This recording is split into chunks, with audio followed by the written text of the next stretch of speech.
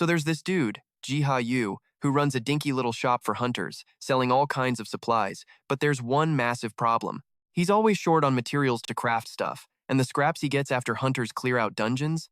Yeah, it's pretty much always low-quality garbage. But what if things were different? What if he had his own personal dungeon where he could score high-quality materials whenever he wanted? And better yet, imagine having a whole army of trained creatures bringing him whatever he needs, ready to fight to the death for their master, and evolving into a fully equipped force, capable of crushing anyone who dares to threaten him. And on top of that, a superpowered cat and an equally jacked dog at his side.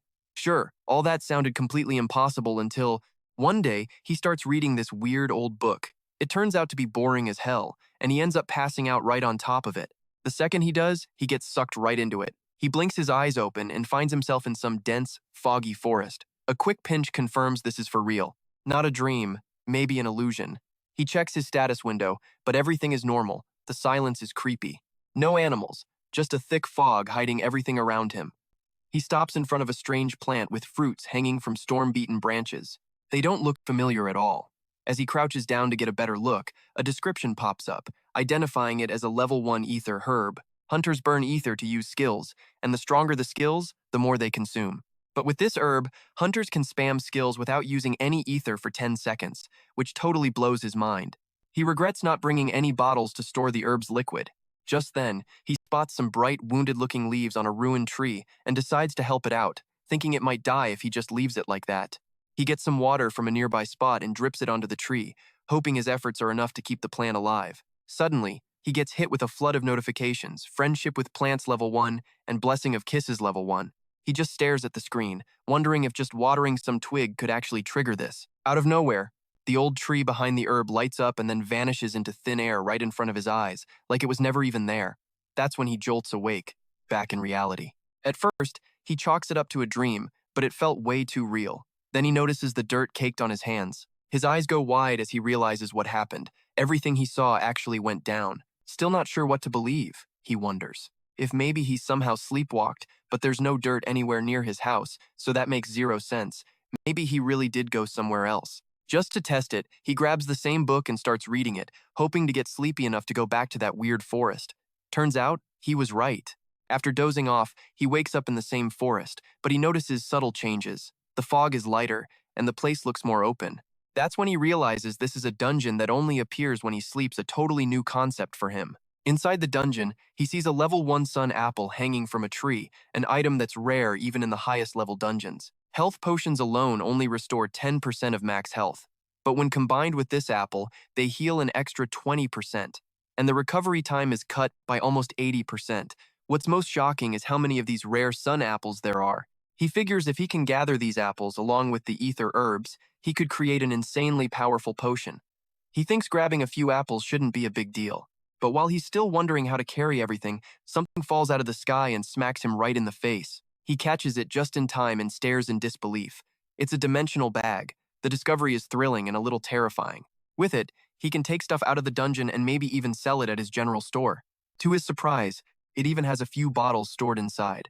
The scene changes to the next day at Hunting Ground, a famous chain of stores specializing in gear for hunters in District 7 of Seoul. Supplies are running dangerously low. Hunters are running around, desperate to get ready, since they only have 30 minutes before they have to enter the dungeons. Potions of paralysis resistance are especially scarce, since other stores like Wakran and Pyramid are all sold out. The number 12 ranked hunter, Hyejin Seo, arrives at the store and turns heads with her rare level 4 dungeon gear. It's the first time any hunter has gotten to see her up close. She goes straight to the manager, who's shocked by her unexpected visit. She explains they didn't answer her calls and wants to know if the potion she ordered from Jeff is ready yet. The manager apologizes, saying the potion is still being made because of the workload and asks her to wait. But Hyejin Seo insists she can't wait. Her dungeon raid starts in 30 minutes. Pulling out her phone, she starts searching for other shops.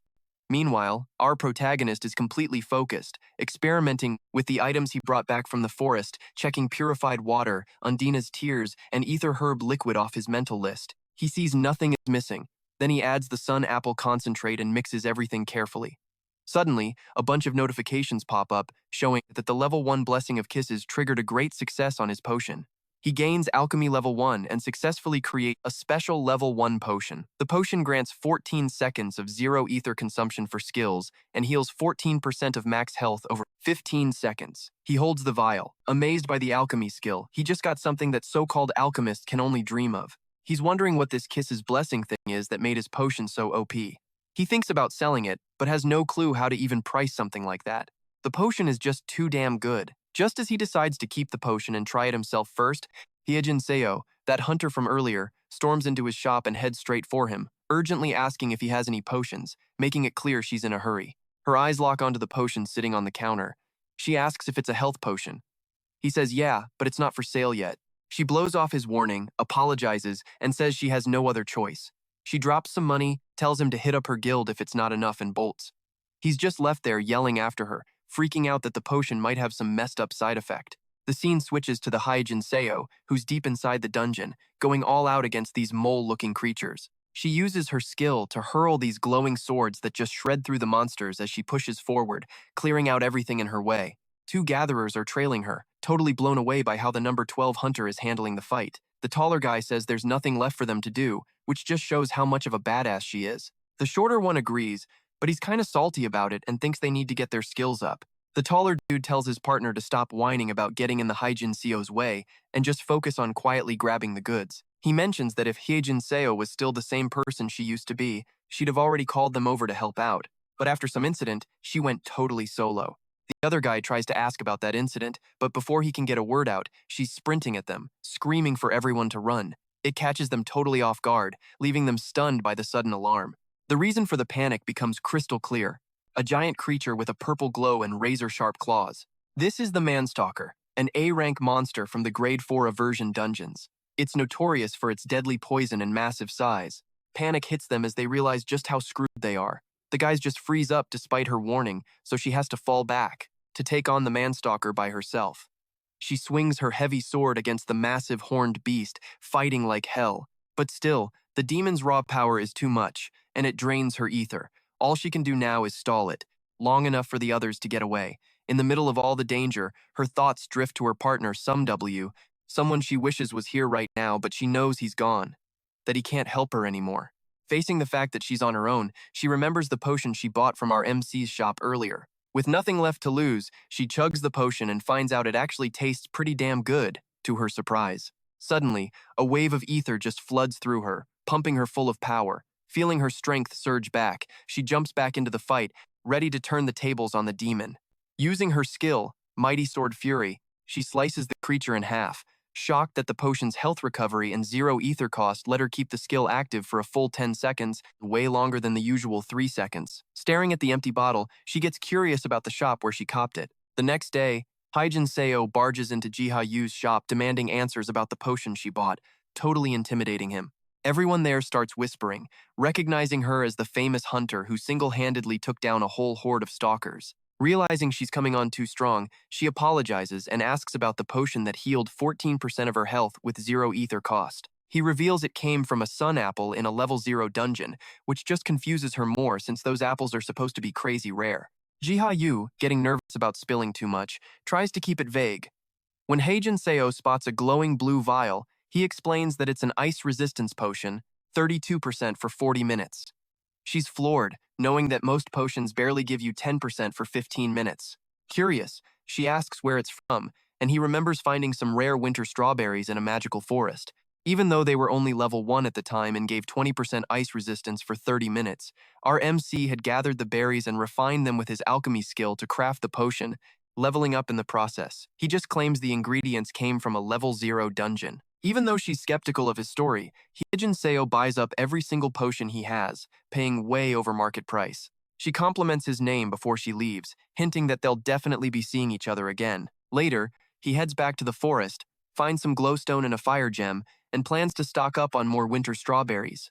The sheer amount of rare resources here and the fact that there are 0 monsters around makes him wonder, what the hell is this place? A noise in the bushes reveals these tiny, mythical, beetle-like monsters, the pterodrones. Jiha Yu is shocked by how small they are, but a barrier stops him from following them. Beyond the barrier, massive demon ants, which are danger-class threats, are fighting the pterodrones. You kill one, and more just show up. each one packing a deadlier poison than the aversion monsters. But their size compared to the beetles is all wrong, since they're both supposed to be the same size. The fight gets brutal as the demon ants start to overpower the pterodrones. He's not sure why they're even fighting, but he can see the little creatures are starting to lose. Just as he's thinking about jumping in to help, a notification pops up, declaring a war between him and his pterodrones against the ants, asking if he wants to join. Seeing that the pterodrones are listed as his own, he accepts the invite, and a warning appears. Your side is losing. You can either pick one of 3 small boosts for 1 essence, or drop 2 essences on the worker's blessing. Going with the second option, Jiha Yu juices up the paradrones, and they quickly start pushing back the demon ants. After the battle, Jiha Yu thanks the little critters for protecting the forest. They all gather round and offer him a pile of essence stones. The barrier falls, and the fog that was blanketing the area just vanishes. Jiha Yu was only planning a quick visit, but now he decides. The story flips over to Hunter Snad, the main hub for dungeon hunters, where everyone's blowing up the chats about Hyejin Seo, the Hyejin Seo. She's ranked 12th, but everyone in the chats is questioning her latest win. In a private chat, some redhead is talking about the Hyejin Seo with another user. It comes out that Hyejin Seo has been hunting solo ever since her partner, SW, went missing 3 years ago. Still, the user just blows it off, saying she should be over it by now. The redhead gets pissed, and by his cold, clueless tone. Knowing how hard Hyejin Seo has been grinding in dungeons for years, she can't stand to hear such heartless crap. Suddenly, Chuljun, her guildmate and a top alchemist from the Eternal Flame Guild, cuts in while she's fuming and tells her to take it easy. She asks for the update she wanted him to dig up on Jiha Yu. He tells her the shop owner is just some low-rank hunter, who's only known for selling the rare sun apple. She pushes for more deets and finds out the sun apple massively cuts down on ether usage, but Jiha Yu's selling his potions for way less than they're worth. The researcher figures the guy either has no clue what it's worth or is just way too humble. She decides to get some fresh air and go visit Jiha Yu in person. He offers her a car, but she refuses until he reminds her that she's Wan Zhan, the freaking guildmaster of the Eternal Flame Guild. The story cuts back to Jiha Yu, who's heading deeper into the forest now that the fog and barrier are gone, only to feel the air get way colder. Even though the place looks the same, the area up ahead is covered in some dangerous-looking purple energy. Trusting his gut, Jiha Yu decides not to push his luck. When he gets up, he finds the paradrones waiting for him, offering him blue mistflower seeds that clear away in the fog. He spots a new face among them, guesses it's their leader, and realizes they came from that foggy zone he chickened out of entering. A message pops up asking him to rescue the paradrone queen, so he accepts, knowing they're the ones who protect the forest. He whips up some potions and rations to make sure his little allies are geared up for the fight. Then he considers using an area buff to give them an edge against the demon ants. Just like before, he rallies the paradrones and leads them toward the demon ant nest, where a massive horde of ants comes pouring out. As the bug armies clash, the paradrones are fighting way better than before, until Jiha Yu notices one of the beetles is getting overwhelmed. He thinks about using a special clap move that can swat the flying demon ants right out of the sky. Our boy targets a winged messenger that's trying to call in the main army and takes it down with a perfectly timed smack. Meanwhile, Wan Zhan visits Jiha Yu's general store, curious about the famous sun apple and intrigued by the rumors that Hyejin Seo beat the stalker after coming here. The shop looks kind of plain on the outside, but she's determined to figure out its secrets. She finds the door locked, even though the sign says it's open, and asks a janitor about the hours. He says it hasn't been open since yesterday, and the owner is barely ever around, which is totally unprofessional. Remembering that he closes on weekends, she suspects the shop owner is playing hard to get and feels like there's more to this guy than meets the eye. While she's on the hunt, Jiha Yu has already taken down the winged ant to help out his crew. The paradrones return victorious, carrying their rescued queen. When the queen tries to move, he warns her not to overdo it. She then offers him a contract, making him her sponsor in exchange for some sweet rewards and backup. Jiha Yu immediately agrees since it's a win-win, sealing their alliance. Then, all of a sudden, right before his eyes, the paradrone general evolves into a badass warrior, finally living up to its title. A little later, a line of beetles shows up with another massive haul of essence and ether stones, way more than he'll ever need. 10 essences and a few ether stones would have been more than enough, but the crew clearly thinks differently. Jiha Yu checks out the seeds the paradrone general gave him. The wild grape seed seems ordinary, but the world tree fruit seed feels seriously mysterious. He figures its secret will be revealed once it's planted and trusts the forest to handle the rest. Then he thinks about building a cabin nearby. The next day, some hunters led by Unum roll into a dungeon, totally sure the demon ant queen is inside. Instead, they find it's already been cleared. The nest is completely empty, with no ants and no sign of the queen. Yunim can't wrap his head around how it could have been done so fast, since the dungeon just opened, which makes them think someone else cleared it. But the leader shoots that idea down, reminding them that cleared dungeons don't just reopen. They go in deeper and find clear signs of a battle, and refusing to believe all the ants just vanished, he orders an exhaustive search. Then they spot a giant palm print, which suggests some disaster-level monster was here. Yunim freaks out, ordering a full retreat and warning that any monster that can wipe out the demon ants is way out of their league. A single wrong move could mean instant death, so they need to leave this to the Hunters Association. The scene flips to some office where Kim Junok, the successor to the powerful Goryeo group, gets a report that the demon ant nest was cleared out before the hunters even got there. The size of the footprint is like nothing anyone's ever seen, which makes her suspect it's a mythic-grade creature or something even worse. That thought totally freaks him out, bugging him with flashbacks of some disaster from the past. The next day, Jiha Yu is waiting outside a building in Area 5 of Seoul when his super clumsy sister, Seon-young Hwang, comes running out to meet him. He warns her not to run, but she totally trips anyway. Helping her up, he checks if she's okay, but she tells him not to worry, not about her, but about the book she's holding. Seon-young Hwang, South Korea's only origami hunter and a total bookworm, gets some breakfast from Jiha Yu, courtesy of their other sister Jumi, while he hands her a book he bought recently. She mentions that the shopkeeper seemed pissed because customers kept returning that book. As he's flipping through it, the book starts to glow and a pop-up message appears. He acquires the Infinity Spellbook, an item that lets him write spells using a Thunderbird feather and a special ink called Various. Jiha Yu asks his sister if the book is just for show. She says the book is blank and you couldn't write in it, so the shop sold it as a decoration. Jiha Yu tries to write in it and realizes he can't either, which explains the message he got. He figures his sister didn't get the message, since she still thinks it's just a decoration. Seon-young Hwang gets worried that he doesn't like the book, but her brother reassures her that he does, and promises he'll put it to good use, which totally cheers her up. Later, when he's alone, Jiha Yu keeps messing with the spellbook, but he still can't write in it, remembering the message about needing a Thunderbird feather and special ink. He finds out that those birds are massive, rare avian creatures with a 25-meter wingspan and that they come from some remote, hostile lands. The idea of hunting them seems way too much, so he decides it'll just be a paperweight for now. Just when he's not expecting anything, a sudden glow envelops his hand resting on the book, granting him 2 skills, Good Calligraphy Level 1 and Ancient Magic Level 1. He's stunned for a moment and doesn't notice any immediate change, but he suspects they might be a pretty big deal. He tries out his new skill, amused that his formerly messy handwriting now looks flawless, though it still won't let him write in the Infinity Spellbook. A sudden disturbance outside catches his attention. A gate has appeared, revealing a rank 0 dungeon in a grassy valley with a single objective. Get a Thunderbird feather in under an hour, where only laborers can enter. Jiha Yu suspects his calligraphy skill triggered a gate, but despite its ominous vibe, he's confident a rank 0 dungeon will be a piece of cake. Stepping through, he's greeted by lush waterfalls and serene beauty, until a massive shadow passes overhead. Looking up, he sees the Thunderbird, gigantic and radiant with its wings stretching across the whole sky. Blown away by the bird's size as big as a building, Jiha Yu wonders how the hell he's supposed to hunt it until soft feathers start drifting down from above. Realizing he just needs to pick them up, he's amazed at how easy the task turns out to be. Next up is finding ink, and right on cue, the Pero drone he had sent out returns with a bottle of green herb extract. With everything ready, he focuses on his next goal, unlocking the Infinity Spellbook using the Thunderbird's feather and the special ink. He writes for the first time. Golden runes spin through the air before carving themselves into a nearby tree. He realizes he just witnessed the creation of a rune word. The scene cuts to Jiha Yu remembering an old legend. A great tree taught an ancient tribe 4 powerful spells: creation, harmony, change, and destruction. To control them, the ancients came up with rune words, magical inscriptions that made the spells stable.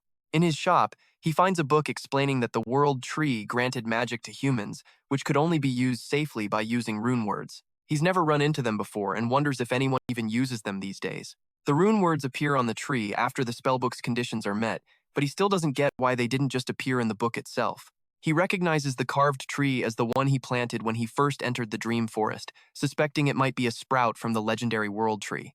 Fearing that the marks might vanish, he copies the rune words into his book.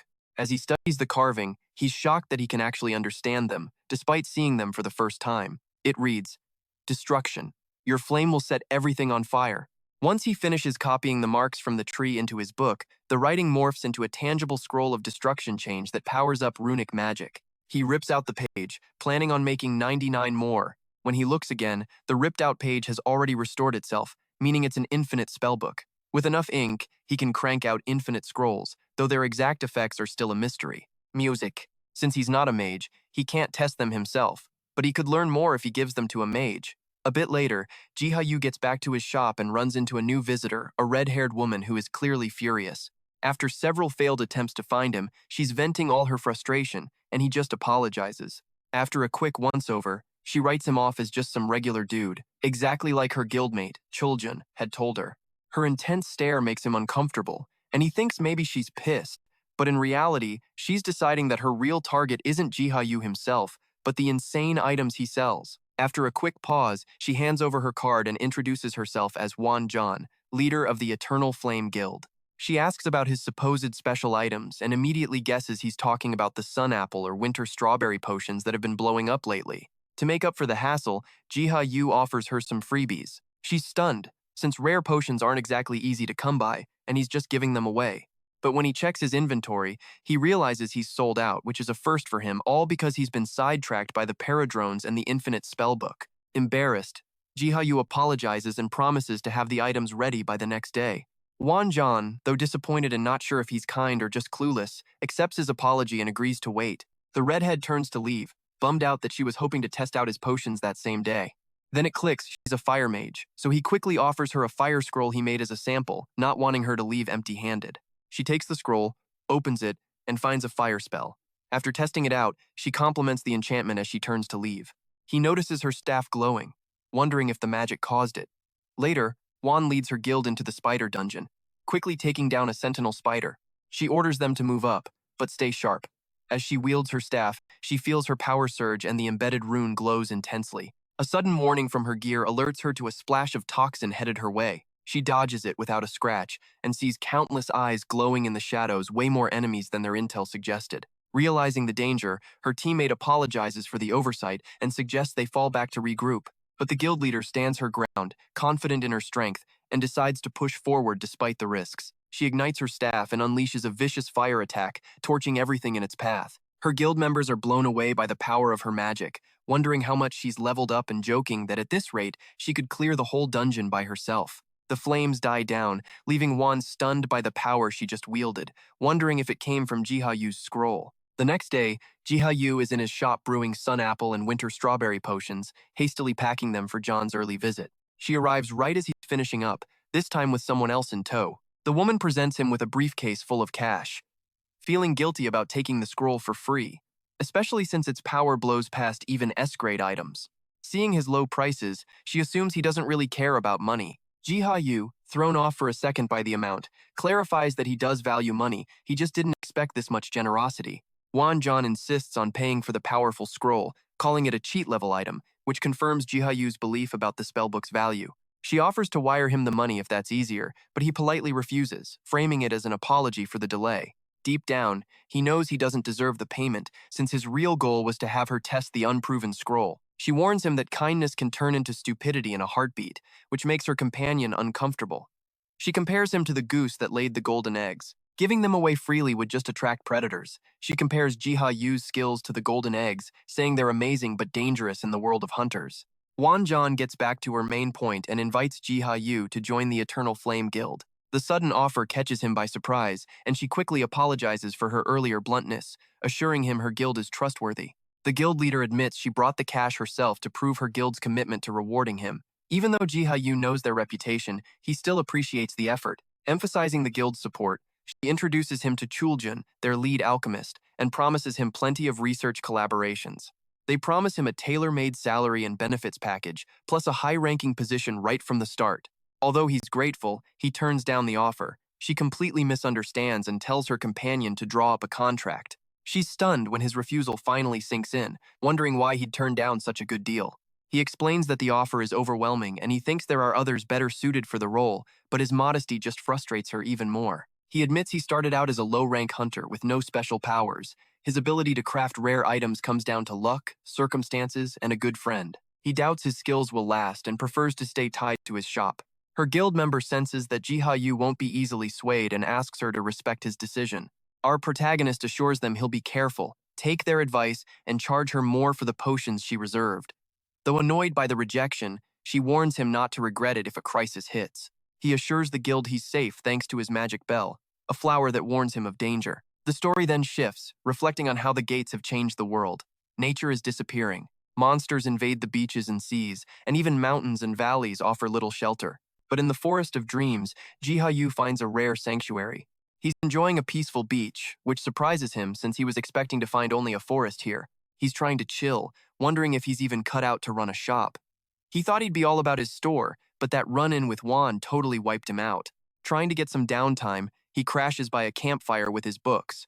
That's when it hits him he totally forgot something. Unexpected guests can crash your party anytime, like the mysterious white cat he's about to discover.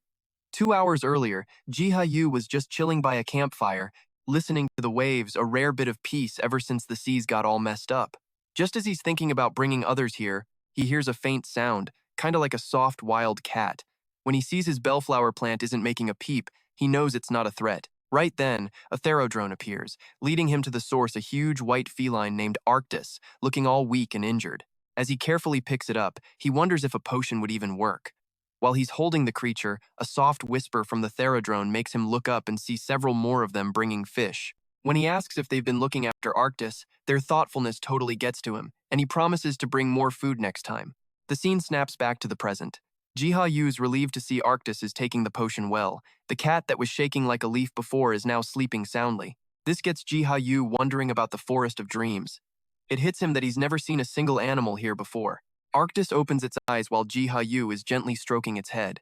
He apologizes, but the cat just lets out a soft purr. Completely overwhelmed by the cuteness, he gives it a hug and decides to rename it Arctis, inspired by its tiger-like look. He takes Arctis to his shop, where the customers are instantly obsessed with the magical creature and start asking all about it. He explains that he found it in a dungeon and took it in because it had nowhere else to go. When a customer tries to pet Arctis, the cat totally claws her. Jiha Yu quickly apologizes, explaining that the cat's just shy. He realizes it only ever gets cuddly with him, which makes it super suspicious of everyone else. He starts to question if keeping it in the shop is such a good idea, but leaving it home alone sucks too. Right then, Hyejin Seo swings by with coffee, saying she was in the neighborhood. She's surprised to see Arctis, and even more shocked when Jiha Yu calls the cat a tiger. He figures maybe even the sword witch has things she's scared of. She offers him coffee, but the cat strolls up, making her all nervous. Jiha Yu apologizes and tells the cat to get down. The cat seems to want a pat from Hyejin Seo, so she carefully gives it a stroke. The cat's softness and chill vibe actually calm her down. She mentions that Jiha Yu giving away powerful enhancement scrolls for free has been blowing up on HunterNet. Even the leader of the Eternal Flame Guild dropped by recently for a scroll worth hundreds of millions. She wonders if he's just not greedy or totally naive, but she suspects his generosity is the real deal, like he's never been about the money. Maybe that's the real reason she keeps coming back to his shop. All of a sudden, the humming magic bell in the shop starts blaring, signaling danger. A Type 4 catastrophe alarm blares, ordering everyone nearby to evacuate immediately. Hyejin Seo screams at him to get the hell out of there, but he's just frozen, clutching Arctis tightly. Hunters show up, herding civilians to safety as the street turns into total chaos. He overhears whispers that a Type 4 warning means a Level 4 dungeon, something only the top-tier hunters can even touch. He tries to calm the cat, but the shaking ground reminds him that things are about to get real. Dungeon catastrophes go down when hunters fail to clear a dungeon.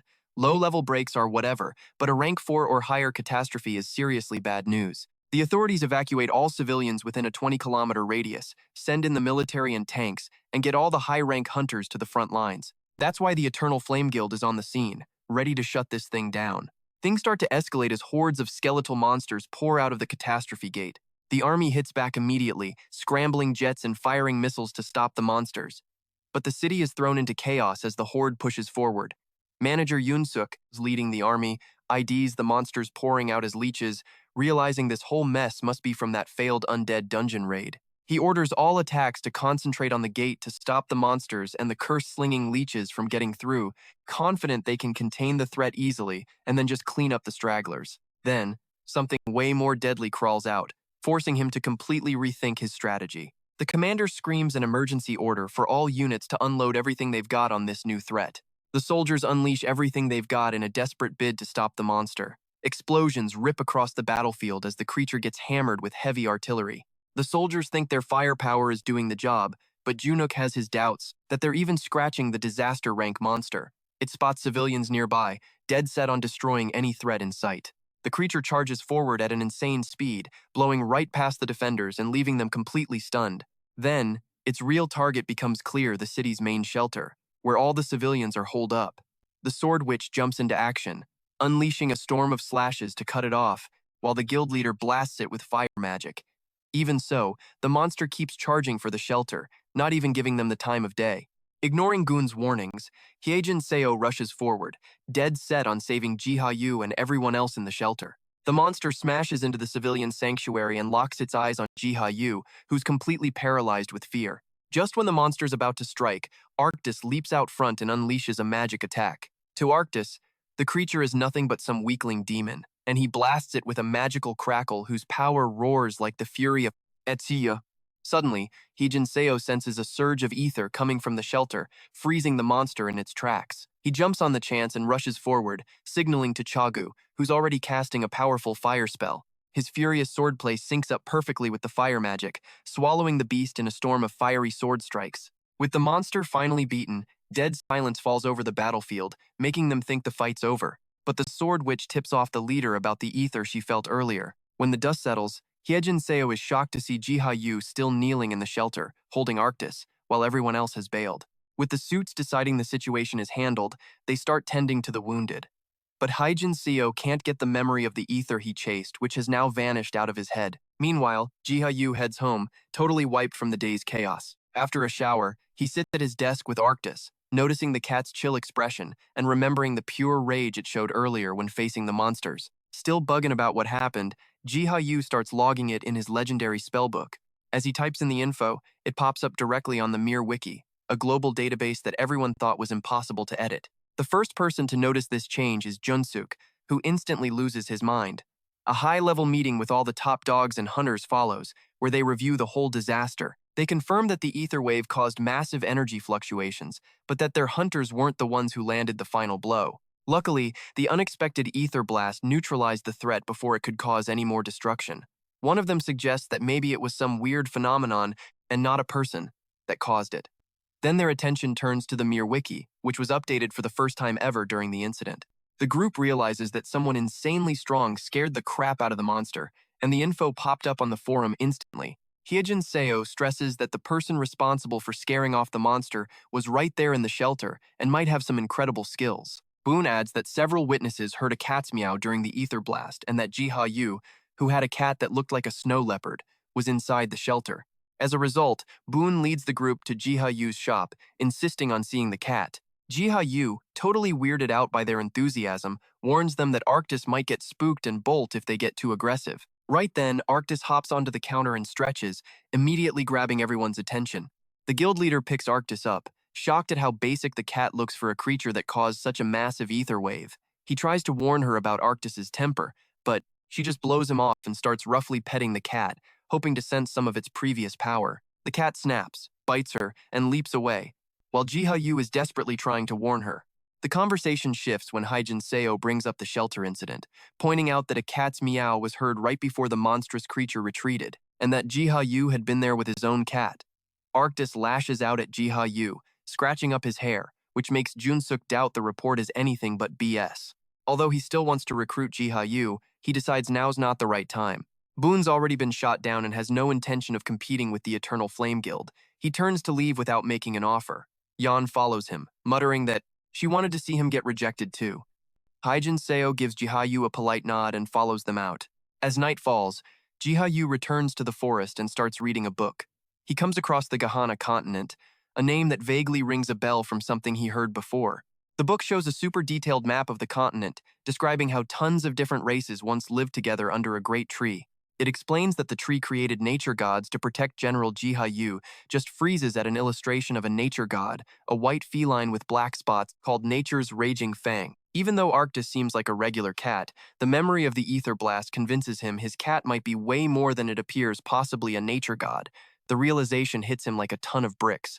The tree from his dreams could be the legendary world tree. It all fits. That feeling that the tree was giving him a purpose. The worker class he got, helping the Pterodrons and saving Arctis. It's all connected to the world tree's blessing. At that moment, his spellbook glows and opens by itself. A new status window pops up. revealing his class as forest worker with the trait Blessing of the Forests, and it lists skills in taming plants and animals, as well as alchemy. The book glows even brighter, forcing him to cover his eyes. Jiha Yu flips channels and stops on a press conference where they're discussing the ongoing threat of undead creatures led by an ancient lich. 10 years after the government gave up hunting it, corruption is out of control, food is scarce, and people are starving. The suits are debating bombing the area, knowing they have to use every resource they have to succeed. Jiha Yu doubts that hunting the lich is going to be that simple, so he turns off the TV and goes to sleep. Jiha Yu gets lost in his dream forest again and finds himself standing in front of the world tree. He realizes it was this tree that brought him here. Even though he wonders why he was picked for such a huge responsibility, he decides he's going to help the tree in any way he can. Suddenly, a purple vortex rips open behind him. An ancient lich emerges from it, chanting curses and demanding he submit. The old-ass lich raises his staff and summons a whole army of bony goons. Jiha Yu clocks them as terror grade, but thinks they're kinda cute because they're so tiny, until an alert warns him they're moving in and corrupting the land nearby. Jiha Yu gets ready to defend his turf without a second thought. When he's asked to come up with ways to stop the lich's power, he takes the job on the spot.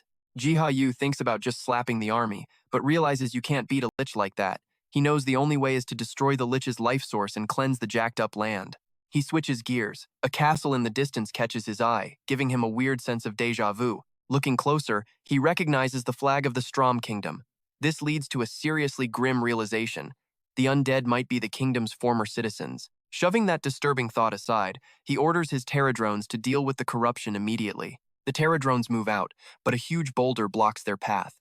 Only the Terradrone warrior can fly, so Jiha Yu knows leaving it behind would just slow him down.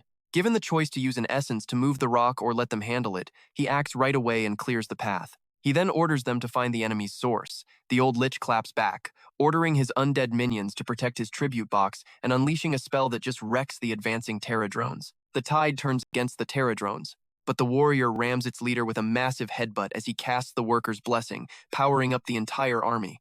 In the middle of the brawl between the Terradrones and the undead, the old lich gets thrown to the ground and torn limb from limb, but he just laughs, saying that trashing his body is pointless. His real weak spot is somewhere else. Suddenly, his eyes start to glow. He feels enemies getting close to his life source. Their strength isn't enough, though, so Jiha Yu is forced to evolve his warrior Terradrone for 5 essences. He hesitates because of the high cost, but in the end, he goes for it. The creature evolves into a badass knight and bolts toward the heart of the castle, frantically ramming the box with its horns. When the life source shatters, the lich howls in pain before his body and his army dissolve into a blue mist. Jiha Yu, soaking in the victory, is soon greeted by his Terradrones, who bring loot from the battlefield and present him with a treasure chest. To his surprise, the chest gets bigger, and inside is the royal seal of the Strom Kingdom, a rare artifact that boosts mentality by 5 and grants the conqueror's charisma trait. This item confirms that it really was the Strom Kingdom. He'd like to return it, but the real owner is long gone, so he decides to keep it safe. With the lich's source destroyed, he focuses on cleaning up and purifying the land to get rid of the leftover corruption. The undead remains are carried into the forest by his little helpers. They disintegrate instantly, confirming his hunch that the forest would break them down. His Terradrone knight returns with ink, urging him to write a scroll. Jiha Yu refuses. Without a runic word, it's pointless. But then, as if on cue, words appear out of thin air. He writes down a spell to restore the land to its original state. While he's trying to figure out how to cast it, Arctis jumps on his back and distracts him. As Jiha Yu plays with his cat, the Terradrone knight rips the newly written page right out of his spellbook. A scroll of harmony, capable of cleansing and restoring the corrupted land, materializes in its place. The Terradrone snatches the scroll and vanishes, leaving Jiha Yu looking around, wondering where it went. It's not long before liches rise up again in the lands of Girazan, casting curses and claiming the territory. The locals dismiss it as BS, even though they know these disaster-level monsters are a serious threat. Their conversation gets cut off mid-sentence when they see a flash in the sky. As their curse grows, the liches claim divine right over the land and send their minions to attack. Their army charges forward hard, but stops dead in its tracks when a Terradrone knight emerges from the gate. The old lich instantly recognizes the creature as one of the cursed tree race, the guardians of the forest, and orders his army to take it out. The Terradrone knight rams a skeleton, only to get hit by the old lich's curse, but the knight just shakes it off like it was an annoying itch. He's frozen in disbelief as the knight calls its own army to crush the undead. The scene cuts to the shop where Jerome's sister flips on the TV to watch the news. The footage shows Girizan, where there are still traces of the battle, and the lands that were once purple are now clean. The authorities think the liches might have been wiped out. Jiha Yu frowns, not sure what to think, until the news anchor mentions a never-before-seen monster, possibly destruction level, and shows the Terradrone Knight. He gets even more confused, wondering what the hell a Terradrone would be doing there. The Eternal Flame headquarters is buzzing with debate over the news footage. John Seok is sure the creature isn't destruction grade, but Egan claims it's mythic grade. Win just sits there, confused by the weird turn of events. Meanwhile, Jiha Yu returns to the forest to confront the Terradrones.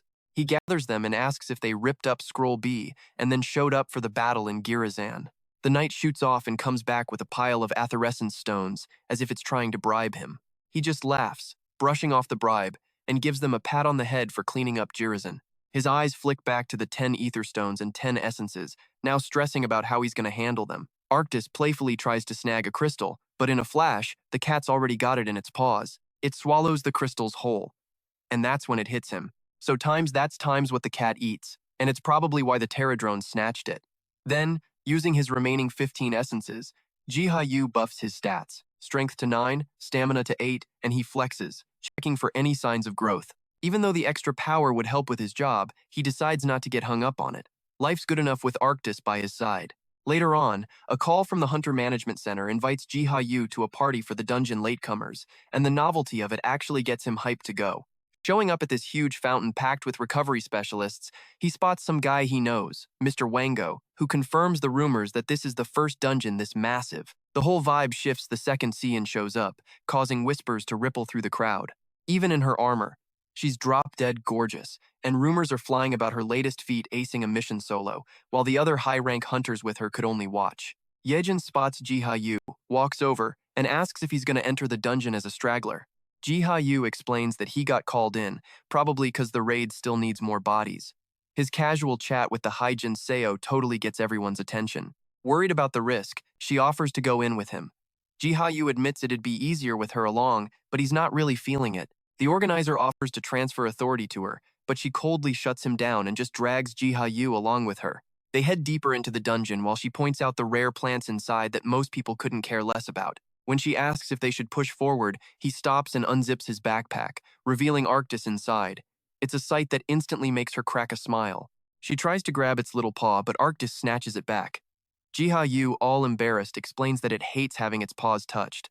The cat slips out of the backpack. Noticing it's gotten bigger, Hyejin figures Jiha Yu's been feeding it well. Jiha Yu admits it's expensive to feed, thinking back to the 1,000,001 ether stone it swallowed. On the way, Hyejin casually asks Jiha Yu if he saw the news about Terradrone. Even though she's hesitant to spill more, she tells him they found giant footprints in Busan's Devil Ant dungeon. He starts to sweat, hearing her compare the hand size to buildings. It finally clicks that she might be talking about the same dungeon where he crushed an ant with his bare hand. When she adds that the raid was called off because of some mythic-level giant, he smirks to himself, knowing that giant was him. At least now it's confirmed that the miniature forest is connected to the real-world dungeons. Suddenly, Arctis starts acting weird, sensing monsters approaching. Hyejin tells him to get back and draws her sword. Then, major deja vu hits her hard, connecting this place to where her partner, Sung Guk, vanished. Considering Korea's #1 hunter went missing here, Jiha Yu figures this has to be a level 5 zone surrounded by Venus human traps. Hyejin chugs a potion and gets ready to fight. She tells Jiha Yu to make a run for the entrance when the monsters attack. But our hero, being the good guy he is, refuses to ditch her, facing down a horde of high-level monsters. Then, out of nowhere, Arctis bolts toward the monsters, stressing Hyejin out even more. What she witnesses next is mind-blowing. The nearby monsters start freaking out and running away as Arctis just strolls forward. Then, with one brutal bite, the cat shreds the wild plant, leaving both hunters totally stunned. Coming back with something in its jaws, Arctis drops a seed into Jiha Yu's hands. He asks the cat where it wants him to plant it, while Hyejin is still frozen, unable to process what she just saw. Noticing the purple fog covering the forest, Jiha Yu gives her a heads up. She calmly tells him to leave with the cat, insisting she's found a clue about her old partner and that she's not leaving without checking it out. Jiha Yu just hands her a potion, saying they're going together, confident Arctis can keep them safe. They push deeper into the forest with Arctis snoozing on Jiha Yu's shoulder, until Hyejin suddenly stops, pointing to a faint light coming from a cave. She's sure they'll find the answers they've been looking for there. As they get closer to the cave, they notice the inside is untouched by erosion and see bloodstains, which makes them hurry up. Deeper inside, Yejin's eyes lock onto a broken sword and bloody armor that she instantly recognizes as her partner Sung-guk's. She clutches the armor, tears streaming down her face. Jiha Yu points out the blood was only at the entrance, meaning he could have come here to heal and then left. A nudge from Arctis makes them look down to see a glowing green orb between its teeth. Jiha Yu IDs it as a symbiote egg, planning to check it out later, and gives Arctis the pet it's asking for. She remarks that the tracks they found mean Han Sung-guk might still be alive. Determined after wiping away her tears, Hyejin suggests heading back outside, giving Jiha Yu credit for his lucky break, and promising he can call her any time. She offers to help him out whenever he needs it and takes his hands. Arctis immediately scratches at her grip out of jealousy until Hyejin calms it down with a gentle pet. Then they say their goodbyes, since Jiha Yu has to feed Arctis and check out the symbiote egg he brought back. Back at his shop, he's trying to find info on what they found in that cave. But Arctis is messing around, knocking over books, which totally shatters his concentration and makes him jump. Then he just gives up, since he didn't find anything useful. He decides the only way to figure this out is to hit the hay and go back to the dream forest. He wakes up in the forest feeling brand new, only to totally freeze up when he notices the tree he planted has gotten, gigantic. Its branches are loaded with golden fruit, labeled as fruit of the world tree, confirming his suspicion that this thing is legit the world tree. On the ground, the Terradrones are making a racket to get his attention, so he shows them the symbiote egg. The Terradrone Knight reacts instantly. It totally recognizes the egg and offers to incubate it, putting Jiha Yu on the spot. Jiha Yu agrees without a second thought, and the Terradrones get moving. Their knight leads the way, taking the egg to the queen's chamber. The queen takes it with this soft hug, then carefully places it on a bed of essence stones her subjects gathered up. While he's waiting outside, Jiha Yu's just goofing off with Arctis until they both freeze, watching the Terradrones form a chain up the massive trunk toward the glowing canopy. A sec later, this giant butterfly glides out of the glow, and Jiha Yu, blown away by how gorgeous it is, wonders if it's the symbiote that just hatched. Then even more butterflies start floating into view. A message pops up, confirming the symbiotes are awake and the tree's restoration is starting, leaving Jiha Yu and Arctis completely speechless. Now that the world tree is fully restored, Jiha Yu runs his hands over the trunk, feeling a huge sense of relief. The tree hits him back with a blessing, unlocking his destiny as a world tree worker. Jiha Yu's just watching, totally amazed, as the forest gets bigger and the sun apple fruit hits level 2, letting him craft double the potions. He's tempted by daydreams of getting stupid rich, but he snaps out of it and focuses on his destiny. He figures the world tree probably picked him to help fix the world. Arctis meows that it's hungry, so Jiha Yu whips out a fishing rod, promising it some trout. The cat gets all hyped and pounces for the hook. They're celebrating big time when a huge fish bites. All of a sudden, a notification pops up. It's a red trout that grants level 1 extrasensory perception, boosting his senses and reflexes by 20% for 30 minutes. He realizes he's never gotten a description this detailed for an item before, and it gets him thinking. He starts digging through his backpack, wondering if his other stuff will have new details too. He pulls out his dimensional bag, and sure enough, it's got a new description. It says he can carry stuff safely, even when he dimension hops. He grabs Arctis and bolts for the shop, totally hit with a new idea. He puts his plan in motion, and a little later, the street outside his shop is packed with hunters. Arctis squeezes through the crowd and gives a ticket to some woman. They're all here to buy potions from Jiha Yu's shop, but the rule is you can only grab 3 bottles, and you have to get a numbered ticket from the cat first. Signs plastered around the shop are advertising a paralysis potion that jacks up resistance by 35% for 30 minutes, plus a special health potion. It restores 22% of max health in just 13 seconds. Jiha Yu's potions are a huge deal in Seoul, so good that hunters are coming from all over just to get them. After giving out the last ticket, Arctis jumps onto the counter, and Jiha Yu is seriously impressed. Customers are loading up their baskets with potions, and Jiha Yu, looking at the packed shop, decides he's going to use the power the world tree gave him to help people out. He cashes out one customer and calls for the next. Right then, his sister Nuna walks in and is totally shocked for a sec to see the crowd. She excitedly shows him that his shop is blowing up on the Hunter forums right now and jokes that she needs a ticket just to see him. He tells her members of the Happy Hunter clan always get a pass. She eyeballs the paralysis resistance potion, wondering if it's legit. Jiha Yu confirms how good it is, and she's like, this totally smokes the potions from other shops. She's all hyped up and asks for a freebie, but Jiha Yu shuts her down and offers her a scroll instead. She's impressed by the script, even though it looks all messy. Jiha Yu explains it's a creation wish scroll that grants 2 small wishes and also works as a good luck charm. She's kinda skeptical at first, but decides to use it to wish for some rare, ancient book. Later on, Sun Yan's guild is in a dungeon, fighting these little fish-looking creatures. Their tank is having a hard time keeping up, and the swordsman on their team makes fun of him. He then yeets a creature with all his strength, and it slams right into Sun Yan, knocking her flat on her back. He's like, "My bad," while everyone helps her up. She gets to her feet, rubbing her head. All of a sudden, the creation scroll starts glowing and notifies her that the accident just upped her chances of finding special items. The probability is boosted by 70% for 30 minutes, and she's only got one use left. Then, the ground starts shaking out of nowhere. The floor cracks open under them, and the whole team plunges into an abyss as the ancient book flies out of her hands. She finally hits the ground, wondering why she has such crap luck all the time. Realizing the fall wasn't some trap, the mage casts a magic light, revealing a secret chamber packed with treasure and legendary gear. While they're looking around, the white-haired dude spots the night troop's longsword, and someone else figures out this place must be a secret hideout. Before long, Sun Yun finds an ancient book from the Black Lion Knight of the Jimari Empire and totally freaks out, realizing her wish to find an ancient book actually came true. A teammate warns them the dungeon is unstable and tells them to just grab what they need and bail. Right as they're about to move, the swordsman shows up. Model. The floor shatters under his feet and he plummets, but the tank saves his ass. Just then, another tremor rocks the whole place. They try to get a grip and head back, but a sudden horde of freaking monsters blocks their path. They totally panic and start sprinting down the halls, only to be chased by some even bigger, more terrifying monster. Jun starts praying to God Ark, hiding behind the book, but he gets nothing. He opens his eyes and finds his team huddled together, surrounded by miles of sand with no way out. The scene flips to Jiha Yu inside the dream forest. He's admiring the fresh, fertile soil, thankful for the earthworms that are totally thriving there. While he's figuring out what to plant, Arctis shows him a seed that sprouts into a monstrous, man-eating plant. Confused, he watches the cat digging away like crazy, which is all it takes to convince him, and he decides to help him out.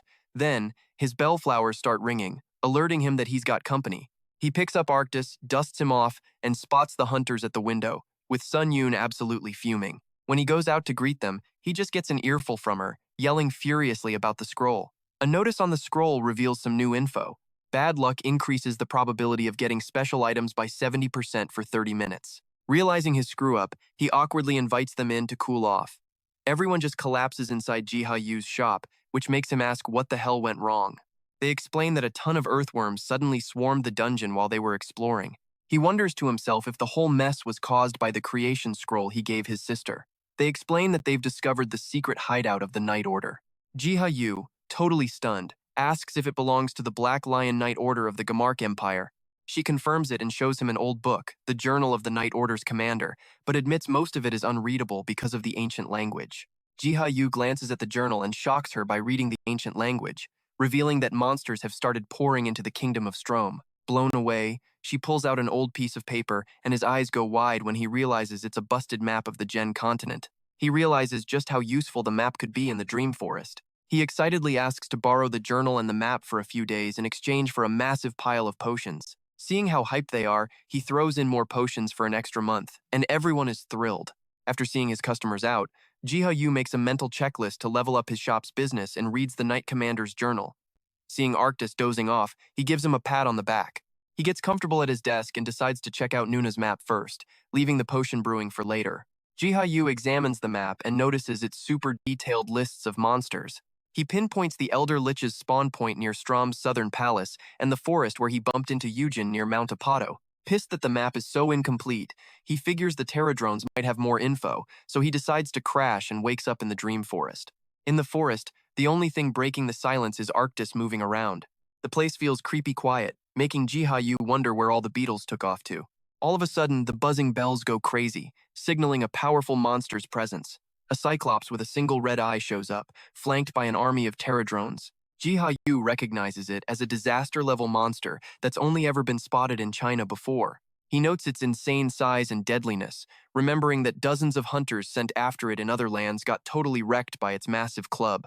As the cyclops attacks the army, he asks Arctis to help them, but the cat flat-out refuses. Then he notices there's no quest assigned, which suggests the beetles are handling this themselves. So instead, he logs the monster's details in his infinite spellbook. The Cyclops takes a swing and misses, giving the knight an opening to slam its shell right into the monster's eye. Jiha Yu yells a warning just as a red laser blasts from the Cyclops' single eye. He's afraid his army is no match for the Cyclops' power. The army regroups under their leader's command, and soon they haul over a huge ether stone that the knight shapes into shields. They form a defensive line. The red beam strikes again, but it bounces off the shields, slicing clean through the Cyclops' weapon hand. Realizing the beetle's plan is actually working, he excitedly scribbles their strategy down in his legendary book. The knight, noticing the beast is distracted by the pain, uses its ether shard to take down the Cyclops. Everyone celebrates successfully defeating the Cyclops. Jiha Yu rewards them with food and stones. Out of nowhere, notifications start flooding in, and essence piles up fast, reaching 325 stones in his inventory. Turns out, everything he writes in his spellbook gets updated on the Mir wiki. Yoon, scrolling through the website, notices the freshly updated info requires 10 essence to view the Cyclops core strategy. She wonders when this kind of system even became a thing, but uses her essence on it anyway. The post reveals that the Cyclops attacks with its club and shoots a deadly beam from its eye. When she tries to see more, another pop-up appears, demanding 10 essence to see the final strategy. Frustrated, she slams her head on the desk, realizing she doesn't have the essence she needs. Totally pissed, she swears she'll get revenge on whoever is behind the post. As a creepy feeling disturbs Jiha Yu's peace, a massive crowd of hunters swarms outside the Hunter Association. The CEO gets out of the car, curious about all the commotion, and shows him the Mir wiki post on the Cyclops. The guy explains that it takes 10 essences just to see the info and another 10 for the final strat. They realize hunters are willing to pay big time for the final Cyclops plan, since even 10 essences gives you a major stat boost. Junsok gets it, almost no hunter would have 20 essences just lying around. That's why everyone's all gathered here. He wonders how the author even got that info, considering a level 6 Cyclops dungeon has never even appeared in the country and it's super hard to clear it unofficially. Then, out of nowhere, word spreads that the Cyclops dungeon has opened. Junsok orders his subordinate to notify the intel team and the emergency ops center and to call a meeting, like, right now. In the conference room, the team points out that the Mir wiki server is off limits, so they're ruling out the possibility of foreign interference. Even all the essence payments to this website are untraceable, since they're automatically absorbed by the hunter's control system.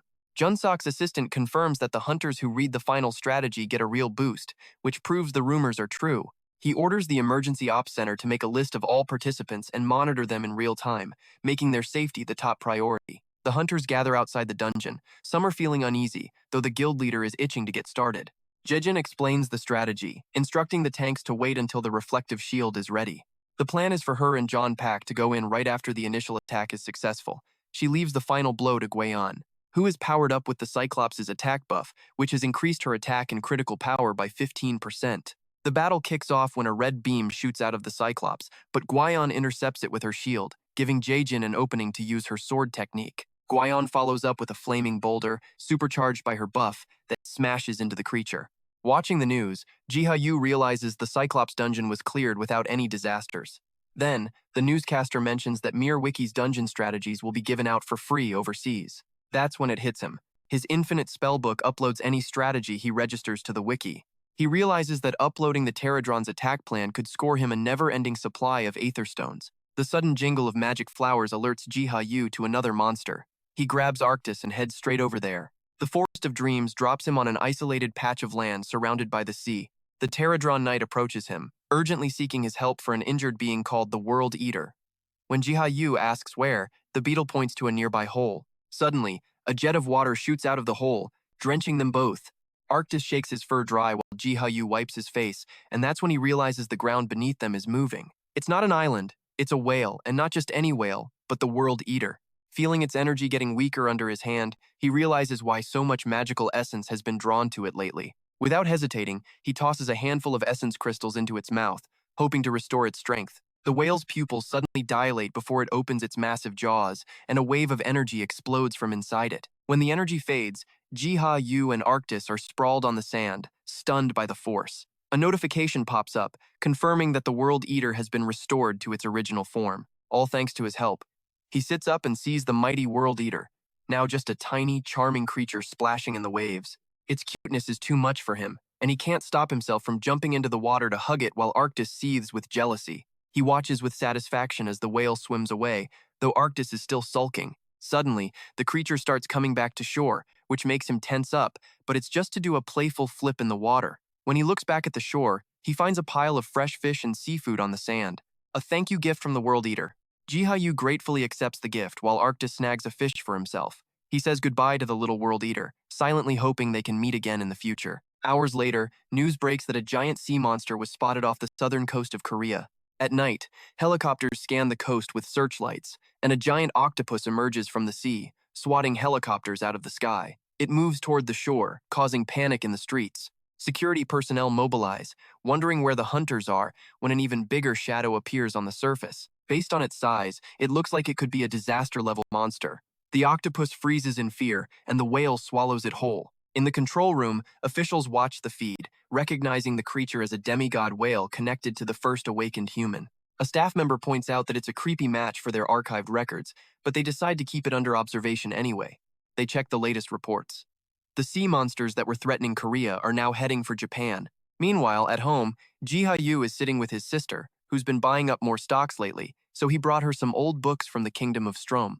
He shows her his handmade map, which only goes as far as the Tal's River, drawn using only the journal of the night troops commander.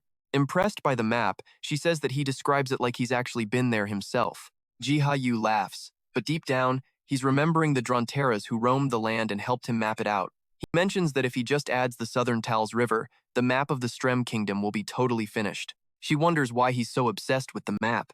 Jiha Yu says it might come in handy later, but on the inside, he's thinking about Seonyoung Hwang, who's probably still stuck in Jimna, and how the map and his world tree abilities could help find him. When Sun Jom heads off to rest, Jiha Yu tells him to swing by tomorrow with his crew for the potions he whipped up, especially the extra stamina ones for their rank 3 dungeon raid.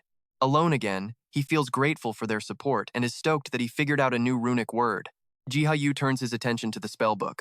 Opening it, he finds a pursuit scroll that can track and pinpoint the location of any living being. He rips the scroll, picturing Hyejin Seo in his mind. The vision unfolds before him in crazy detail, even showing the energy she's carrying. He's seriously impressed by how valuable it is. Arctis jumps into his arms, and Jiha Yu figures the noise must have spooked him. He calms the cat down and suggests they head to the garden for dinner. Back in the forest, he finds the water is surprisingly clear, probably the World Eater's doing, and he notices the sun apple has hit level 3, boosting its effectiveness. A little later, the Dronteras show up, handing him a bigger harvest from the world tree than ever before. The knight grabs Jiha Yu's shirt, points to the sky, and just takes off toward the world tree. Thinking he has to follow, Jiha Yu struggles to climb up after him. He makes it to the top, where the view of Mount Peto reveals that the Gen continent has been right outside the garden all along. Arctis' hungry roar pushes Jiha Yu to head back down, but as soon as he tries, a vine wraps around his leg, then his whole body, and yanks him into the air. He screams in fear, realizing it's a monster plant, and desperately calls out for Arctis and the Drontera Knight. Just when it all seems hopeless, the plant unexpectedly lowers him to the ground. His relief turns to shock when the plant wraps him up affectionately.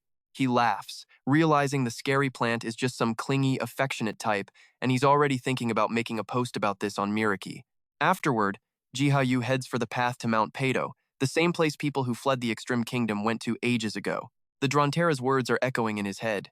The dungeon with Seonyoung Hwang's remains is south of Strem, near the Tal's River, and according to his map, that river runs right by Mount Peto. Jiha Yu marks the path to Seonyoung Hwang's remains. But the garden's barrier is blocking his way, so he can only send the Drontera army on ahead. As the army heads for the mountain, Jiha Yu plans on grabbing a bite to eat with Arctis. But the cat is nowhere to be found, which is super weird since he never skips a meal. A sudden poke from the sharp-toothed plant makes Jiha Yu jump, like it's pointing out where Arctis went. Back at his door, he sits down, missing his pet and thinking about all the stuff they still had left to do. Lost in thought about Arctis, he looks up and sees Hyejin Seo walking in with some dude in a sharp suit. After she says hi, the man introduces himself as Kim Yoon-suk from Hunter Management, explaining that he asked for her help to see Jiha Yu again. Yoon-suk praises his insane potions. Jiha Yu offers them some tea and uses the chance to explain to Hyejin Seo why he'd contacted her. He reveals a scroll he found in an ancient book, thinking it could help track down Mr. Seonyoung Hwang. They're both blown away by the tracking scroll. When they find out he translated it himself, they promise to keep it a secret. The vibe gets tense when Yoon-suk suddenly asks him if he has a contract with a demigod. Shocked that he knows, Jiha Yu just listens as the guy clarifies he's not there to snoop. Instead, he praises his potions for increasing hunter survival by 20%, calls him invaluable, and offers him his business card and the full support of Hunter Management in return. Jiha Yu, thrown off by all the praise, wonders if he really deserves it, but his guests insist he's the future of the organization. Hyejin Seo jumps in, explaining that the guy just wanted to meet him in person and apologizes. Jiha Yu thanks them, promises to treat them to a meal in return, then hands the manager some potions and walks him out. They head back inside, talking about how dedicated and charismatic Kim Yun-suk is. Jiha Yu starts sketching in his notebook, which makes Hyejin Seo ask what he's doing. He reveals a nearly finished map that she immediately connects to a mountain and a river near the Extreme Kingdom. Jiha Yu tells her to compare the terrain on the map and activate the scroll while thinking about Mr. Seonyong Hwang, which should reveal his position if he's close by. He wishes he could have tested it himself, but he ran out of ink. He promises to help her until the search is over. She thanks him warmly, her eyes full of emotion, but he insists it's just what friends do. He tells her it's no big deal and that friends are supposed to have each other's backs. Getting closer, she tells him to let her know if he ever needs anything. Then, she notices Arctis is gone. Jiha Yu breaks down crying, confessing that the cat ran away. Elsewhere, there's a wolf. Even through weakness and endless trials, he has never strayed from his duty. Arctis reveals his true name is Arctis, the Fang of God, and says he has come for that specific creature. The wolf is already tied up in heavy chains, surrounded by goblins. It's Growler, the bearer of God's will. The chains rattle as the wolf struggles and the goblins keep their weapons pointed at him. But the whole game changes the second Arctis appears, now in a gigantic form. He moves forward, ordering the servants of evil to get lost. The wolf calls Arctis a coward, but the cat just shatters his chains in a single blow. Declaring that Growler's rebellion is pointless, Arctis announces that this is a turning point. The restoration of the World Tree has started. Growler rejects Arctis's authority, recognizing only the will of the gods. Without a second thought, the massive cat grabs him and just tosses him aside. Dazed and helpless, the wolf hears Arctis declare that he's not asking for permission, reminding him that he's the representative of the gods. Arctis grabs the wolf by the scruff of his neck, running with determination despite the beast's protests, urging him to give up. The scene cuts to Jiha Yu exploring a Category 3 dungeon along with some other hunters. Sunjan asks why he decided to tag along, since a ruin-type dungeon usually just has an item box. He explains that the commander of the Black Lion Knights helped refugees from Extrema escape through here, hinting that there might still be hidden tunnels under all the rubble. Sunjan points out the familiar architecture, but their companion is more interested in finding a rare artifact here. Jiha Yu's eyes land on Gunbek's sword, and he explains that it's a rare knight's longsword that boosts strength and stamina by 5, agility by 3, and activates the Knight's Oath skill to increase attack by 7% for 5 minutes. The group is totally floored, wondering how he knows such specific details. Realizing he's the only one who can see the item descriptions, he makes up a story about how he recently got an appraisal skill. Sunjan immediately puts the pieces together, understanding why his potion's effects are so on point. Hyped. Another companion asks him to appraise their armor, and Jiha Yu identifies it as a light chest armor that increases defense by 10% and critical defense by 5%. The group messes with Jiha Yu, congratulating him on his new skill and joking about the fortune it could bring him. Sunjan, pissed at their greed, smacks them with her book and warns Jiha Yu to be careful of opportunists everywhere. Jiha Yu thinks about Sunjan's warning as he walks through the ancient stone halls, thinking about asking Mr. Jun for advice on how to handle his abilities. Up ahead, they see a devastated fortress wall, proof of a recent monster attack. The group stops on the bank of the Tals River. They're impressed by its width and crystal-clear water. Jiha Yu studies the river's depth, wondering how the commander dug the tunnel. He sketches the river in his notebook and promises himself he'll explore behind Mount Apido later. The others come over, impressed by how accurately his drawing captures the scene. Sunjan's creation scroll glows, granting a temporary buff to find special items during minor setbacks for 20 minutes. At the same time, a page from Jiha Yu's spellbook tears out and flies through the air. He lunges to catch it, startling Sunjan, who tumbles into the river. He immediately runs to rescue her. Sunjan is dragged away by the strong river current, forcing Jiha Yu to dive in after her. Under the surface, the World Eater whale appears and surfaces, carrying them both to safety. He makes sure she's okay as she's coughing up water, both of them grateful for the creature's perfectly timed intervention. Jiha Yu thanks the World Eater, gently petting it as a sign of his gratitude. As the group regroups, they call him over to investigate an unusual sight, a glowing pattern etched into the grass. They say goodbye to the whale as it swims away. Sunjan sighs, frustrated by her constant bad luck. Her guildmate pulls a shiny object from her hair. She recognizes it as the artisan's last brooch, an artifact that increases handcrafting by 10%. Inspired, she tears a page from her book and summons a paper dragon that cheers everyone up. Before leaving the dungeon, the group thanks each other for the day's work.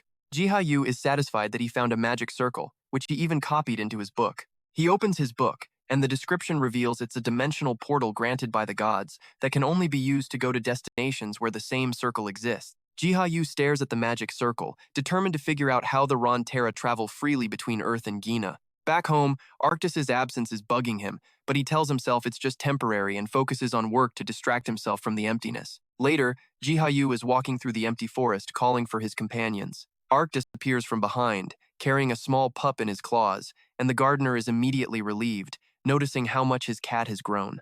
Then he sees the small creature and picks it up, and a notification reveals that the pup is named Growler, messenger of the gods, and it asks if he'll help treat its wounds. Without hesitation, he accepts, and the radiant power of the world tree flows into Growler.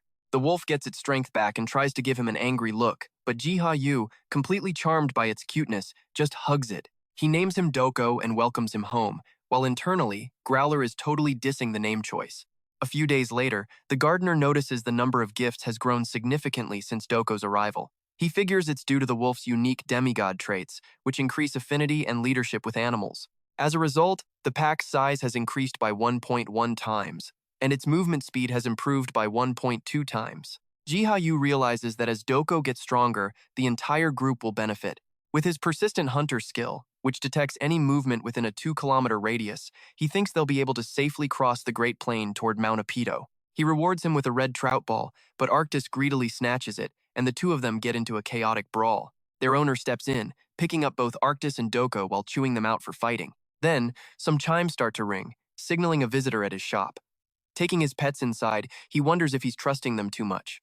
The door opens, and Doko growls at the visitors. So, manager Junsuk shows up with this alchemist, Chuyun. The talk turns to Jiha Yu's skill at appraising artifacts, and he's like, "Yeah, totally, all cheerful about it," which gets him a solid handshake from the alchemist. Jiha Yu's curious and asks why they're there. Chuyun makes it clear they're not trying to recruit him and starts gassing up Jiha Yu's insane potions and scrolls, low-key showing he's totally jealous as an alchemist himself.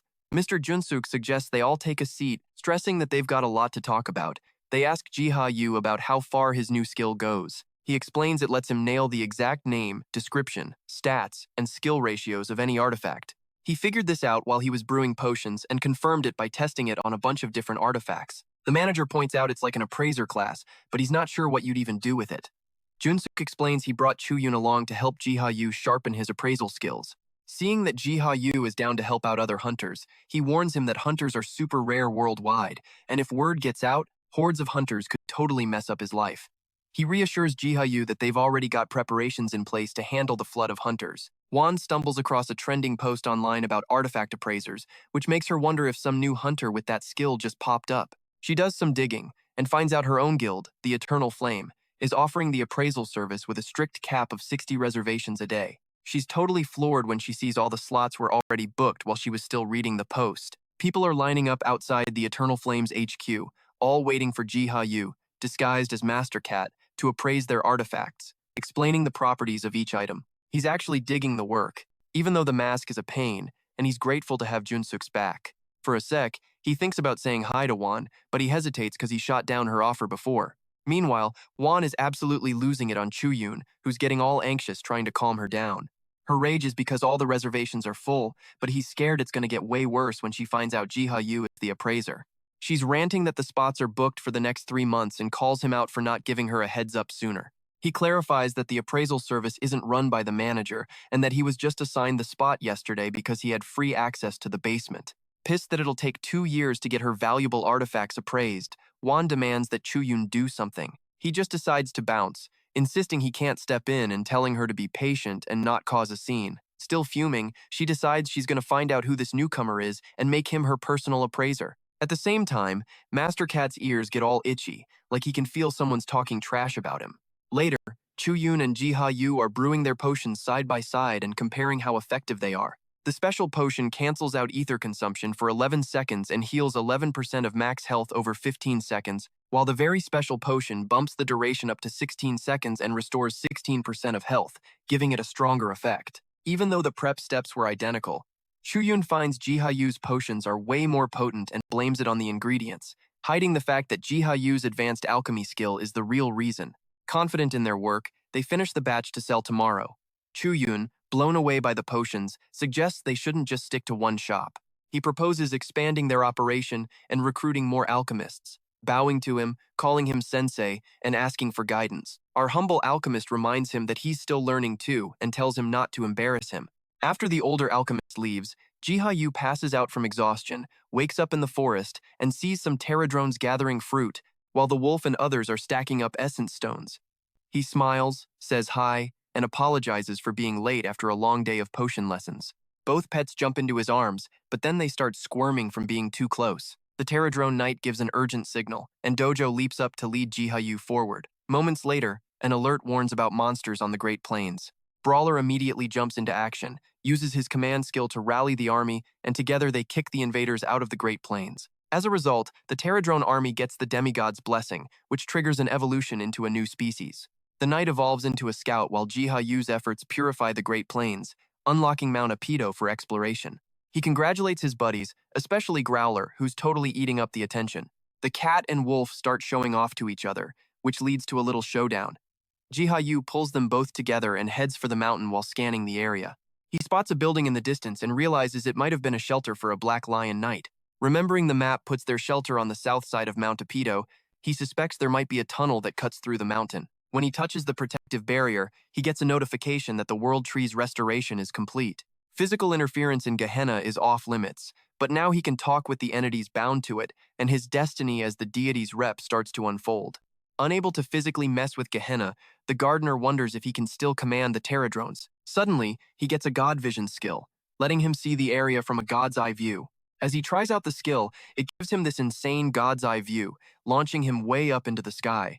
While scanning the earth, he spots some armed survivors holding a defensive line against a horde of goblins. Putting the pieces together, Jiha Yu identifies the group as survivors from the Kingdom of Extreme. As the crew fends off the monsters, his eyes lock onto the captain and then the guy talking to him, who he recognizes instantly. He realizes it's Sun Yuk. The captain is sizing up their messed up situation as orcs keep swarming them from the Great Plains. Sun Yuk kicks a dead monster aside, thinking they might have to resort to eating monster meat, but the captain calms everyone down, promising they won't go hungry. Sun Yuk is adamant that this guy Pero from their village is scheming with Baron Grom and ripping off their supplies. He pleads with the prince to let him find the stashed food, swearing he can handle it in 3 days, but he gets shot down. Jiha Yu instantly recognizes the blonde knight as Edenskarl, the prince of the Kingdom of Extreme. A system window pops up, giving him a new quest: rebuild the survivors' village. It also reveals they were forced to ditch their homeland because of the undead and are now stuck dealing with starvation and monster attacks on Mount Apato.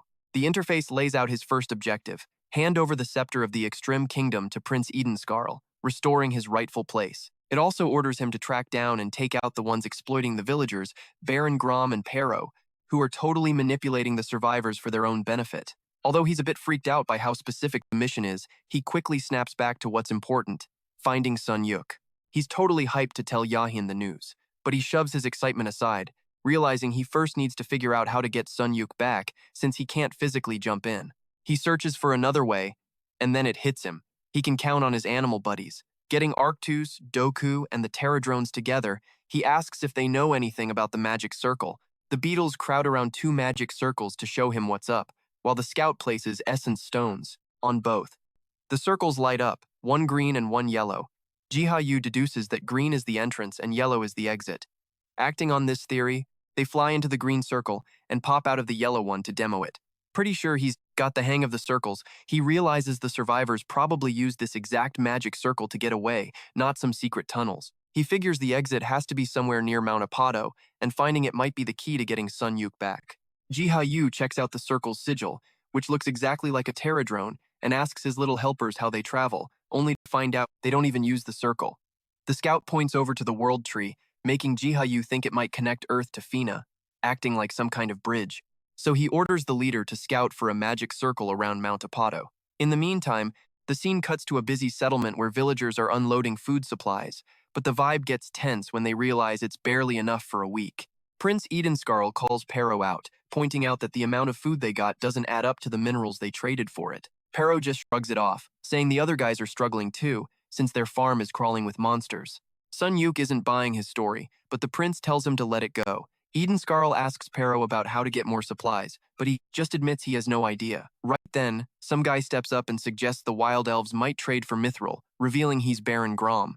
Even though the prince knows damn well how dangerous it is outside the village, he still listens as Grom tells him about some valley on Mount Apato that's loaded with Mithril.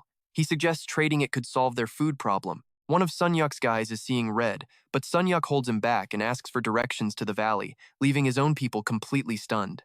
The rumors about ogres and griffins on Mount Apato are freaking out the villagers, but the Baron's smirk just gets bigger. Not backing down, Prince Edenscarl, driven by his duty, decides to head out and find that mithril to stop his people from starving. Baron Grom decides to plan a quick trip back to get the trading started again. Then the prince declares he'll go with them himself to trade with the wild elves after they get the mithril, but they warn him their village doesn't take kindly to outsiders. He reminds the Baron that he was an outsider to them once too. Sun Yuk, worried about his own skin and his lover waiting for him back home, is calmed by the prince's promise to keep him safe on the mithril run. The scene cuts to a shrine where a woman is kneeling, praying to some higher power. From the shadows, the Baron watches her, sensing the time to spring his trap is getting close. The story goes back, telling of the rise and fall of the Kingdom of Extreme on the Gen continent. Once a peaceful and rich kingdom, it got totally wrecked by a brutal war against monsters. The survivors now rally behind Prince Edenscarl, fleeing their ruined homeland for Mount Apato to escape the army of the undead. But monsters are still a huge problem, and food is running low on the mountain. In the middle of all this chaos, Baron Grom and Pero are manipulating the trade with the wild elves to hoard resources for themselves, forcing Prince Edenscarl to finally put his foot down for his people. The story then jumps back to the present, where Jiha Yu, through his god's eye view, watches the group making their way toward Mount Apato. He's totally frustrated when he realizes the group dipped out to fight the ogres on their own. These things are dread-grade creatures with thick skin, fast regen, and insane strength, even if they're dumb as hell. Since the villagers are only giving him one lousy view instead of access to his terror drones, jumping in is going to be complicated. But, seeing Suk's insane skills and Eden's wins over the Black Lion Knights, he thinks they might actually be able to flip the script on this battle. Then, out of nowhere, Jiha Yu hears someone's mysterious prayer. Way far away, in some dim shrine, a holy chick named Selena is on her knees praying, dedicating her thoughts to the ones fighting their asses off for her people. Then he gets these ethereal messages revealing that Selena, the saint, is hitting him up for help. A new quest drops. The merciful prophet of God tasks him with spreading the faith by helping the people, with her as his guide.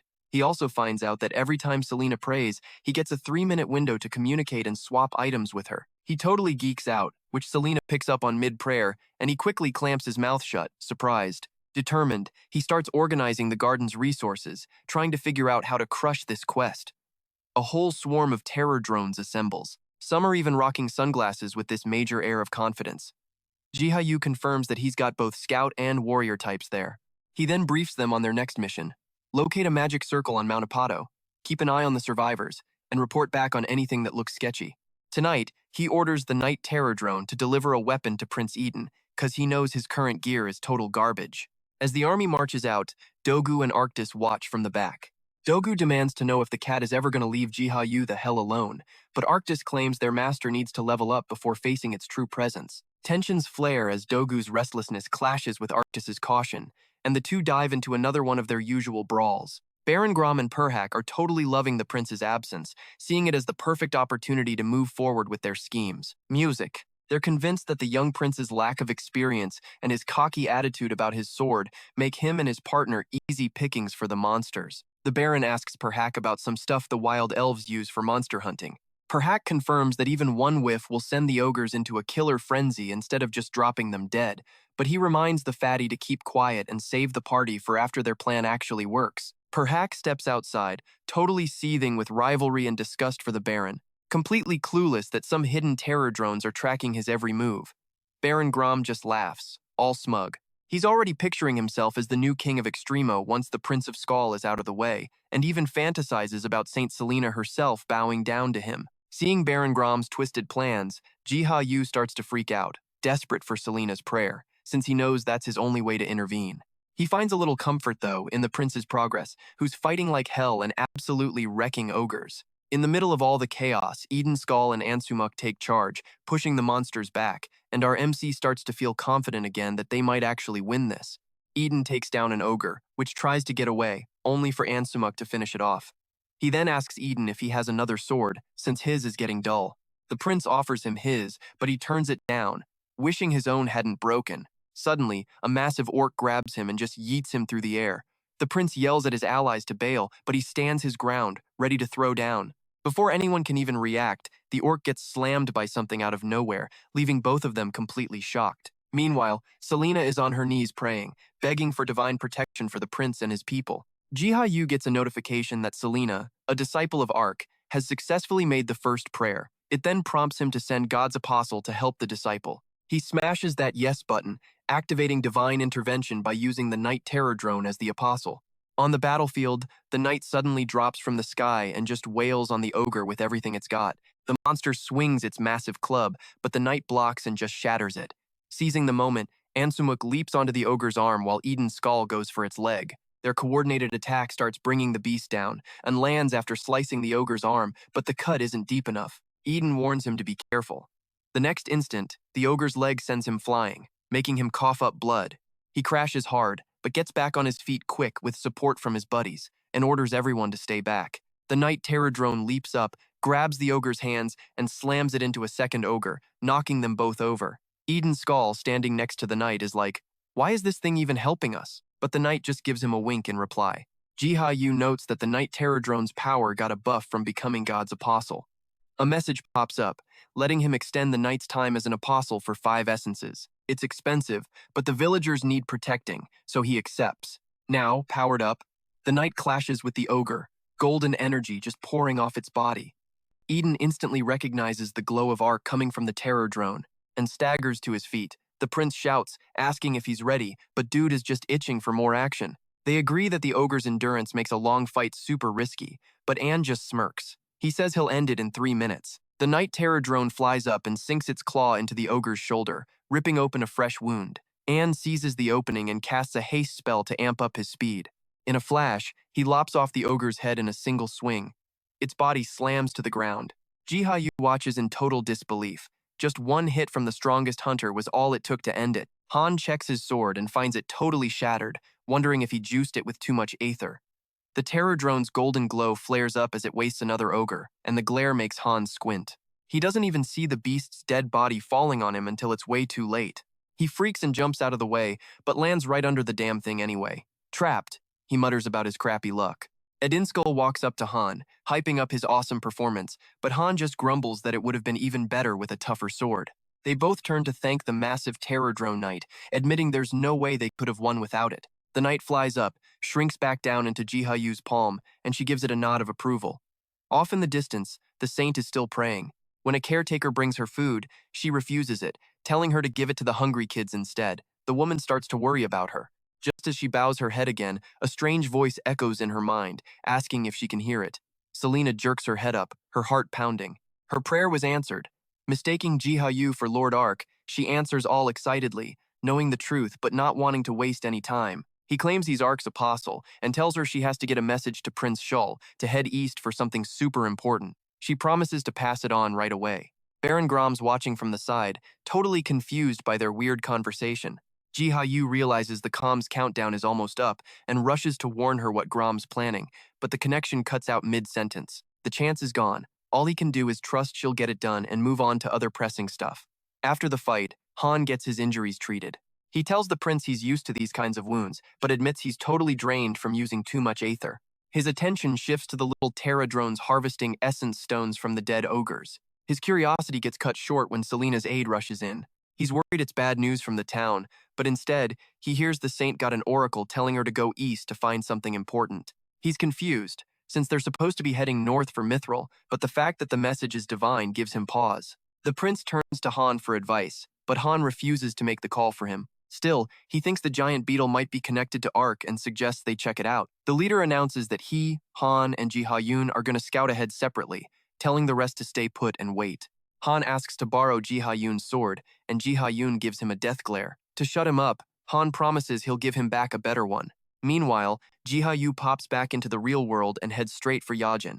She's totally blindsided by his sudden visit after all this time and asks what he's doing there. He asks for Songyuk's sword, and she demands to know why. In response, he tells her he's found where her partner is in Gen, and she can't believe it. He admits he kept his mouth shut before because he didn't want to get her hopes up for nothing, but now he needs her help to bring Songyuk back. Overcome by the chance, Hyejin agrees without a second thought. She hands him the Weeping Warrior's sword, a weapon contract bound to Growler that can only be fully used by its true master. Jiha Yu recognizes it immediately, leaving Hyejin so stunned she asks how he even knows its name, which leads him to confess his secret identity as the Master Cat Appraiser. When he takes the sword, it's so heavy he almost drops it, and she explains it's infused with aether to match Song Yuk's insane power. He thanks her for the sword and offers his appraisal skills in return, if she ever needs them. She gives him some words of encouragement, which firms up his resolve, and he promises to bring Song Yuk back before he takes off. When he gets home to check on the survivors from Strem, Growler and Arctus are blocking his door.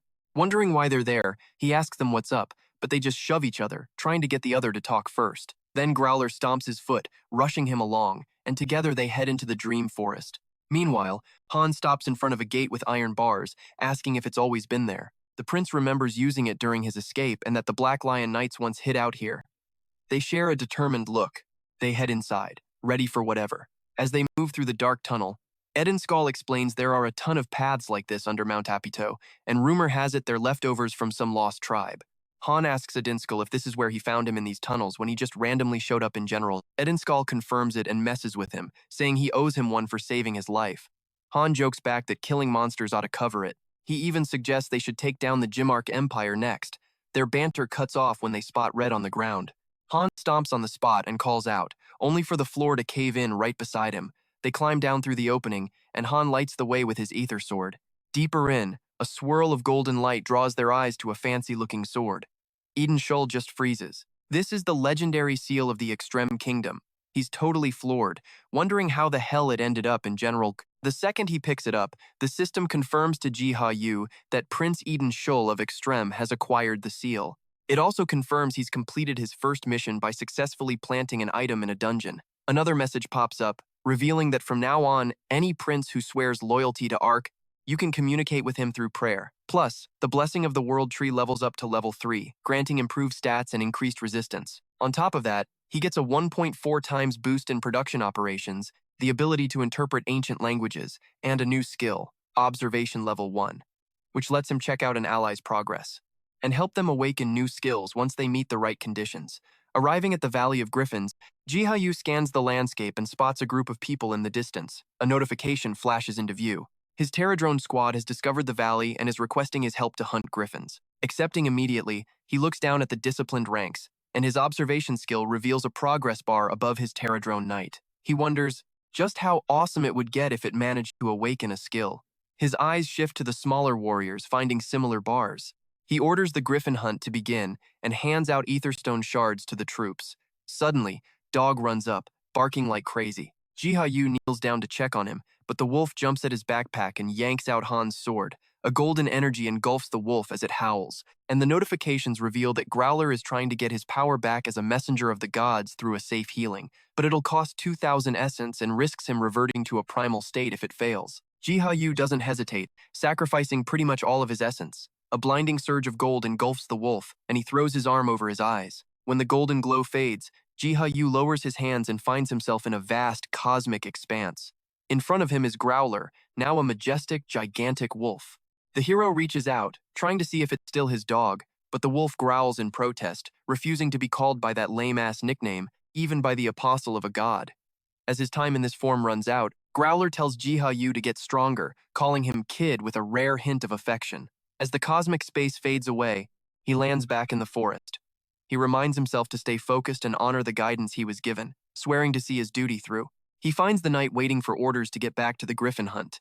He pulls the spellbook from his backpack and starts writing in it, which makes the whole flock of griffins show up out of nowhere. Meanwhile, Eden School is flipping out that he's found the long-lost seal, the national treasure of the Extreme Kingdom, calling it a total miracle. Han's bummed, thinking it was some new weapon meant for him. Afterward, knowing that hesitating could cost them big time, he urges them to move now before Baron Grom turns on them. He offers to deal with any threats, but the prince refuses, saying he's loyal to his people despite their past screw-ups. Han warns him that being so nice is just going to get him used. Suddenly, he spots something in the distance. He narrows his eyes and sees that Mount Apito is glowing. Curiosity pushes them to go check it out. Meanwhile, Jiha Yu's dream forest is swarming with griffins. Even though the Terradrones have the numbers, their flying skills are crap compared to the griffins. since they can't even make tight turns, while the griffins pull off maneuvers like it's nothing. Only the Terradrone Knight seems to be able to keep up. From a cave, more Terradrones show up with nets, trapping the griffins for a second and giving them the upper hand until the griffins manage to break free. A notification pops up. The Terradrone Knight's potential has maxed out, awakening a shockwave skill. It unleashes a violent blast of energy, knocking the griffins right out of the sky. The thunderous crash of the falling griffins echoes through the valley, reaching all the way to Eden and Han. They see the same giant beetle that helped them before. The beetle draws a house in the dirt and points toward the village. Realizing how serious this is, Eden thanks the beetle and leaves the area in its care. Watching from a distance, Jiha Yu feels a pang of sadness. This indirect help is all he can give for now, but he trusts them to keep the survivors safe. They head toward the village to meet up with Hyejin, but stop dead in their tracks when they see a dead guy. Eden School quickly IDs the man as one of Baron Grom's soldiers. Han jokes that maybe Hyejin is off swearing revenge, which earns him an annoyed glare from Eden. The prince is convinced Baron Grom has probably taken the Saintess hostage. Han cracks another joke about his own fiancée getting kidnapped, only to get a sharp warning that his joke is basically blasphemy. Getting serious for a sec, Han asks where Hyejin could be. Eden School guesses he's hiding somewhere near the village, unlike Han, and taunts him for being so reckless. Meanwhile, at the village entrance, a long line of captured prisoners is being marched inside. Selena emerges from the village, surrounded by guards. But Hack reports that the prince wasn't among the captives. Grom is sure he'll come crawling to them on his own soon enough. Hyejin is thrown to the ground as the fat man accuses the prince of ditching his own people. Grom, seeing his true colors, snarls that he regrets not killing him sooner. He orders Hyejin to be hanged and the rest of them to be thrown in prison. Selena defiantly screams that they will all face Ark's judgment. She lunges at him but trips and falls at his feet. Grom crouches down, grabs her by the chin, and mocks her god, calling him pathetic, demanding she swear loyalty to him instead. Before he can push it, a sword is at his back. It's Prince School, disguised as one of his own soldiers, who rips off his mask and declares that he's done letting his people be sacrificed. But Hack scrambles over to his men, demanding they do something, only to find Han standing among them. When Han rips off his mask, he yanks the man down and drags him over to the prince. Model? He warns his crew to waste anyone who fights back and screams at Jiha Yu that the act is up, telling him to get in the fight. The whole vibe flips in an instant. Grom and Perrick get dragged out and forced to kneel before Eden School. Grom starts begging about his value, but Eden School just reminds him of the trust he totally shattered. Lifting his sword, the legendary seal flaring to life, he leaves Varen just staring in total disbelief. Full of conviction, the prince swears he's going to rebuild the Kingdom of Extreme right on this land, and the villagers totally lose it, erupting in cheers. Jiha Yu's interface confirms Mission 2 is a success, booting Baron Grom and the merchant Pero, and immediately, a third mission kicks off. Prince Eden School, the legit heir, and Selena, the divine messenger, have reclaimed their roles. The new objective demands they expand the survivors' village as the cornerstone for the kingdom's comeback. The mission objectives pop up in sequence. First, form a contract with Saint Selena so she can spread the faith among the survivors and allow direct communication without needing to pray. Second, Prince Eden School, the dude holding the royal seal, has to prove he's got what it takes to earn his people's trust. Jiha Yu's job is to purify Mount Apado by taking out at least half of its monsters and also uncover a hidden location. He's promised that by clearing these trials, a mysterious sanctuary will be unlocked in his forest. Jiha Yu realizes that expanding the village is the main objective and suspects the foggy area is hiding the sanctuary. He determines he has to lead the survivors through a divine oracle. He decides the contract with the saint is the first thing on the list. But before he does anything, he notices the Griffin raid is over. Turning his attention to the Paradrones, he oversees their victory celebration. He orders them to get rid of the Griffin corpses and then haul the essence stones to the garden. Afterwards, the beetles bring him massive golden eggs. He realizes they're hatchable Griffin eggs, which gets him intrigued by the possibility but also totally crushed by his growing responsibilities. A notification informs him that the Paradrones have discovered the rare ore mithril and a new addition to their ranks, the worker Paradrone, who specializes in gathering, mining, and manufacturing. The little worker proudly hands him a freshly mined ore and gets a reward. Then he's offered a choice between an artifact of medium or higher rarity, doubling the number of workers, or receiving 5,000 essence. He's more curious about the knife, so he chooses the artifact. He watches as a rare mithril knife materializes, its resistances and indestructible nature making it perfect for frontline fighters. Seeing its potential against spell-slinging enemies, which is ideal for origami hunters like Sun John, he decides to gift it to her. The Night Paradrone comes back, proudly showing off its new mithril-coated wings, which cracks Jiha Yu up. With those events dealt with, Jiha Yu's focus shifts to the urgent matter of the survivor village. The scene cuts to the villagers gathered around the campfire, celebrating their victory. Han, Jan, and Adinskal are reflecting on the plan that helped them nail the exploiters. But Han vents his frustration about being left out of the loop. The discussion then turns to the prisoners, as they decide the fate of Varen, Grom, and Perek. The prince says he's decided to exile them tomorrow, but Han warns they'll just come back for revenge and says they should just kill them instead. Edinskal shoots that down, reminding them of the goodwill they showed in the past. Concerns shift to the food shortage, leading Eden School to plan a trade route north and talks with the wild elves. Selena rushes over, telling the prince he has to see something.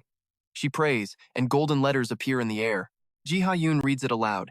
It says the heir of the royal family must follow the guidance of God's apostle. Selena explains that Ark's apostle entrusted her with this message. Her prayer instantly seals the saint contract. Her faith hits 100%, granting Jiha Yu direct communication with her via a divine oracle. Han starts to speculate that the golden message could be related to the giant beetle whose glow Adinskal had compared to the color of Ark. Hearing this, Selena asks about the creature, and Han explains the critical role it played in their last battle, leading them to think Ark might actually be looking out for them. He asks her to request the apostle's help in guiding him out of Gina and back home, and she agrees without a second thought. With that matter settled, Jiha Yu turns his attention to guiding them to Pero's hidden food stashes. Because the knight Paradrone doesn't have much time left as an apostle in Gina. Back in the garden, Jiha Yu calls for Growler and Arctis, only to remember Growler is still in Gina, which freaks Arctis out. Then he spots a pile of golden essence he got from posting the Griffin strategy on Mir Wiki. Meanwhile, in the Griffin Valley dungeon, Sunjohn's crew is testing out the Mir Wiki strategy. She unleashes a storm of glowing pages, forming a web-like trap that falls over the Griffins, stopping them dead in their tracks mid-air. Causing them to crash to the ground, Hyejin Seo lunges into the attack, slicing up the fallen Griffins with his blade fury. The party is blown away by how easy the Mir Wiki guide made the fight. Then, out of nowhere, Gwen unleashes a firestorm, shocking her teammates. They remind her that they're in the field, but she just mocks them for standing around doing nothing. Suddenly, the ground starts to shake. A rock crumbles away from a cliffside, revealing a hidden cave. Inside, they guess it could be a secret dungeon. Hyejin is pushing for a quick sweep and then to bail. Even though Gwayan insists on going in, all guns blazing, the Sword Witch is holding her ground about being cautious. As they move in, Jungkook screws up and trips a trap, getting himself hurt. The healer patches him up and warns the others about more traps ahead. Sunjae spots a magic circle under him, and when he messes with it to get a look, they figure out it's the same damn circle they found before. Meanwhile, in Gehenna, Baron Grom and Parohak are being paraded through the town square.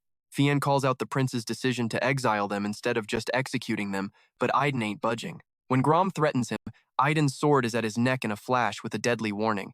He'll kill him if he ever messes with his people again. Then, the two exiles are cut loose and they bolt, swearing revenge. Afterward, Han questions the prince's leniency, but Jiha Yu shuts him up with a warning. Jiha Yu, watching from the sidelines, feels proud for helping the kind-hearted prince.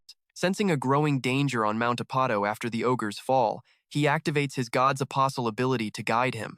So he tasks the Paradrone knight with protecting the survivors. A glowing magic circle pops up in the village. The knight uses it to teleport straight to Gehenna, freaking the villagers out.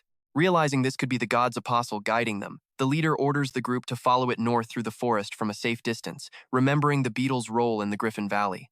They figure it must know something they don't. They deduce that the path they're on could be the same one Parohak used for trading. Han is talking about how he hopes to find a better weapon right as the knight stops in front of a cliff face. They watch, confused, when the knight suddenly phases right through the rock wall. It reveals a hidden barrier, something they hadn't even noticed before. Startled, Han yells at the knight, but Aiden chews him out for being rude to the beetle. Thanking the knight for its help, the prince assures it they can handle things from here, so the beetle flies off. Moments later, the rest of the group rushes over, worried by the noise, but the prince calms them down.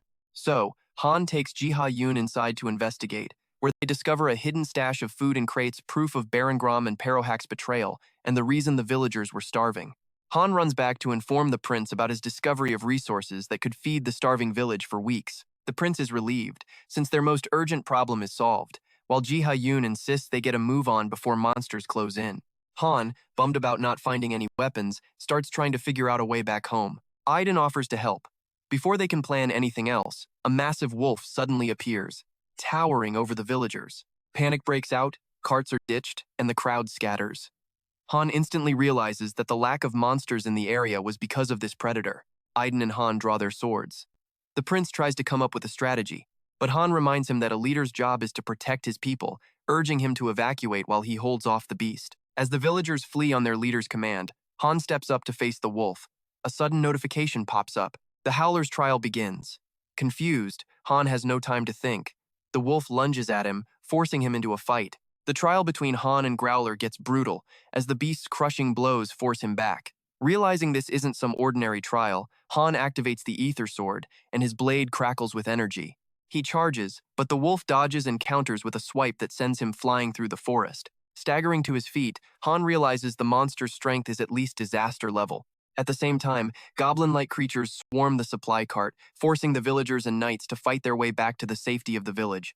Even though Aiden is helping the others, he feels the pull to go help Han in his dangerous trial against the wolf. Even Jiha Yu starts to panic when he sees his god's apostle ability is still on a 22-hour cooldown and realizes he can't interfere for the remaining 4 minutes of the trial. He wonders what this crucial mission is, since a fog is hiding everything. Growler lunges at him again, but Han barely manages to dodge and wonders where the hell this creature came from, because it's pushing him so hard.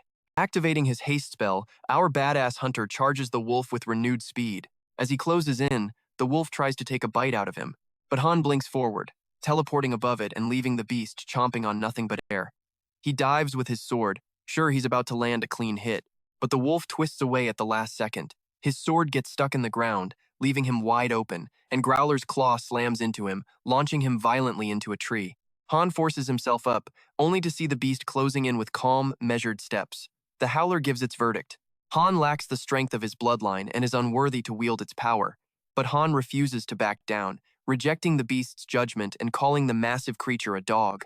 The insult enrages Growler, and its claw comes crashing down, crushing him beneath its weight. Han's thoughts are racing. He can't die here, not when someone is still waiting for him back in his own world. The wolf's jaws clamp down on his sword, snapping it like a twig. Then, right on the edge, a sudden notification chimes. The trial is over. Han has passed the Howler's trial. Growler growls, pissed at itself for going soft, and calls him a mere peasant bound by fate, one who was just granted another shot. The creature urges him to get strong enough to bear the wolf's name as a reward for clearing the trial. As the wolf comes down, it conjures a sword out of thin air, and Anne's eyes bug out. It's his own damn sword. It's the same one he scored as loot in some dungeon. Now he's seriously doubting everything the Saintess said, wondering if there's even a god or whatever. But the villagers' screams cut through his thoughts, and he decides to hustle back to Adinskull and the others. With the trial over, Growler's massive form just vanishes, shrinking down into a tiny, cute wolf as it runs back to Jiha Yu. She just can't resist. She scoops the pup into her arms, freaking out over how cute it is, and starts playfully smothering the beast she used to be scared of. The prince and his knight are booking it for the village gate with a whole horde of goblins on their tail. A massive goblin lord bursts out of the horde. Skull charges in, desperately trying to mow down enemies to hold them back, but the goblin lord makes it to the gate. The beast starts trying to smash the gate down while the villagers desperately try to hold it shut from the inside. The horde closes in, and their leader channels some dark energy into its weapon, prepping a massive attack. Right when it counts, Anne shows up riding Growler. With a single swing of his legendary sword, the goblin lord is decapitated and the horde just scatters. Skull, totally stunned by the wolf next to him, demands to know what the hell is going on, and hops off and explains that the beast was testing him, but it recognized his destiny and gave back the sword he first won in another world. To prove it, he releases Growler from its summoned form. The wolf dissolves into this brilliant light as he names it not just some beast, but his guardian, and thinks this sword, the one the wolf brought from his world, might just be the key to getting home. Skull mutters something about Anne's messed up bond, but the moment's cut short when the Saintess runs out of the gate, looking totally freaked. The prince tells her it's all good, and she takes his hand to thank him, and cracks a joke about it. She snaps back at him, and they head back to the village, the vibe way more chill. Jiha Yu, who's still watching them with the wolf in her arms, silently promises she'll get Anne back home someday.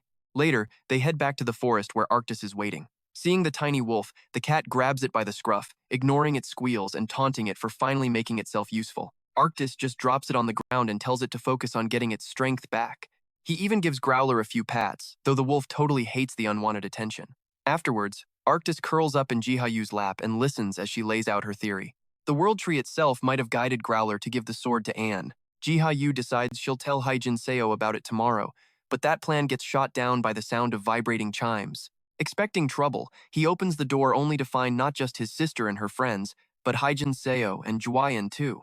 Even though the guild leader is giving him a death glare for taking so long, he quickly ushers them inside. Jiha Yu asks if some crack of dawn mission brought them here, but the group insists their visit is way more urgent. His sister shows him the drawing of the magic circle, and Hyejin Seo explains they found an identical one. They found it inside a dungeon where a bunch of griffins showed up. Hearing about the griffins, Jiha Yu realizes it's the same circle the Terradrones once used. Huayan proudly brags about how her hell cannon uncovered the hidden chamber, even though her teammates complain she nearly fried them in the process. Jiha Yu gets up and tells them to hang on a sec. He comes back carrying 7 massive essence stones. He puts them on the table, telling each of them to grab one. Hyejin Seo stares in disbelief. She's never seen any this huge before. He explains that if they place them on the magic circle and pour mana into it, a portal will open. He asks them to use it to bring back Anson Yuk. He puts the Hyejin Seo in charge. She's stoked but serious, proudly accepting the responsibility. Soon, they're standing at the dungeon entrance, ready to get this done. Back in the garden, A notices the valley is thriving now that the monsters are gone, and wonders if the villagers could settle here soon. But the peace is shaky. The monsters that bailed from the plains have already regrouped on Mount Apato. His train of thought is shattered when he realizes he and Adinskal are surrounded by goblins, completely on their own. Instead of freaking out, they're just radiating confidence, and summons Growler, renaming him Wolfie, which makes Jiha Yu totally cringe. Riding the beast, and tears forward at full speed, one-shotting goblins and showing exactly why he's a top-ranked hunter. The prince keeps right up with him, his sword skills totally matching Anne's. Their combined attack scatters the horde, until Anne yells over to Edinskal, who's deep in a heated fight. The prince tells him to push on while he hangs back to cover their advance. The monsters regroup for another attack. Edinskal, totally outnumbered, holds his ground until something up above catches his eye.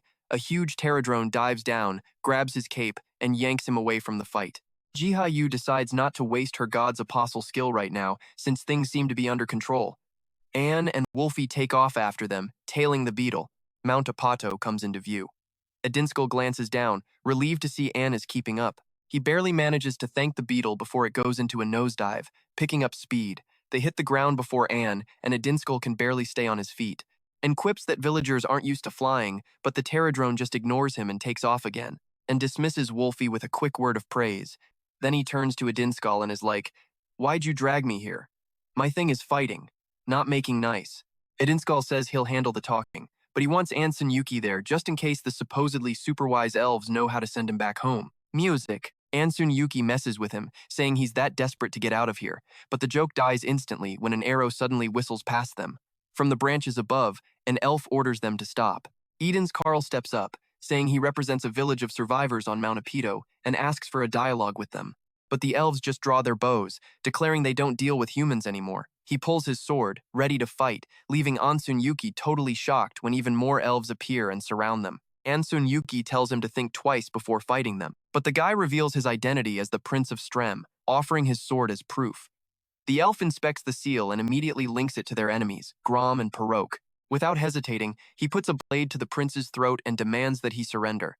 Eden's Carl insists he's trying to make things right and calls out Grom and Perok's crimes, but the elf leader accuses him of endangering their people by stealing their food. Seeing he has no other choice, Edinskal drops his sword and signals for Anson Yuki to go along with it. Then the elves blindfold and tie them up, hauling the pair off to the village to be judged. Led in chains through the wild elf village, Anson Yuki's doubts get heavier with every step. She's kicking herself for surrendering, thinking it would have been safer to fight first and talk later. He, however, stays calm, trusting the elves' judgment and believing they'll get a chance to explain. The guards throw them into a reinforced cell. Anson Yuki is pissed, regretting she ever followed the prince, while Edinskal calms her down, pointing out he could totally break the bars any time if they needed to escape. Anson Yuki finally lies down to rest while he stays on guard, wondering what the hell Grom and Perok did to get hated so much. As night falls, curious young elves gather outside the cell, whispering about the rare sight of humans. But it isn't long before older elves chase them off with harsh words. A few moments later, the archer escorts the elder elf to their cell. The elder takes one look and immediately recognizes the prince. He orders the guards to release the prisoners. He comments that Edinskal could have easily escaped if he'd really wanted to. Edinskal, surprised he was recognized, asks how the elder knows him, only to hear that he once saw the prince from a distance when he was young, before Strem lost contact with the elves. When asked why they came, Edinskal asks for a clarification on what Grom and Perok did. Roydell, the archer, snaps back at him, convinced the prince is just playing dumb, but he calmly explains that he came to take responsibility, even without knowing what crimes they committed. Music.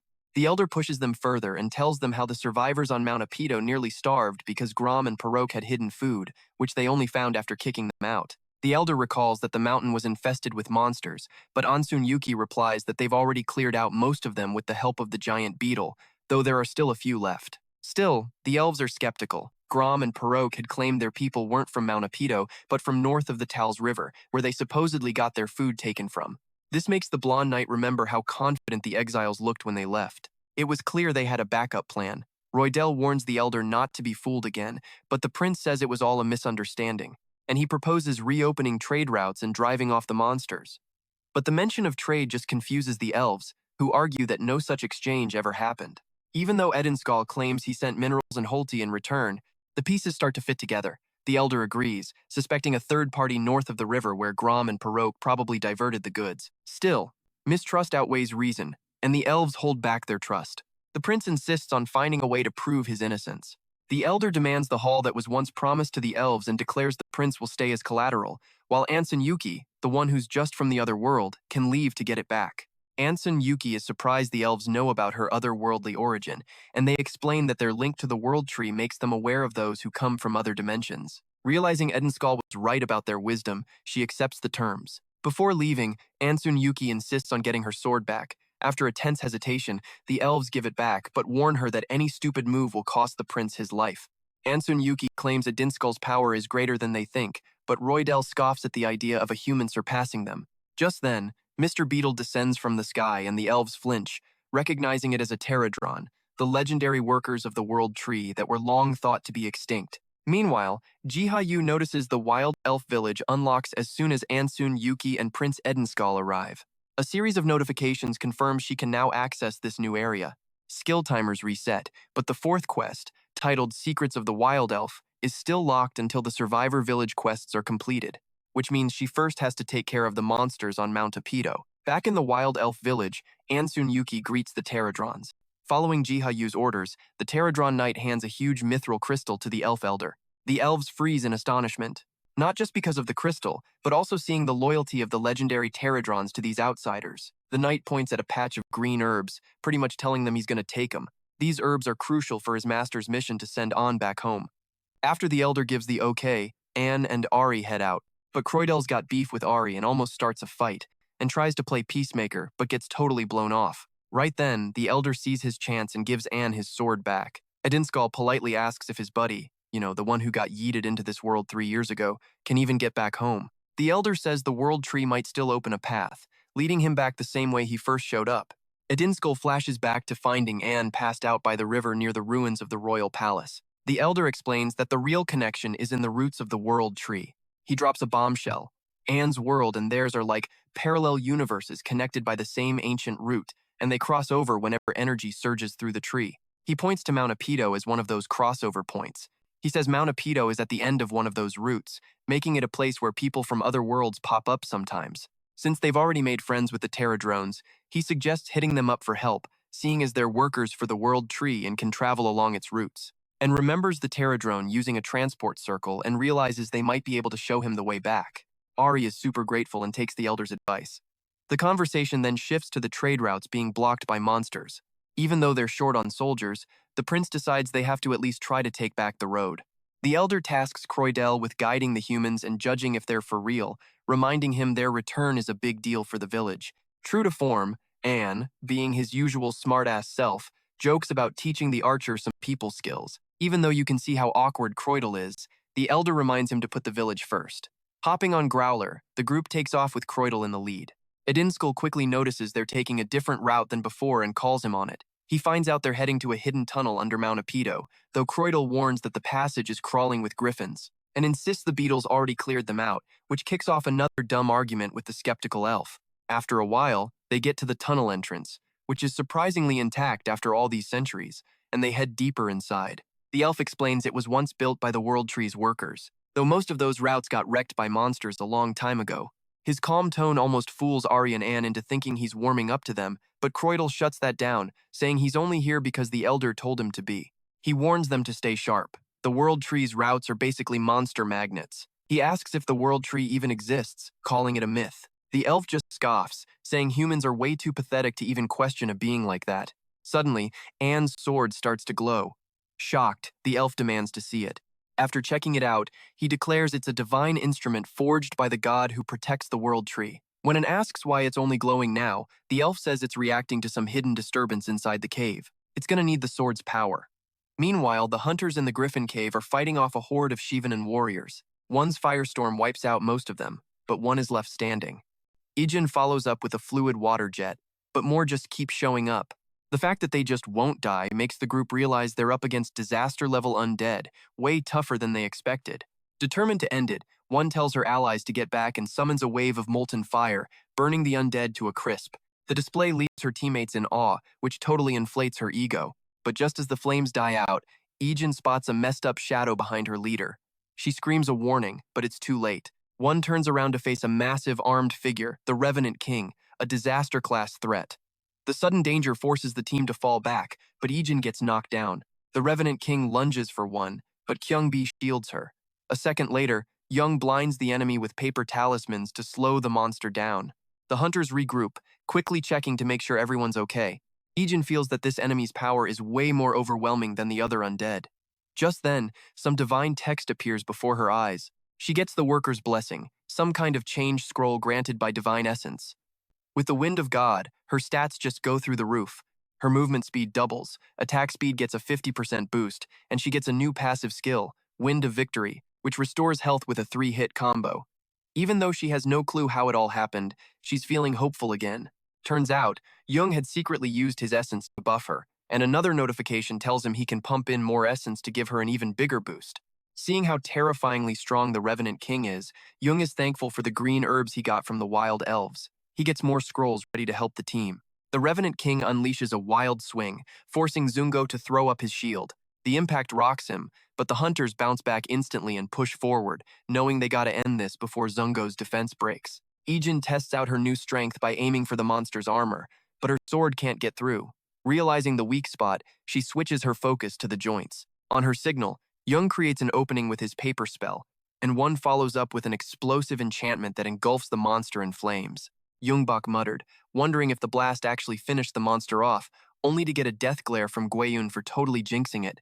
And of course, the Revenant King comes out barely even scratched, its armor torched but totally fine.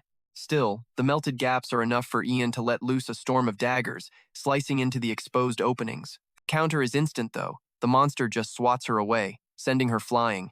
Guiyun totally rips into Jungbok, blaming him for jinxing it, but Jungbok tells them to quit screwing around and face the real threat. Seeing this, Jiha Yu starts to freak out.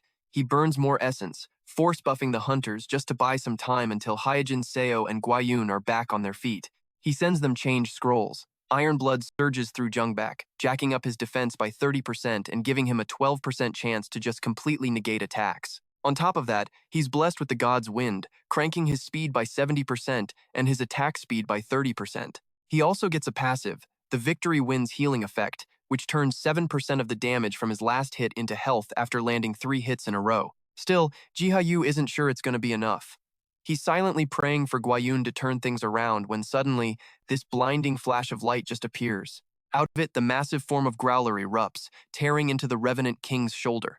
Jiha Yu recognizes the flash from Anson Yuki's sword and is just massively relieved he's here.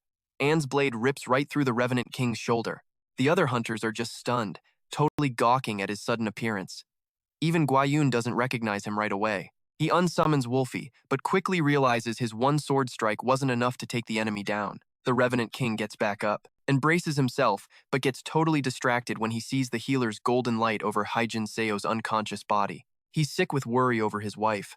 Guiyun comes up behind him, shocked that he's suddenly back. He immediately starts grilling her for answers, but she's got questions of her own. She insists they have to deal with the monster first. Meanwhile, the Revenant King sends out a signal, summoning a whole wave of skeleton backup. Jungbok checks on Hyejin Seo, but even with non-stop healing, she's not waking up. So he coordinates with Jungbok to hold off the horde while he and Guiyun handle the Revenant until she's back up. Guiyun blasts the monster with her blazing hell cannon while An slashes at it in frustration, realizing even their combined power isn't enough to take the beast down. The creature's armor is tanking every single hit, forcing him to decide there's only one option left: shatter it to pieces. Channeling weapon break into his sword, he slams into the Revenant King in a massive explosion that rocks the entire cavern. The shockwave slams An to the ground, blood pouring from his nose. He looks up, only to see the Revenant King still standing, totally unfazed. He can't believe this is just a disaster-level threat. To him, it feels more like destruction level. The king lunges for him. Guayun fires a massive blast to intercept, but the Revenant plows right through it and smashes An into the ground before he can even dodge. When the dust settles, his eyes go wide. Prince Adinskull is standing on the monster, his sword buried in its back. Suddenly, a voice echoes in Adinskull's head. The apostle tells him its weakness is the core. Snapping out of his shock, Adinskull immediately warns the others. Meanwhile, Jiha Yu breathes a sigh of relief. His observation skill had already pinpointed the monster's weak spot, which he'd quickly passed on to Adinskull. But getting to the core means they have to smash through its armor first. Realizing he's only got one blessing left, Jiha Yu prays for the right one and scribbles in his spellbook. The scroll that appears is exactly what they need for this fight. An gets the worker's blessing, a change scroll that grants him absolute concentration. For 5 seconds, his strikes become unavoidable and pierce through all defenses. Adinskull seizes the opening and drives his sword into the core. The Revenant King screams in agony, and the shockwave sends Adinskull flying. An gives him props for the move before summoning Growler, who sinks his fangs into the monster. It distracts the Revenant just long enough for An to completely shatter the core. The Revenant lets out one last deafening roar before turning to dust. As the skeleton minions disappear with it, a wave of relief washes over the hunters. Everyone starts cheering. Adinskull helps An up, joking that he should go say hi since he obviously knows these guys. Meanwhile, the other hunters are gathered around Hyejin Seo. Her eyes slowly flutter open, already filling with tears. Hearing An's voice, she runs into his arms, and he just whispers comforting words to her. Jiha Yu watches the emotional reunion in silence. Just then, a notification pops up saying the hidden tunnel has been cleared, restoring energy flow to the world tree and speeding up its recovery. In the distance, the cry of some being named Akfode echoes out. Jiha Yu wonders if the sound could be from a new demigod. A golden unicorn bursts across the sky. Its speed is insane, leaving a trail of light behind it. Growler and Arctis are just frozen, totally stunned by the sight, and start whispering about how to possibly intercept it. Arctis catches the faint scent of the ocean on its mane, guessing it came all the way from the farthest edge of the continent. They figure it must be on edge because there's no god around. Right now, Growler's trying to decide whether to block or attack as the unicorn closes in, but Arctis reminds him how crazy fast it is. One wrong move and they'll be its target. Neither of them feels good about this. Meanwhile, Jiha Yu hears Growler barking in the garden and peeks out to see what the pets are up to. His eyes go wide as a radiant golden figure streaks by. At first, he thinks it's just some horse, but the way Growler and Arctis are freaking out convinces him it might be a demigod. Then it clicks. It's gotta be Arkfuff, the demigod who once rode the Ark. He tries to talk to the creature, but he can barely keep up as it just bolts across the landscape. It only stops for a sec before lunging at Jiha Yu, who throws his hands up to protect himself. Then, out of nowhere, the creature just chills out right next to the Ark. He gently pets the unicorn, totally amazed by its soft fur and wondering if the whole mystical world tree thing helped calm it down. Arctis and Growler watch from a distance, relieved their plan actually worked. Growler wonders what lame name his master is going to come up with this time. Jiha Yu, sticking to his terrible habit of naming things, calls it Pi just because it rhymes with Puni. Mesmerized by the unicorn's grace as it speeds off, Jiha Yu thinks about how a demigod's true form can be even more captivating. Pi comes back pretty quick, carrying a rare red herb with the root still attached. Jiha Yu recognizes it as some priceless material for red ink, and with the root, he can grow more for later. He rewards Pi by letting the unicorn go nuts on the garden after its long trip. The unicorn instantly gathers all the carrots between its hooves, giving the side-eye to any potential thieves. His attempt to get closer ends in a ridiculous fight. After a quiet moment, Jiha Yu gets up to make some red ink, which by name sounds pretty aggressive. Anyway, he decides to craft it just to see what it can do. He bottles the liquid, thinking about how he's going to explain the unicorn's presence. While cats and dogs are common in Seoul, something like Pi would definitely raise some eyebrows. The next day, Jiha Yu is sitting in his tent thinking about the lack of space and realizing it's no place for Pi, who loves to run free, something that's hard to do in Seoul.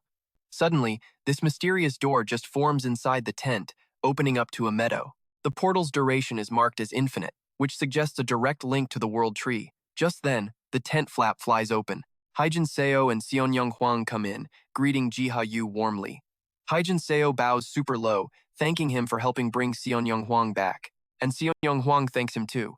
Jiha Yu gets all embarrassed and insists that anyone would have done the same thing. Hyejin Seo keeps pushing it, acknowledging the risks he took, and Jiha Yu invites them in for tea. Seeing Pai, Hyejin Seo crouches down to pet the adorable creature, asking where he found it, but he politely dodges the question. Jiha Yu chats with them for a while and finds out that Seonyong Hwang, even though he's safe, still has nightmares about the other dimension and can't completely let it go. For a while, things are quiet, but the calm is shattered when a flock of griffins shows up in Jiha Yu's dream forest, leaving him stressing about how to handle them. Overwhelmed by a litter of super-energetic baby griffins that are barely 4 days old, Jiha Yu worries about how he's going to feed them all. They're growing so fast and their huge appetites are quickly draining his meat supply, leaving Arctis and Growler totally exhausted from babysitting them. He calls his Pterodrone Knight, telling it to lead the babies to the mountains where they'll be better off. Floating overhead, the beetle gets their attention, and the baby griffins obediently follow it to their new home. Jiha Yu gets a message from the World Tree, acknowledging that his legion is guiding purified monsters to the sanctuary, a place inspired by Gina. He's tasked with restoring its ecosystem. The World Tree's blessing gets an upgrade, boosting his affinity with animals to level 3 and granting him a new skill, Sanctuary Development. On top of that, Jiha Yu gets the ability to see his allies' potential, including whether they have awakening skills. These are ultimate skills that eat up all your ether and leave users totally wiped. Normally, only the top-tier hunters have them. When he tests out the power, he finds out that even though he doesn't have an awakening skill himself, the Pterodrones do, skill absorption, which lets them randomly absorb skills from monsters. If a skill is incompatible with their form, they have to learn metamorphosis from some being called Logos to be able to use it. He also realizes he can guide other hunters to awaken their skills by giving subtle hints to those close to him. When he tests his Sanctuary Development skill, the system tells him to use essences to figure out what resources the sanctuary needs, which he can supply from his garden. As soon as he spends 500 essences to unlock access to the sanctuary, the fog that was covering the area just vanishes. He touches the lake's water to test his ability to change the environment, accidentally causing a small earthquake that damages the sanctuary. He spends 100 essences to fix the damage and realizes that every single thing he does with the skill will directly impact the sanctuary. He activates the skill to check out what the area needs, and the system points out that the soil quality sucks, so it needs earthworms to revitalize it. Right on cue, the Pterodrones arrive, bringing earthworms to help out. He watches as the fog pulls back even more, unlocking a new zone, and a huge mantis shrimp appears. Jiha Yu remembers Korean news reports that describe them as fearsome-grade monsters, capable of wiping out everything around them with a single shockwave, and that it took 6 to 7 hunters just to take down one. The Pterodrones get ready for a fight, equipping themselves with bark from the World Tree as tough shields for defense. They move in, but the shrimp's shockwaves force them back, and they have to focus on healing up. Then, he remembers the elixirs he made from the World Tree's fruit and gives them to the Pterodrones. A golden glow surrounds them, restoring their strength and giving them a boost in combat. Re-energized. Music. The beetles push forward, shields up. The shrimp's shockwaves smash against their defenses. Music. But they bounce back fast, thanks to the elixir. The knight splits a shrimp clean in half. Jiha Yu figures out music. The shockwaves are coming from its claws, and that they can win if their army just outnumbers it. After the insane battle, the Pterodrones celebrate their win. Suddenly, the knight's body starts glowing as it absorbs the mantis shrimp's powerful shockwave ability. Back at his place, Jiha Yu gets a call inviting him to the beach. Just moments later, Zungo and the crew pull up in a car, shocking him with how fast they got there. He wasn't expecting so many people to tag along, even their pets are here. The whole group is buzzing with excitement. Someone comments on how cute the pony is while his sister checks to see if Jiha Yu's eaten. Zungo cracks a joke, saying trips are way more fun with a crowd. Music! And Jiha Yu has to agree, though he totally didn't expect Juan and Chun to show up, which he thinks is pretty weird. His sister, nosy as ever, asks where he found it, since they're super rare in Seoul, but he just dodges the question, saying he found it in some random dungeon. The van buzzes down the road, packed with laughter and chatter, carrying the crew toward their summer adventure. When they get to the beach, Jiha Yu takes in the awesome view, all drenched in golden light. The van parks by the shore and the group starts unloading, yelling for him to come get checked into the hotel. Jiha Yu soaks in the warmth of their friendship, glad he agreed to come, wishing this moment could last forever. Later, as he's trying to get a moment of peace out on the terrace, Fawn interrupts him. He's surprised she tagged along on the trip, which makes her ask if she's killing the vibe, but he assures her that everyone is stoked she came. When he asks about the others, she explains that her guildmates, totally jealous, are rushing over as they speak. Out of nowhere, an emergency broadcast blares out a warning about a dread-grade mantis shrimp on the shore, urging immediate evacuation. Pissed off that the monster might ruin their vacation, she decides to take the threat on herself. A surge of fiery energy shoots toward Jiha Yu, etching a glowing golden rune onto his hand. A sudden explosion sends rocks flying their way as she dives to save him. They check on each other as their friends gather around, quickly figuring out the blast came music from the mantis shrimp. It's probably moving off the beach and onto its own turf. Everyone's ordered to hold the line until backup arrives. Wan John, making calls to track down his guild members, tells them to meet at the shore to face the dread-grade monster. Seeing Jiha Yu getting closer, she tells him to get somewhere safe, knowing he'll be in danger if he stays. Knowing he can't fight head-on, Jiha Yu remembers the special potion stashed in his cabin that could help the team, so he runs to get it. A powerful shockwave from the mantis shrimp scatters the hunters all over the battlefield. Zungo quickly calls out to Minok for protection buffs and charges forward to draw the creature's aggro and taunt it into attacking. This gives the rest of the team an opening to attack its vulnerable joints. Sun Young moves in music cautiously, but the mantis shrimp lashes out with its pincers, hitting him so hard he spits up blood. Music! Soon, Sun Young counters with a shower of paper missiles and blinding spells, followed by a powerful spell meant to temporarily freeze the monster in place. The projectiles hit, but the shrimp's ability prevents it from taking critical damage, highlighting its dangerous, deadly grade rank. Sun Young is afraid his mana will run out if he keeps this up, but then a blast of fire slams into the monster. She turns and sees that the Eternal Flame Guild, led by Wan Joan, has finally arrived to reinforce the battle. The guild leader urges everyone to focus on taking out the monster first, music, promising they can get back to their vacation once the threat is gone. With the guild joining in, music-coordinated attacks hammer the creature's claws. They start to slow down the monster's assault, music giving them a renewed sense of optimism. Zungo attempts a bold charge, but he's interrupted when a meteor spell makes huge rocks rain down, causing music chaos among the team. The hunters scramble to dodge the falling rocks, though some are hit by the impact. The sudden devastation earns its name, disaster, a silent attack that crushes all hope. From the rubble, the king of the mantis shrimp emerges the stone mantis, massive and menacing. The system warns that the stone mantis attacks all humans in its path, and that the huge rock bombardments from before are the creature's gravity spell. Zungo calls for defensive buffs and raises his shield, but he takes a direct hit that sends him flying into a wall, leaving him bloody and battered. His wife screams as panic spreads through the team, terrified they're all going to die here. Fawn rallies everyone and uses her fire magic to melt some of the incoming rocks, buying them precious seconds. She can only hold the spell 2 more times without her scroll. Her distraction is useless, as the massive rock flies toward her, too fast for her spell to stop it. Music. Suddenly, the Terradrone Knight bursts in, intercepting the rock and saving her. She, Music, stares in shock as Jiha Yu appears on top of the giant beetle. Jiha Yu makes sure Fawn isn't hurt. She confirms she's safe, Music, but warns that Zungo's injuries are serious. He gives her a recovery elixir, telling her to use it immediately and get follow-up treatment at the hospital. He's getting ready to face the stone mantis shrimp all by himself, determined to stop a disaster that could totally wreck the world. He's got his loyal partner, the Terradrone Knight, and a whole stash of potions, so that's something. People who step up to face insane odds like this, they call them true heroes. 10 minutes earlier, Jiha Yu had bolted to his shop to grab some potions and spell-boosting elixirs to help the hunters out safely. A sudden gust of wind made him look up, and he saw the knight just floating there, signaling that the situation was way more messed up than he thought. Back in the present, the knight is blocking debris flying off the battlefield while the hunters are taking care of Zungo. A system notification pops up, warning that the stone mantis shrimp is pissed off, and it's seen forming a massive sphere of rock. Flying on the Terradrone for the first time, Jiha Yu feels how heavy the air is. And he's kinda impressed by the hunters who are used to fighting in this kind of chaos. He pours the elixir he brought into the knight's mouth, juicing up its strength. The monster unleashes its killer spell, Molten Silica, hurling the massive rock sphere right at them. The knight channels its awakening skill, Shockwave, which is now supercharged by the elixir and turns into a devastating void wave. The attack totally annihilates the rock sphere, sending shards flying back and slamming into the Mantis King. The shrimp hits back instantly with a gravity spell, Dimensional Refraction, making the ground shake like crazy. While Minoka is patching up Zungo with the potion, one is amazed by the creature's power but knows it's close to being beaten. Wiped out from using its awakening skill, the knight can't fight anymore, leaving Uyan in charge. Jiha Yu starts organizing the hunters. Some of them fend off the stone projectiles.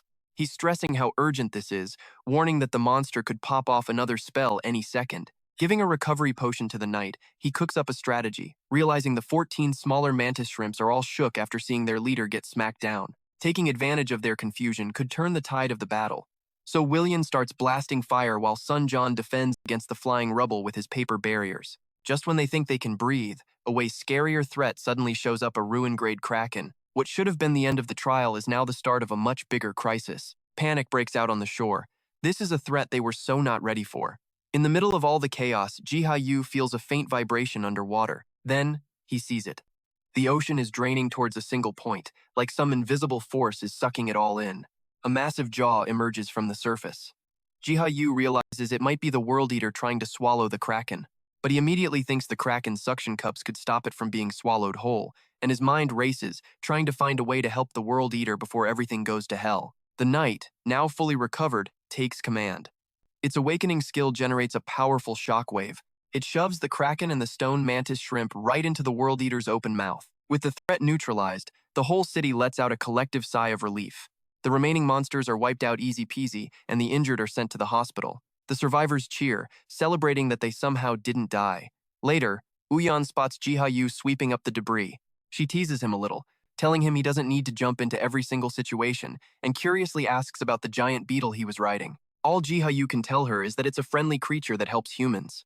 He asks about Zungo and learns he's made a full recovery, totally shocking the doctors with his miracle potions. Uyan expresses her gratitude, and he humbly brushes it off as luck. She suggests going for a swim, but Jiha Yu stops her, afraid they'll get in trouble being out so late at night.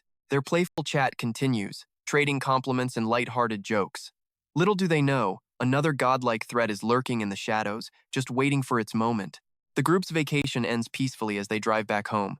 The car is quiet, the vibe is chill, everyone's asleep, except for Jiha Yu. He shares a few light words of thanks with Zungo, silently wishing he could have more vacations like this and hoping for more quiet moments in the future. When he gets to his stop, he hops out with his pets. Zungo asks him to brew a potion that boosts stamina. Our ambitious alchemist plans to level up his craft, aiming to create a potion with both defensive and healing properties. Just then, Jiha Yu's sister calls to make sure he got home okay. Sun explains she found something she can't figure out and needs his help. He identifies it as a rune word of destruction, a spell that grants a critical damage buff for attacks. Freaking out with excitement, she squeals and asks him to recreate it with his red ink and to make an extra one for her. He thinks the red ink is a perfect match for the rune word. After transferring the rune word to paper, it becomes a physical damage enhancement scroll. It's different from the ones that focused mages use. This new scroll can be used by almost any hunter, promising a serious damage boost. However, Jiha Yu knows that as hunters get stronger, so will the monsters, cranking up the dangers they face. Determined to power up his allies, Jiha Yu asks his magic-using buddies for help in crafting these scrolls. Before diving into the intense work, he decides to take a break to build up strength for the task ahead. A few days later, in the Forest of Dreams, the air feels unusually cool. As he scans the landscape, he spots two familiar figures in the distance, Sunguk and Yujin, along with South Korea's top hunters. He's wondering why they're even together as they get closer to what's supposed to be Taodi's seal, only for Yujin to point out that the real one is further east, under some cave in the valley. Kia remembers the stories about Taodi, the monster they blame for trashing Sichuan, China. Despite all the legends, its real form, size, and powers are still a total mystery. This just makes the upcoming battle a whole lot harder. The team scrambles to the cave entrance, hoping to scope out the seal before Taodi wakes up. Kia sees that the bridge leading to the area is busted and quickly sends Nat to fix it up. The hunters are shocked to see the bridge all fixed up, and for a second, they wonder if someone else is in the forest, but they quickly ditch that idea and move on. As they push forward, the group remembers that Taodi is one of the 4 calamities in Chinese mythology. A 4-legged beast that just devours everything it sees. Their mission is to find its seal, but with no landmarks to go by, they're clueless about where to even begin. Kia watches them from above, realizing they're just walking in circles, totally missing a mythical aura right in the center. The aura forms into the shape of a mirror, suggesting it might be connected to Taodi's seal. Seeing that the group is totally oblivious, he decides to just push through the invisible barrier and touch the mirror with his finger. But the second he tries it, Sunguk immediately spots the huge, otherworldly finger poking through. Reacting in a flash, he channels Etherata and intercepts it with an ether slash.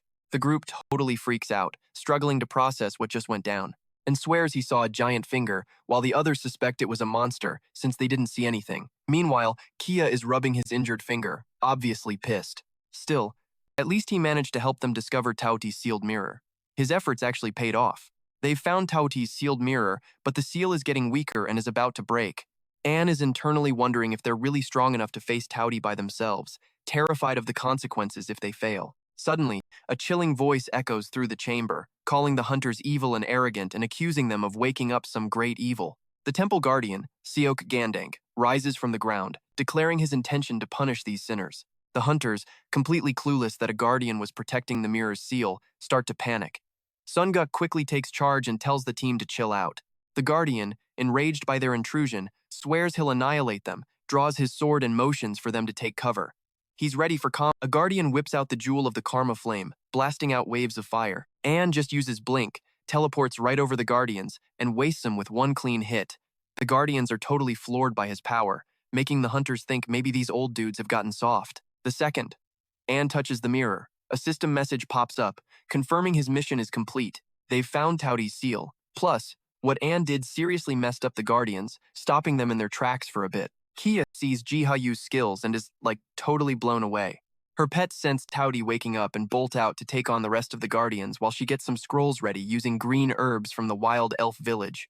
Jiha Yu hesitates, realizing that grabbing the herbs himself or using the terradrones might freak out the villagers. Then he gets an idea. He could just use Selena, guiding her like an apostle to go get the herbs.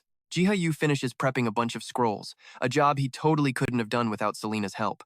He asked her to hit up the wild elves and get some green herbs from their village. Since just demanding the herbs would piss off the elves, Jiha Yu told her it'd be smarter to trade for them, offering food and salt fancy stuff the elves didn't have. She was pretty impressed with how clever he was, especially when he handed her the salt for the trade. Heading out near Eden School, she managed to throw down with the Radiant Knights on the way and still scored a ton of herbs. Thanks to her, Jiha Yu didn't have to sweat about supplies for a while. Just then, some noise in the garden catches his attention. He finds the terradrones all huddled up, surrounded by scattered essence stones. The scene reminds him of those miniature dungeons back in Korea that started popping up in the Forest of Dreams. Hunters had been clearing them out, but the rewards were a total joke. The low and mid-level dungeons were basically worthless. Their treasure chests barely gave enough to cover expenses. Hunters started bailing because they couldn't even afford to upgrade their stats, but Jiha Yu wanted to flip the whole system on its head. For a while, he had no fix, until the terradrones showed up. These things were using their claws and horns like tools, chopping, hammering, and even melting metal in their mouths to craft tough wooden treasure chests. To Jiha Yu's surprise, they were also the ones collecting all the loot from the dungeons and stashing it inside. Something he literally just found out today. He wonders if that was always their job, or if they started acting different because he got chosen by the World Tree. While he's impressed by their hard work, he admits the rewards are still pretty lame, but an idea starts forming in his head, one that might finally fix this whole mess. A few days later, a crew of hunters is hanging out near a dungeon entrance, totally making fun of Dao-kun, their team's shy shield bearer. Right before they head in, a sign carved with a shield emblem catches their eye.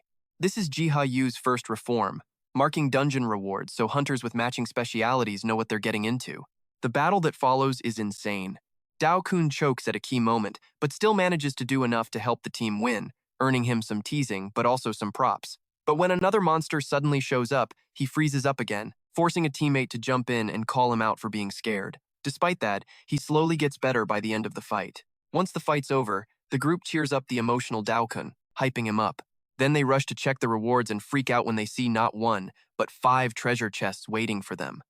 This is Jiha Yu's second move, multiplying the rewards to ramp up the excitement.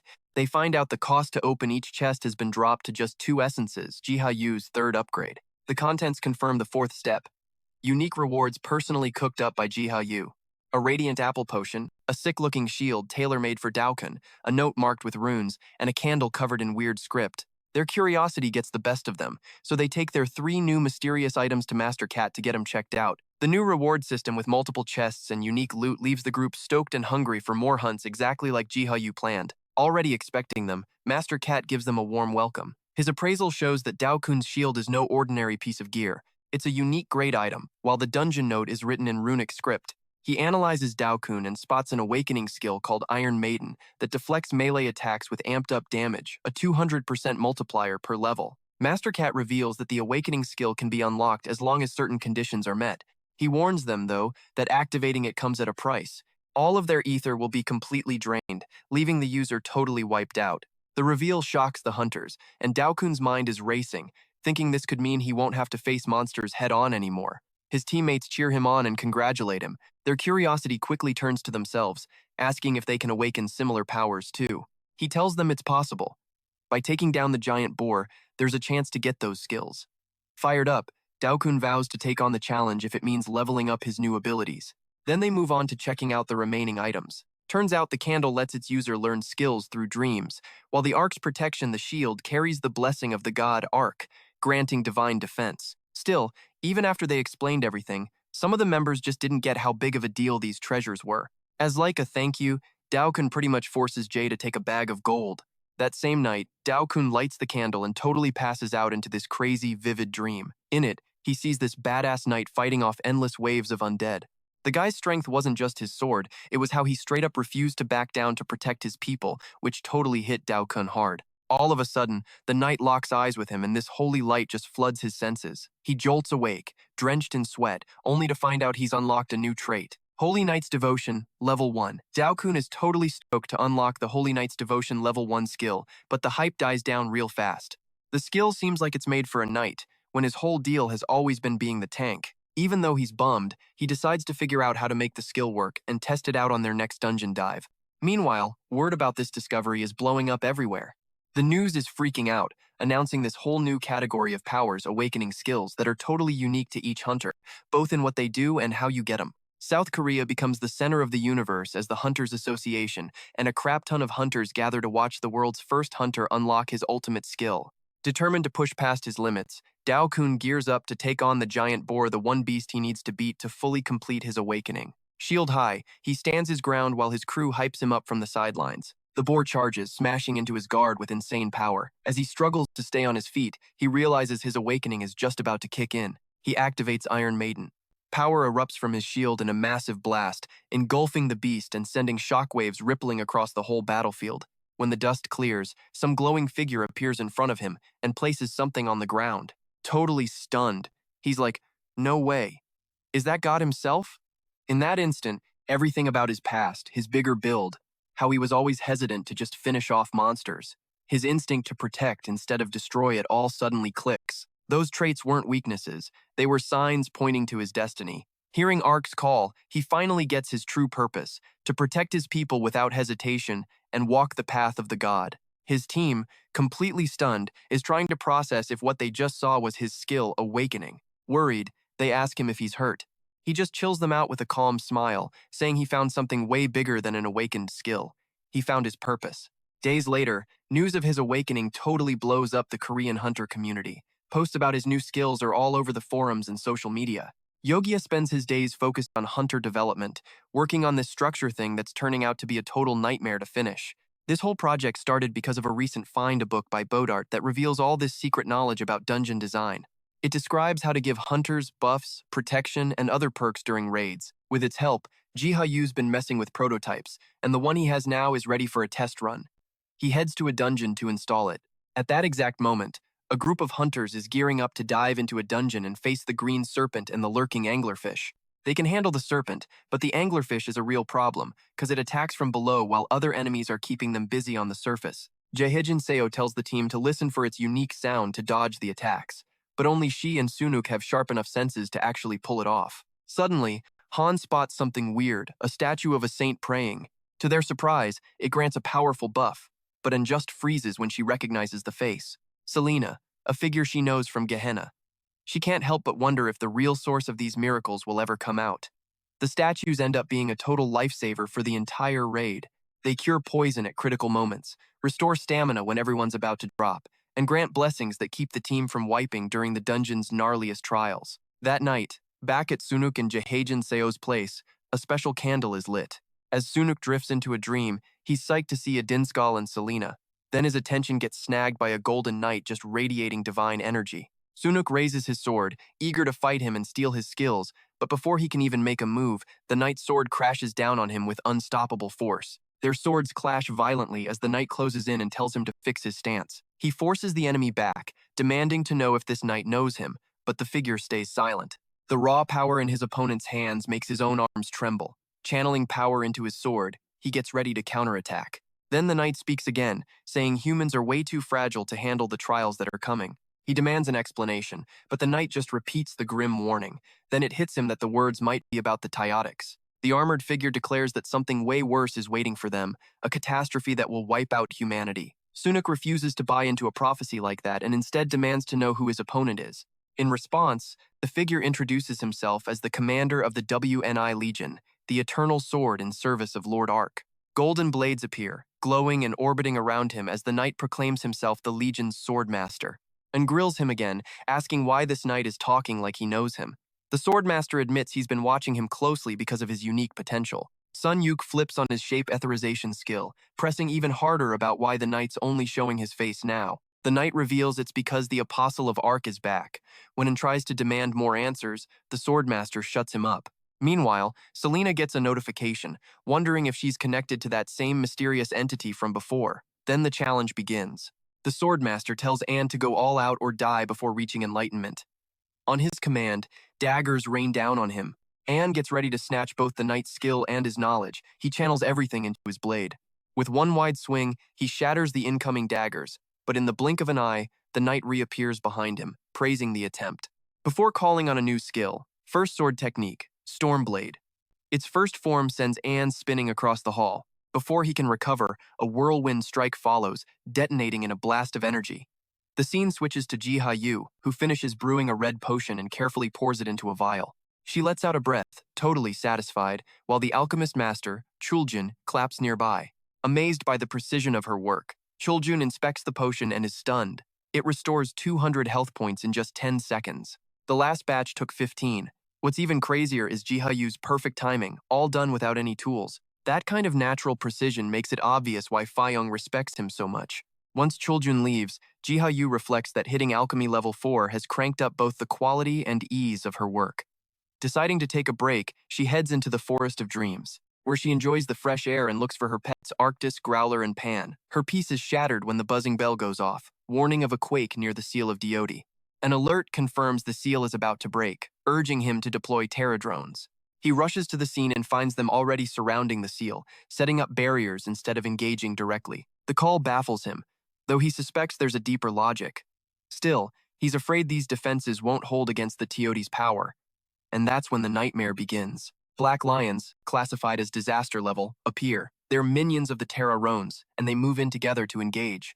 Time seemed to slip away as he watched, carefully logging their combat tactics against the monster. Suddenly, a massive portal rips open in District 7 of Seoul, drawing crowds of stunned onlookers.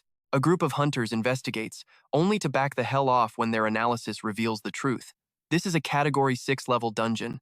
They pull back immediately, rushing to get the news to the association. The dungeon demands a clear result: seal or eliminate Choti in 47 hours and 57 minutes. Although it seems straightforward, Level 6 classifies it as a destruction class threat from the Eternal Flame Elite. The single-digit rankers, classified 1 through 9, gather at the entrance. An Sung-yuk, who'd been convinced this was just a simple call from the Hunters Association, now suspects someone is deliberately orchestrating District 7's fall. Guan brushes off his gloomy mood, but voices his thoughts on how different he looks since coming back, and thinks the same thing. Every member of the clan feels different too. The main squad has completed their awakening, all thanks to Jiha Yu's guidance. Before heading in, Ayn remembers Jiha Yu's potions and the shepherd. These aren't just any potions. Each one instantly restores half your health, stamina, and ether, boosts all stats by 23% for 2 hours, and grants 7 seconds of invulnerability. Totally jacked up, the hunters enter the gate, united as a team. From his dream forest, Jiha Yu monitors the miniature battlefield, knowing that even though the Terra Rones can hold their own against the Black Lions, not a single one can stand up to Teoti.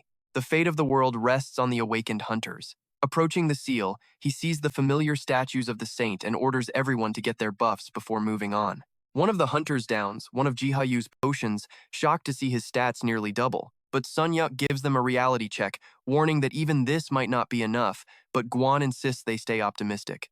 Soon, the Black Lions appear. An takes the first hit, using himself as bait so his team can counter. Ayn unleashes a furious storm of sword strikes while one follows up with Phoenix Shot and Lava Hell, blanketing the field in fire.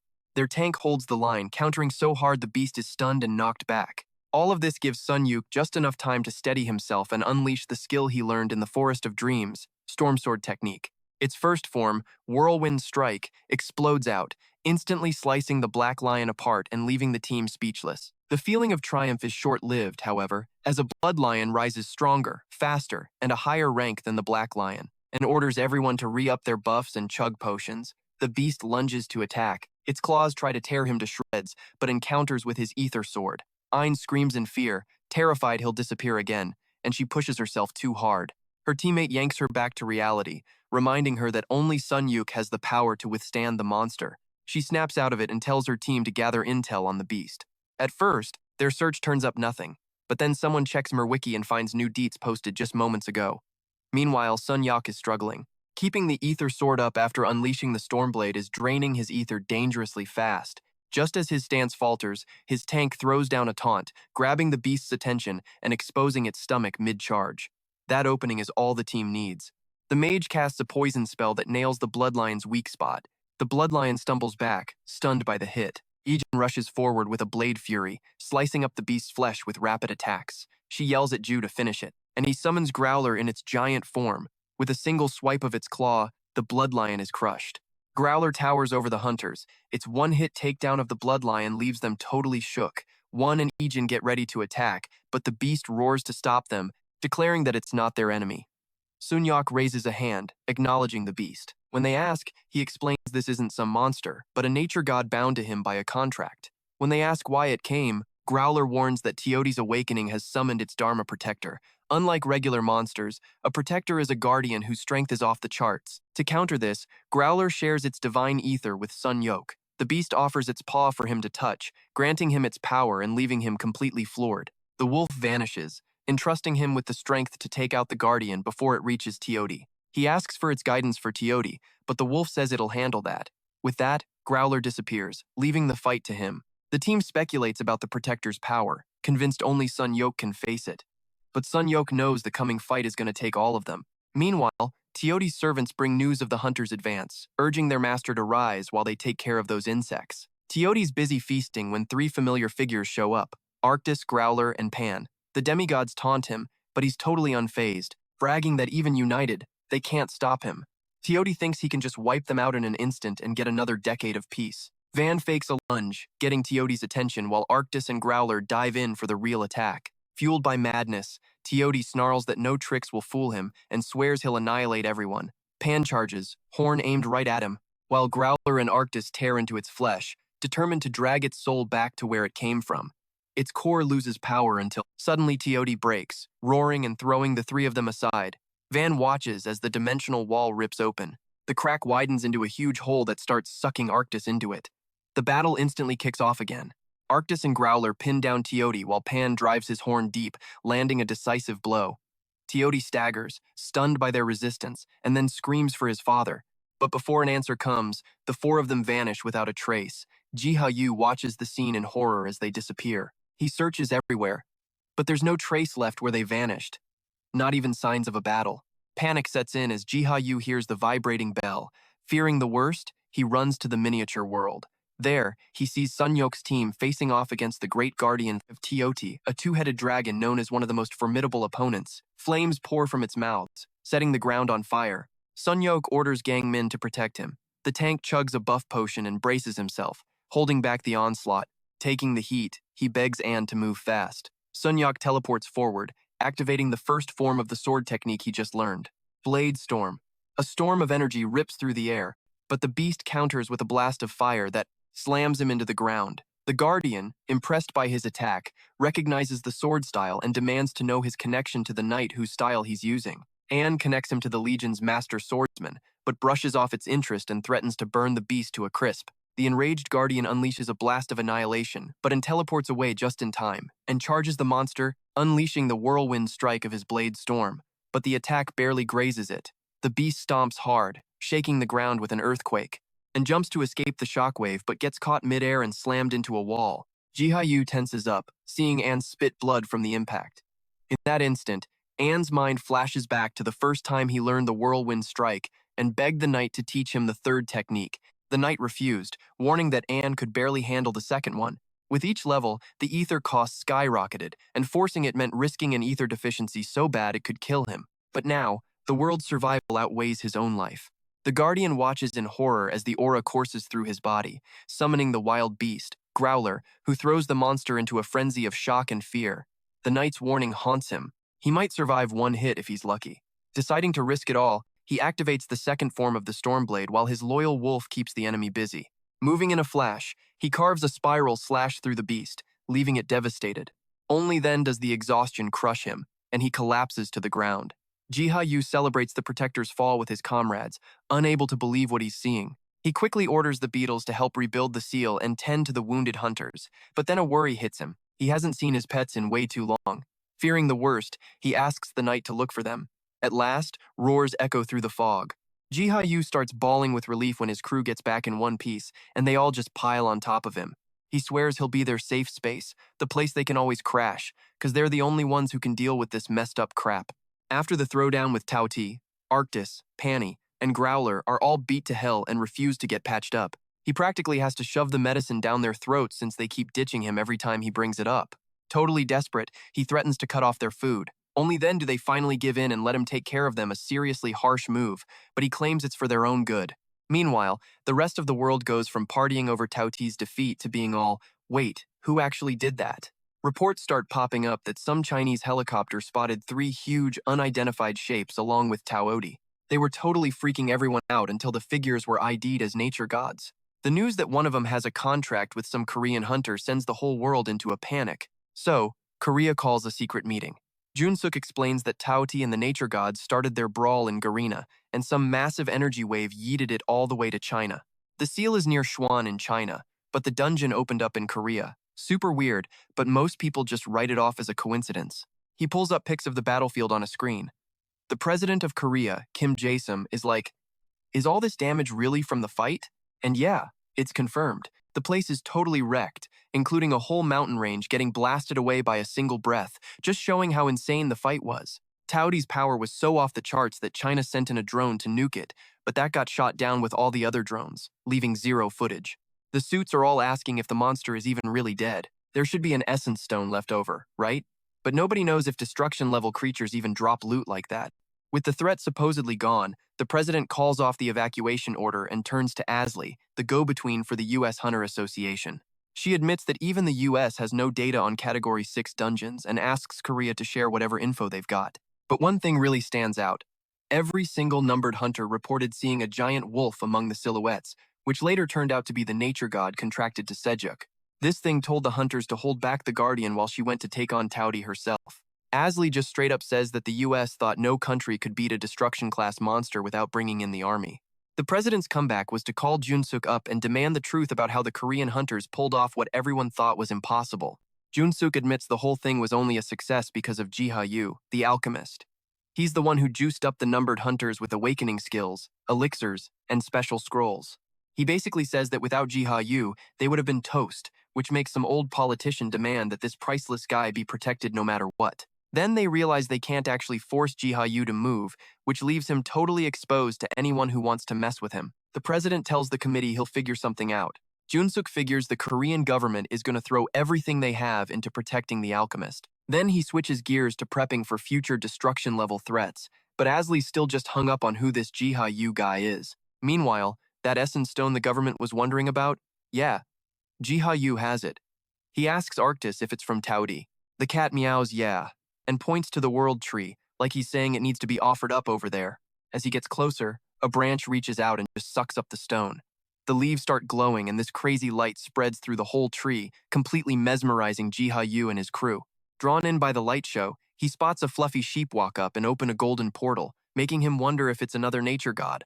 He follows it through the swirling light. On the other side, he finds himself in this massive library with crazy high shelves and like a bazillion books. The sheep stops by a book on the floor, looking like it's reading, so he calls it Jungi, figuring it must be the librarian. The gardener follows Jungi around the place and finds out you need essence to actually read the books. He guesses that the book he found before, the one about dungeon layouts, probably came from this library. Something moves up above, and he spots Terradrones inside the huge library. At first he's like, how did my little helpers get in here? But then he sees their green shells and smaller size and realizes they belong to the world tree. He watches them scribbling away in the books. When he asks what they're writing down, Jungi brings him a book to check out. He's blown away by how detailed it is. Looking closer, he realizes the Terra drones are constantly updating the library with everything that's happening in the world, like in real time. Now he's curious, so he asks Jungi for the book on the Gamar Empire. The sheep pulls out two massive books, and he decides to borrow them to try out something new. Ever since the World Tree soaked up all that energy from Tao Ti and the Essence Stone, both the tree and the garden around it have gotten way bigger. While he's exploring, he finds a waterfall that used to be hidden by fog and spots bees buzzing around a giant beehive.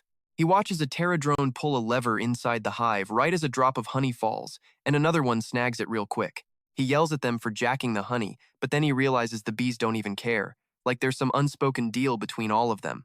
A system notification pops up, showing this new item Emperor Honey, which permanently jacks up your max health by like 10%. But you can only use it once. And get this, it's the Terra drone's favorite snack. So Jiha Yu stashes a little bit, thinking he'll use it as some rare dungeon drop instead of just cashing out. After taking down Taoti, Jiha Yu goes all in on building up the sanctuary. He enriches the soil with earthworms and even digs a lake, bringing in new species and totally reviving the land. Keeping the sanctuary running burns through a ton of essences, but the active dungeon ensures the resources keep flowing non-stop. Then, the Great Salt Crisis hits. He thought it was just a wild elf problem, but nope, turns out the citizens of Extreme are convinced that a life without salt is just plain boring. Jiha Yu hits up Prince Venskal, playing the apostle role, and finds out they get salt by scraping it off rocks or by solidifying animal blood. Since Extreme had no decent salt mines, they were forced to bow down to the Damar Empire, because salt was a super important strategic resource. Determined to fix this whole salt problem, he dives into the World Tree's library and finds a super vague mention of a salt mine. He asks the Terra drone to help him figure it out. After a sec, the thing just takes off and leads him to a huge herd of cattle. He's totally blown away, because they were all supposed to have bailed after the Great War. He decides he's got to get them to the Kingdom of Extreme. Looking for help from his pets, he sees Growler and Bean arguing over who gets stuck with the job. He sticks Growler with guide duty while he just chills with some popcorn and watches the show. He cheers the wolf on as it takes off with the other pets. Jiha Yu's totally hyped watching them go, positive they'll make it to the kingdom in one piece. Then he stumbles upon an abandoned barn packed with wheat. He and the Terra drones harvest all of it in just 2 hours instead of the 7 he thought it would take. After that, Jiha Yu shoots a message to Selena, letting her know the Terra drones are dropping off wheat, a whole herd of cattle, and some salt. This super rare stuff isn't just going to help the people of Extreme, it's going to help Jiha Yu out too. The villagers who get the salt, wheat, and cattle are all like, "These are totally blessings from Ark." To show they're thankful, they lay out a feast on the altar. Jiha Yu swaps their offerings for 2 golden potions that can heal some seriously nasty wounds. For a while, he logs praises for Selena and how genuine the villagers are in the infinite spellbook. Meanwhile, Daokun is trying to get more spiritual by praying to the divine ark, but the scripture he found is full of old stories and myths. It's got zero practical advice, so he feels like he needs a mentor, bad.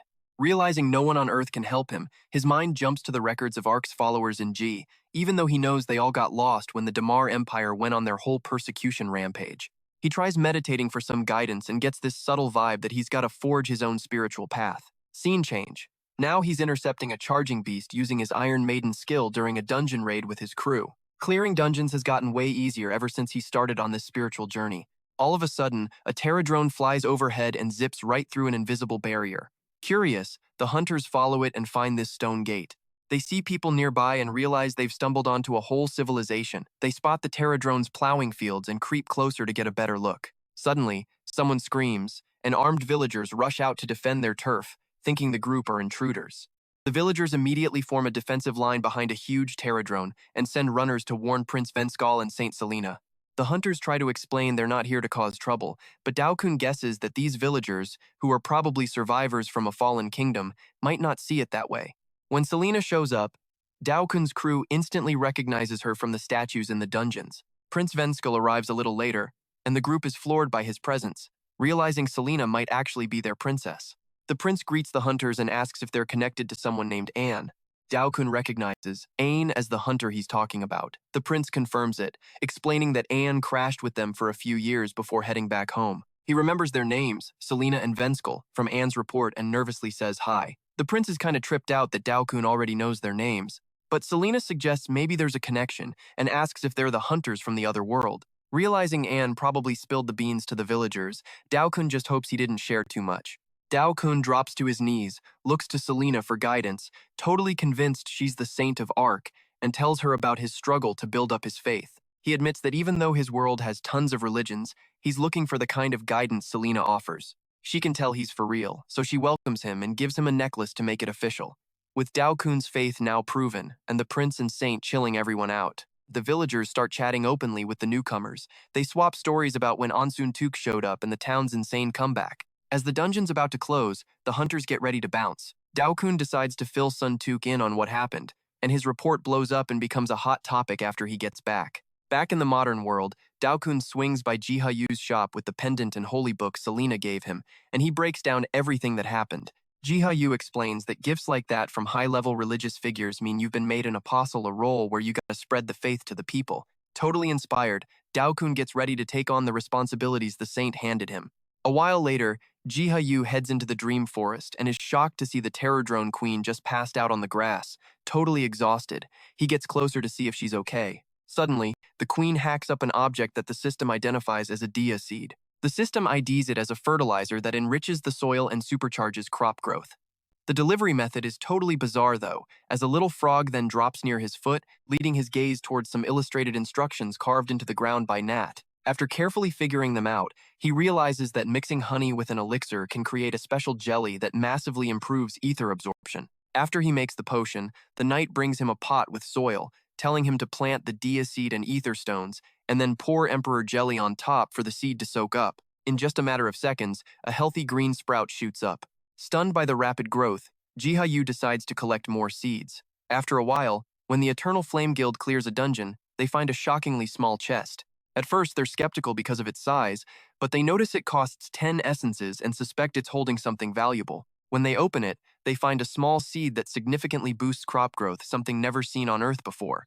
Even though they're hesitant to plant it, afraid it might attract monsters, Zungo assures them that the chest only drops stuff that's good for hunters. His confidence turns out to be well-founded. Within a few days, the government and the Gore Group start funding the purchase of the dungeon seeds because of their insane power to improve crops. Guion is watching the broadcast at Jiha Yu's place while they eat, and asks him what he thinks. He explains that storing and using the seeds could revolutionize agriculture, though inside he's smirking like a punk. He put them in the dungeon for this exact reason. Guion mentions her guild's recent trip to Japan, where the Japanese Ministry of Defense tried to buy their guild's loyalty with flashy incentives. Jiha Yu, who has no idea what life is like outside of Korea, asks her how things are in Japan. She explains that survival is their #1 priority, since earthquakes, monsters, and volcanoes leave little room for comfort. Curious, he asks how she responded to their offer. She leans in to wipe a smudge of sauce from his cheek, joking that she's obviously already made her decision because she's there with him. Jiha Yu tries to break the awkwardness by calling his pets. Arctis, Panny, and Growler come charging in like a stampede, devouring everything. While he tenses up from a strange noise outside, Guion notices he suddenly stops. But since she doesn't hear anything, he decides not to alarm her and plans to investigate later. While the three pets gossip among themselves about the noise, he offers Guion more food, and she kindly accepts, only for the smell of something burning to fill the air. After the comical mishap, he heads to the forest to investigate the noise, suspecting it's a new nature god. In the world tree, he sees a bright red parrot perched on a branch. Suddenly, Arctis sprints past him, totally agitated by the parrot, which makes Jiha Yu wonder if those two creatures know each other.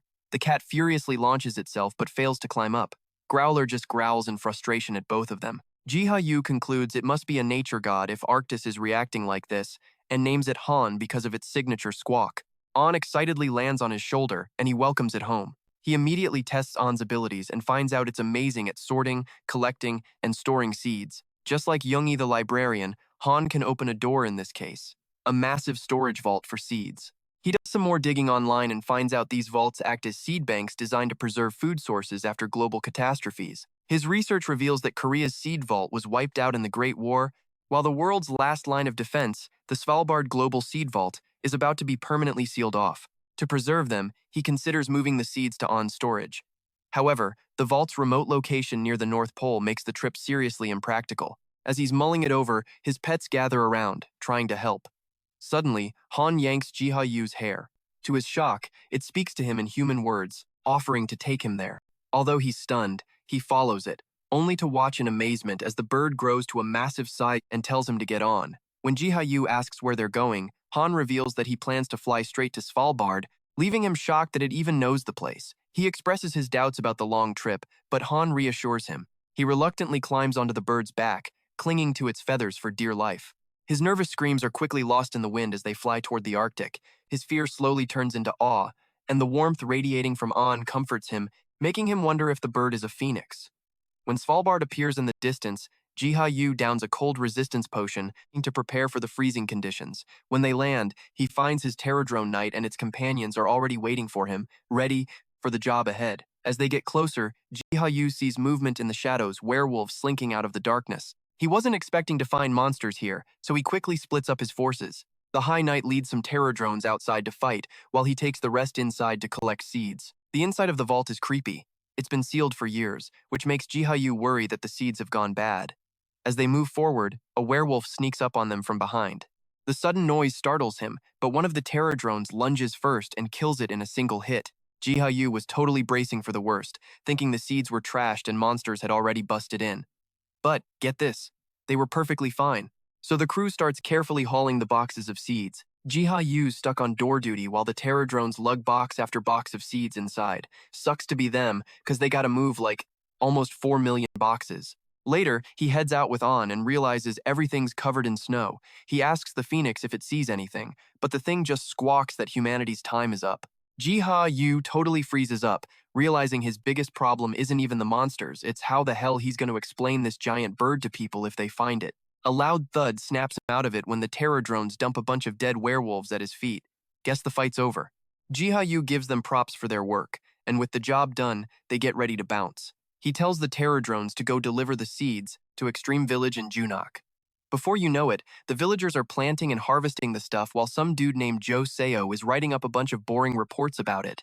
The Gorian group goes all corporate and industrializes the whole thing, rolling out these soilless smart farms powered by the seeds. A few days later, Jiha Yu's sister drops by his shop. They start talking about HunterNet, the trading market for hunters, which is basically ancient history at this point. She starts ripping on its lack of visibility and its super lame name, while Jiha Yu suggests just calling it the Exchange Center. Sunjoni points out that with a real system, the market could actually pop off, but then she bolts, promising to come back for Beyond soon. Alone again, Jiha Yu grabs this book called System by some guy named Ark. He'd swiped it from Zhangyi's library, hoping to figure out what to do with the Exchange Center. The book breaks down the whole hunter system: stars, traits, skills, dungeon layouts, even the HunterNet.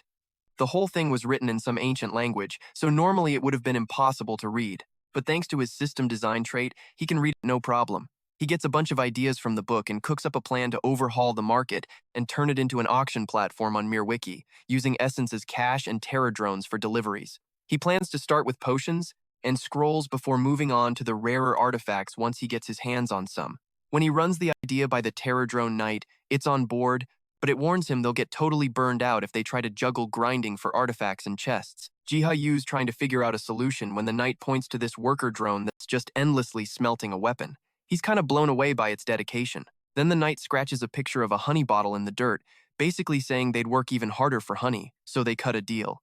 The Terradrones get to keep all the honey in exchange for farming artifacts, and the deal totally pays off. Every time Jiha Yu hits up the garden, he scores new loot, some of it shockingly rare. One of the finds is the Crescent Moon Shotel, a weapon that buffs strength by 5, agility by 10, and gives you skills like fencing, dance, and even a cloaking ability. Even though they're tiny, the Terradrones are seriously pros at this stuff. While Jiha Yu's geeking out over the rare relic, his pets trot over with some random guest, a little bear cub that's stumbling after him, tripping over its own feet. It's so freaking cute, Jiha Yu almost dies. He scoops it up like a little kid and starts thinking of names, Winnie or Cuddles, and ends up going with Winnie. But when he asks what it eats, the bear just smacks him across the face and goes totally feral, terrorizing everyone. It scratches up tackles Pawnee, and only stops when it gets a foot to the stomach. So yeah, not so harmless. Winnie is clearly a little jerk who loves messing with everyone. Jiha Yu picks up the beat-up little cub and tries to calm it down by giving it a tour of the forest. He shows Winnie the fields, promising it all the food it could ever want, as long as it stays out of the garden. Winnie could not care less. Its eyes lock onto a beehive, totally mesmerized by the smell. Worried the bear's about to go shake down the bees, he warns it that if it wants honey, it has to go through him. He gives Winnie a bottle of honey, and Jiha Yu's mind is blown when the bear opens up a door to a secret stash of weapons and armor. He thought Winnie was just some brawler type, but this totally proves him wrong. The gear is insane. Every single piece is loaded with bonus stats, perfect for his auction. He spots one in particular, the Demon Breaker, a heroic grade sword that boosts strength, agility, and intelligence, and also has traits like fencing, sprint, curse resistance, eternal bond, and the skills Ether Blade and Rush. He asks Winnie if he can take it, pointing out that right now, only An Sung Yuk has an Ether Blade, meaning this thing would cause a massive scene on the market. Winnie asks for 10 essence for it, which is surprisingly cheap. He figures it's because Winnie assumes he's not going to keep it for himself. And what do you know? 10 essence is exactly what he was planning to take as his cut anyway. The next day, Jiha Yu posts the Ether Blade on MirWiki, and all hell breaks loose. The bids just keep climbing until one final number shuts everyone up. 10,000 essence. Back at home, Sumak and Hyejin Seo are scrolling through the flood of posts. Hyejin Seo mutters that the price is insane, but he insists it's worth every single bit of essence. An Ether Blade doesn't even need a skill to use, which is exactly why he'd already bought it. He's about to take his new sword to the appraiser when Hyejin Seo just casually drops the bomb that Jiha Yu himself is the appraiser. Totally hyped, they rush off to find him. A few days later, and tests out the sword in a dungeon, easily slicing a stone golem in half with one clean swing. That's when he realizes this has to be the Demon Breaker. Sungchuk tells him the sword totally blew his expectations away. Its speed boost lets him move so smoothly. Junsok, who's completely stunned, never saw that info on the auction list. Sungchuk casually mentions that Jiha Yu had it appraised, which shocks the guy even more, since the appraiser was supposed to be on break. Jiha Yu plays it cool and says it was just luck, but he actually bribed her with gifts in the middle of the night, silently promising to pay her back with something even better. After a while, Jiha Yu experiments by planting a world tree sapling on Earth, curious to see if it'll take root, and then heads back to the forest. The place feels way emptier. Most of the Terra drones are out delivering auctioned artifacts, while the few left are working their butts off making and packing stuff. He asks Knight if the beehive can be moved to Extreme Village to ramp up production. Thinking he's about to lose the honey, the poor Terra drone just bursts into tears. Jiha Yu calms him down, promising he won't take it from them, but will actually increase honey production, guaranteeing a constant supply. He carefully picks up the beehive, planning to transplant it to Extreme Village, where the conditions are better for its growth. He calls for Selena inside the miniature world. She answers his call right away. He greets both Selena and Eden School, offering them the beehive on the condition that they cultivate it and send him the honey in exchange for the same amount of sugar. When he shows them a sample, the two of them freak out like kids in a candy store, since sugar is considered a total luxury in Extreme Village. Eerie asks the apostle how he managed to get it. Selena comments that stuff like this is hardly a surprise coming from the World Tree's gardener. Jiha Yu thought the honey was more valuable.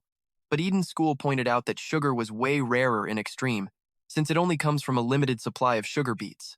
The deal was accepted without a second thought. Over at the U.S. Government Complex Management Office, Junseok and Sungchuk arrive for a high-level conference. On the way, Junseok mentions that other nations are jealous of the perks Korean hunters get. Still, he says that to get something better, you gotta be willing to give something up. After all, that's why they're at this meeting to negotiate. Sungchuk admits his guild pressured him into coming, though he's personally not into politics and is happy just being a hunter. Junseok encourages him to think beyond just hunting and reminds him that Jiha Yu and the appraiser Neko, two names that are actually the same person, are definitely going to be brought up in the meeting. Sungchuk is curious to see what kind of offer Jiha Yu will get, but Junseok points out that Jiha Yu doesn't really care about wealth, which makes him a tough person to win over. They walk into the room and find Asli leading the session. Sungchuk lightly tests her loyalty, but she fires back firmly that even though she's repping the US, she won't be taking sides. Her only goal is to be impartial.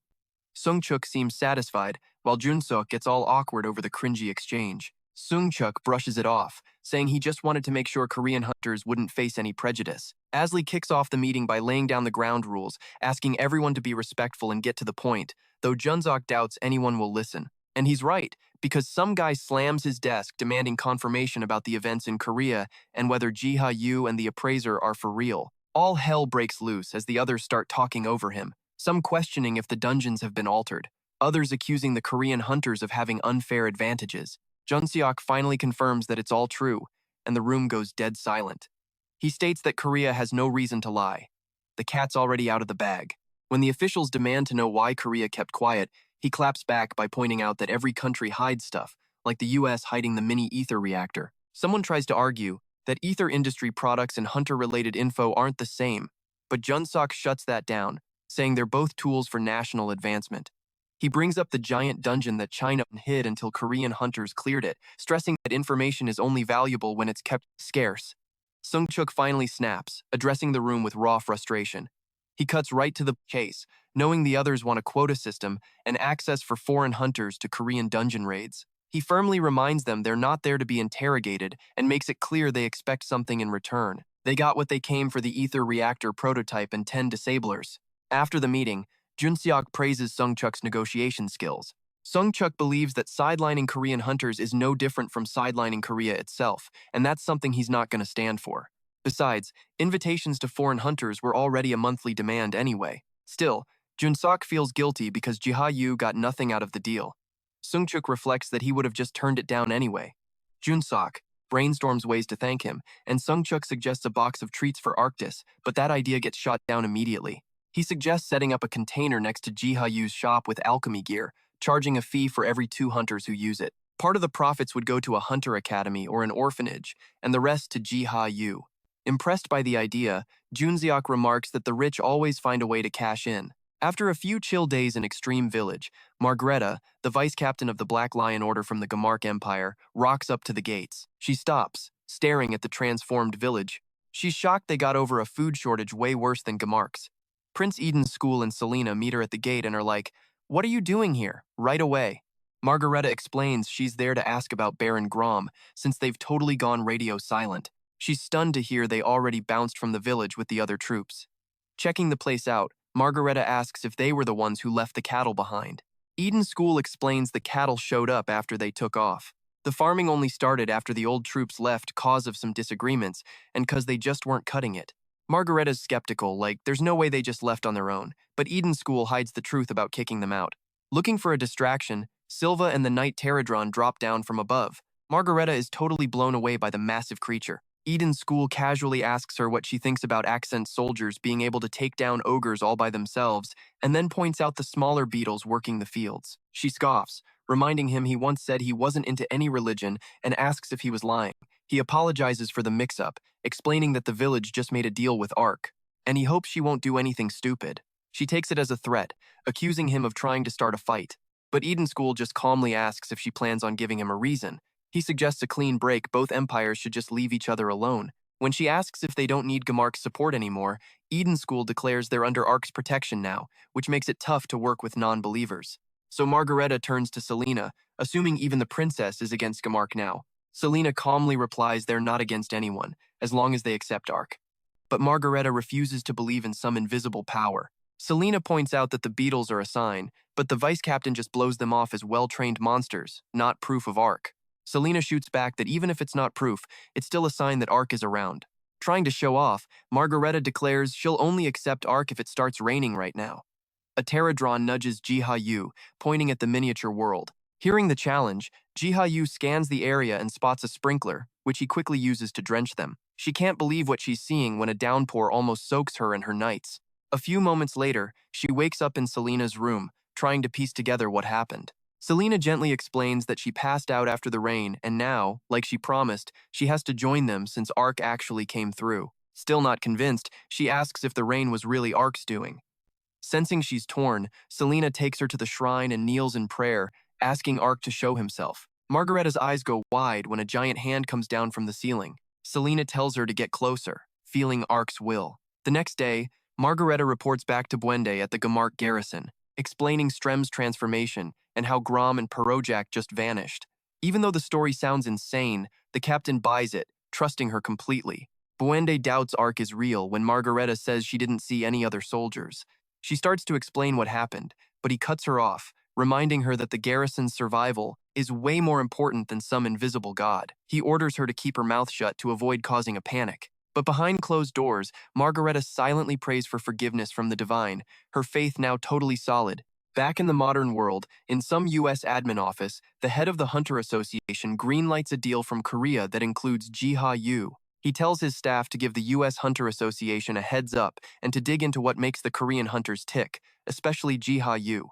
The next day, the head of the U.S. Hunter Association gets confirmation on everything the Korean hunters are up to: the auction house, the awakening system, and the Nico assessment.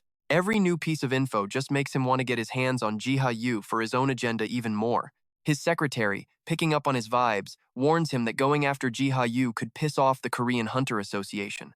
but the president weighs the risks against the potential reward, figuring the perks Jiha Yu would get from coming to the US are way bigger than the risk of him turning on South Korea. He explains that even though systems like the auction house and awakening are impressive, they're nothing compared to the value of one-of-a-kind items like scrolls, elixirs, and potion stuff that only a rare few like Jiha Yu can provide. He stresses that getting him on their side is top priority. Meanwhile, chaos hits Korea again when the World Eater senses new monsters, lurking in the shadows all over the country. To protect the living creatures it sees as sacred, it wipes out the undead. Determined to save as many lives as possible, it opens its massive jaws and swallows the entire land, moving it somewhere safe. Jiha Yu's just chilling in the forest with his pets, reading a book, when some mysterious humming sound fills the air and gets his attention. Beyond gently nudges him, telling him to follow. He takes off with his pets toward the coast, which is bathed in the warm colors of the sunset, and sees the World Eater with its mouth wide open. Curious about what the creature is doing, he gets a notification that explains that the World Eater is a guardian of the ocean that watches over all life on land. Right now, it's in the middle of moving an island to protect its people from a corrupted environment. Realizing just how huge this task is, he finally gets why the massive creature is called the World Eater. It has the power and the responsibility to move entire environments whenever it has to. Feeling kinda useless for just fishing and swimming around, he asks the guardian if they're cool. The creature just blasts a stream of water back, and he totally takes that as a yes. Jiha Yu's totally freaking out for a second, crushed by the weight of having to take care of this whole ecosystem the World Eater left behind. As the massive creature swims off, he makes a promise to God to look after the land. The story then flips to Gamark Village, where Margreta's getting grilled about her religious beliefs. A few hours earlier, Bartok, the commander of the Gamark Knights, had dropped in on her during training. He told her to come see him in his office later, planting a heavy hand on her shoulder. A dark, shady-ass smirk spread across his face as he hinted they'd be talking about the Ark. Now, in Bartok's office, he calls her out on her connection to the Ark. She tries to dodge the subject, but he points to a pendant with the Ark's emblem and tells her not to even try lying, claiming he's been watching her every move this whole time. She just freezes. She's hit with this wave of horror and disgust, realizing Bartok has been relentlessly stalking her. He claims nobody else knows about her connection to the Ark, acting like he's doing her some huge favor by keeping his mouth shut. It clicks instantly he's planning to use her secrets to blackmail her and make her do whatever he wants. As he dismisses her, he makes it crystal clear that she has to come running whenever he calls, leaving her totally freaked out. A few days later, Margreta's walking home, completely stressed from Bartok constantly watching her. As she gets close to her house, she spots the lights on and pauses, not sure if she left them that way. She steps inside, super cautious. That safe feeling is gone, replaced by this creepy vibe. She barely gets through the door when someone screams her name, making her jump out of her skin. Bartok is just looming over her, demanding to know why she's so late getting home. She can barely mumble that it was because of training. He shoves her journal in the air, using it as proof of his suspicion that a Gamark Knight actually believes in Ark. With her writing in his hand, Bartok mocks her supposed obsession with Ark's legendary hookups and all the women who gave birth to countless species. Margreta nervously tries to protest, but he just points to a bookmark and reads out loud, making the whole thing even more humiliating for her. Bartok taunts her with the steamy parts, talking about Ark's divine form and his love for Silverbird, getting a sick kick out of it and lingering on every detail about the bird's beauty. His words echo around the room, pushing Margreta right to her breaking point. She lunges for the book, but Bartok's knights get in her way, demanding she show some respect. Bartok accuses her of betraying the Gamark Empire. He reminds her she once swore an oath to expand the Empire's rule over the continent. That's the whole reason she became a knight, but now her loyalty is with Ark. He looms over Margreta, threatening to make her pay for breaking her oath. He even disses the way Bowende raised her. He claims the knight captain totally screwed up by trusting her as vice captain. Pushed over the edge by his threats, she finally snaps and demands to know what the hell he wants. Then he gives her his chilling ultimatum. She has to submit to him every night to take her punishment for believing in Ark. The next day, she tells her father, Bowende, what went down, and he refuses to let her become Bartok's prey. She tries to argue, but he just cuts her off. Even though he's pissed about the journal Bartok found, he's more worried about her than angry, and he insists that she has to leave town. His thoughts are all jumbled with emotion as he thinks about how he raised her. He knew she might cause trouble one day, but he never thought it would be this soon. He gives her one slim chance to escape. He'll declare her a fugitive. Bowende tells her not to worry, saying Bartok still needs him, so the creep won't hurt him. When Margreta asks what would happen if she just gives in, he asks if she really wants to accept that guy as her husband. He warns her that marrying that fat, corrupt pig would drag her down to something worse than a peasant. and he's not about to let that happen. He hands her a bag and a weapon, telling her to get ready. His guards have orders to look the other way when she goes over the wall. He urges her to trust her own skills to dodge the Sun Knight and tells her to get going, like, right now, pointing her toward the place where she saw Ark's miracle. Silently, she swears to herself that she'll come back one day and take down Bartok, putting an end to his tyranny for good. That night, she puts on a seductive outfit for the visit Bartok demanded, but her mind is 100% focused on escaping. When she steps out, two of his knights are waiting, giving her these gross, intrusive stares, using the excuse that they need to use the bathroom. She makes her move to escape while the guards are making gross bets about how she'll submit to Bartok. 20 minutes go by, and she's still not back. Both knights get antsy, and one of them goes to check on her, but it's way too late. Margreta has already busted through the wall. The alarms start blaring immediately. A knight spots her bolting south on a horse and yells to alert the others. Bartok orders all the knights to go after her, promising a reward to whoever catches her and forces her to kneel before him. He even joins the chase himself. Margreta is tearing across the field, glancing back at the army of knights closing in on her. She weighs her options: run into the monster, infested forest, or risk it on the open plains where her horse can't outrun them forever. She's desperately searching for any other way out. Just as Bartok's hand is about to grab her, a blinding bolt of lightning crashes down from the sky. It tears up the ground between her and the army chasing her. The shockwave sends the knights flying backward, giving her the opening she desperately needed. What Bartok and his knights didn't know was that the lightning bolt was Jiha Yu's doing, carried out by Pai. Earlier in the garden, the library beetles from the World Tree had shown up in a total panic, scribbling notes like crazy in their tiny little journals. They handed Jiha Yu notes spelling out everything: Margreta being blackmailed, her escape, and the knights chasing her down. Totally horrified, Jiha Yu started looking for her near Stromiga Mark, but there was no sign of her. Then she saw her, running across a field with the Sun Knights hot on her heels. Without a second thought, she hit up Puni for help to rescue her. Bartok, stunned and scared, can only stammer as he sees the majestic being glowing with golden light. While he's trying to figure out what that creature is, his guys yell that the destruction from the lightning bolt has made it impossible to chase her. Margreta, realizing it's some kind of miracle, walks up to the horse and offers it her deepest gratitude. She hops on its back, grabs its mane, and they take off in a flash of light, totally wrecking Bartok's efforts. Riding the radiant steed, Margreta is blown away by its speed and how the world looks so tiny as the village of Strom comes into view. As they touch down in Strom village, she wonders if this whole thing is a blessing from Jiha Yu. Margreta is instantly recognized by the townspeople, who tip off the prince. She collapses to the ground, and Eden School rushes over to her. After experiencing Ark's miracles, Margreta finally swears her loyalty, putting herself under Jiha Yu's protection. He turns to Puni, who's returning after safely rescuing her. With that unexpected mess sorted out, Jiha Yu decides to focus on his next task. He gets to the Hunter Academy, curious about the system they're running. The Hunter Academy is a government program meant to train up young hunters, building up their talents from low to high rank.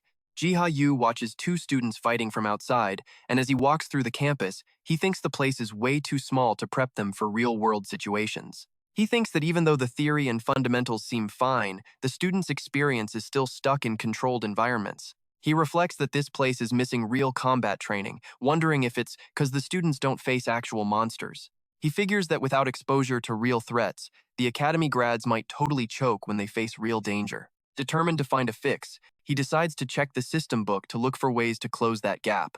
Jun Beck, the one who personally invited him to visit the academy and who also volunteers here in his free time, shows up to greet him. He asks him what he thinks. Jiha Yu compliments the facilities and thanks him for the invite. This leads Jun Beck to offer him a guided tour of the academy. After Jiha Yu left for the Hunter Academy, all his animal companions get together in the garden, talking about how swamped their master has been with work lately. When he's not around, their activities are pretty simple. They eat grass, play in the lake, and then cuddle up for a nap.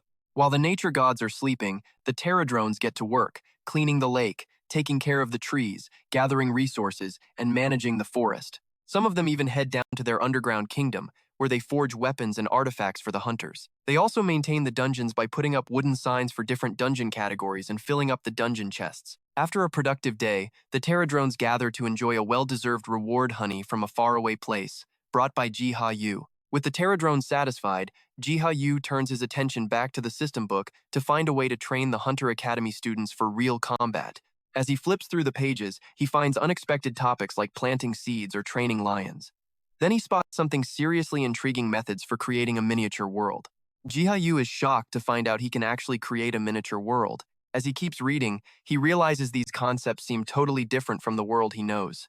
He's blown away, thinking that if the world he sees is just a piece of a dungeon, then what he's reading is like creating a whole world and bringing it to life, where only souls can enter. He mulls over the idea of prepping a body so souls can enter the miniature world, letting them return after gaining new experiences. He thinks about using this to create a controlled environment where the academy students can train in real combat scenarios. Not sure if it'll work, he decides to give it a shot. He molds small clay figures, meticulously tweaking every little detail. Curiously, he and his pets check out the three dolls, one of which is made to be a monster. His pets just stare at him silently, totally judging him and disappointed by his horrible lack of skill. The book explains that if a soul enters a body and gives it essence, a miniature world will be formed. Jiha Yu decides to try it out on the pterodrones, bribing them with honey to get them to enter the clay dolls. The thought of leaving their bodies makes them panic and shake like leaves, but he reassures them that nothing bad will happen to them. Following his instructions, they jump through the portal. Once inside, their souls slip into the clay bodies, and they just stare at their new ridiculous limbs. They feel even more awkward when they realize they've actually turned into clay dolls. Outside, the remaining pterodrones collapse in sadness, convinced their friends are gone forever. The pterodrones come to life inside the clay dolls. Jiha Yu tests whether skills and traits can be acquired in the miniature world. He sets a condition. Whoever defeats the doll-shaped monsters will get double the honey. However, he realizes that even though his helpers can't use their original skills as dolls, it's still good practice. He thinks the academy students could still get something out of this, but opening up this miniature world at the academy would be pricey. Once the test is over, the beetles snap back to their bodies and swarm around Jiha Yu. He gives them props and does a quick check for any scrapes. Then he finds out the miniature world auto-heals any damage once the mission's done, and bam, he scores the world creation skill. One of the pterodrones gets a new skill, Resolute Strike. When he checks it out, he sees one of its claws has morphed into this wicked, sword-like blade. Music. He's pretty stoked that newbie hunters can now get some real-deal dungeon training, and the ranked guys can practice on monsters without, actually dying. Next thing he knows, a notification pops up, telling him he's figured out part of what the World Tree is all about. His class switches from World Tree Sympathizer, and his World Tree Blessings, Plant Affinity, and Sanctuary Development all get a level-up boost. The next day, he's checking out his buffed-up stats and the new traits he snagged Observation and Possession, and finds out he can basically possess anything. We're talking trees, plants, rocks, even animals. Possession even makes him invincible, so he can just dive right into the miniature world himself. He's totally gonna try it as a bird someday. And his world creation trait? Turns out it's just as OP. It lets him shape whole environments, creating the world and all the crap inside it. The only catch is the insane essence cost. After thinking it over, he realizes he could totally set up a bunch of these mini-worlds and charge people to get in. But for the Hunter Academy, he decides to keep it free. Kinda wishes he could offer it for free to everyone else too. Fired up by the idea, Jiha Yu starts sketching out his plans. Hell-bent on making it happen, the scene flips over to the Hunter Academy, where a new instructor, Hyejin Seo, is being welcomed. She's there to give a talk on what it means to be a hunter. She introduces herself as a manager and a sorcerer-class hunter who works for the Hyejin Seo. Seo-ijin. Just her title alone is enough to blow the students' minds. I mean, most of them had never even seen a sorceress in real life. Just as she's about to take questions, some staff member busts in with urgent news. A gate has opened up right inside the academy. The whole room starts to freak out. Jinai steps up, telling the teachers to get the students under control while she checks out the gate. She gets there, checks out the weirdness, and the second her hand touches it, her body just drops. She looks totally dead. But then, like a few seconds later, she wakes up somewhere else inside the dungeon. Her body's been jacked up bigger, more muscular, and she's holding some weapon she's never seen before. Music. It all makes sense when a system notification welcomes her to the tutorial dungeon, explaining that her gear is auto-assigned based on her class and skills. She's stuck with just basic skills, but the system promises that any damage she takes in here won't show up on her real body. Stage 1 kicks off with a simple goal. Take down the lurkers creeping around the forest.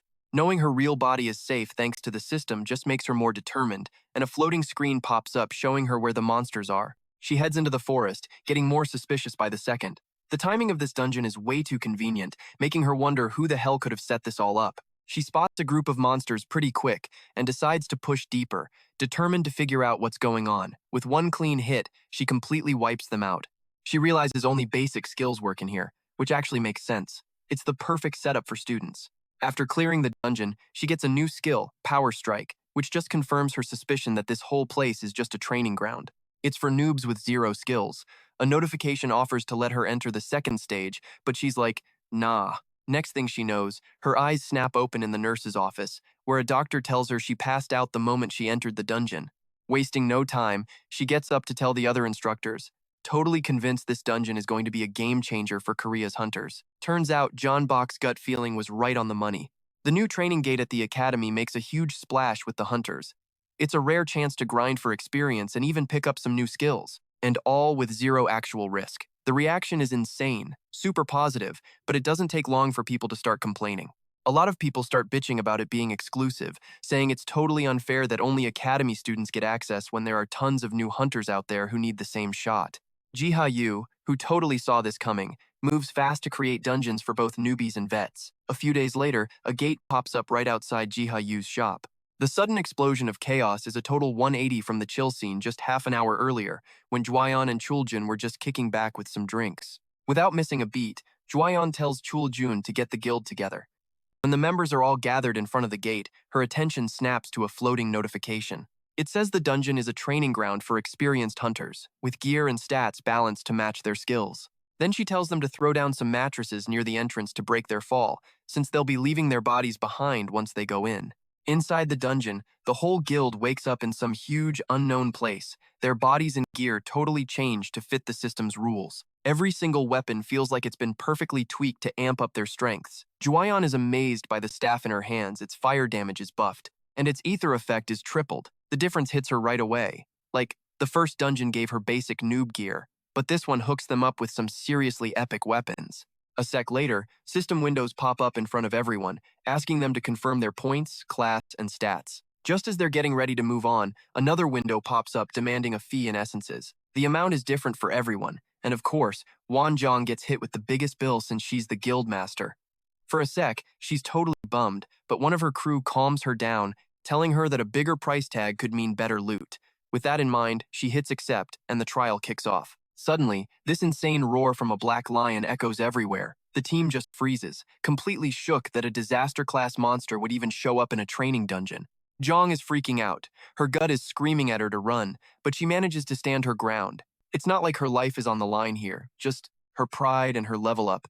With a fresh wave of determination, she channels flames into her staff, telling her guild to chill, fight together, and finish the damn mission. The win is totally unforgettable.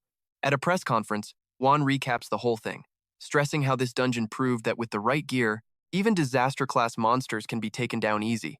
She announces that these training grounds are going to fast-track the growth of Korean hunters. Meanwhile, Jiha Yu is watching this all go down, silently satisfied. Dropping the dungeon when Haeon was around was a totally calculated move. The mix of monsters made sure every player walked away with unique gains.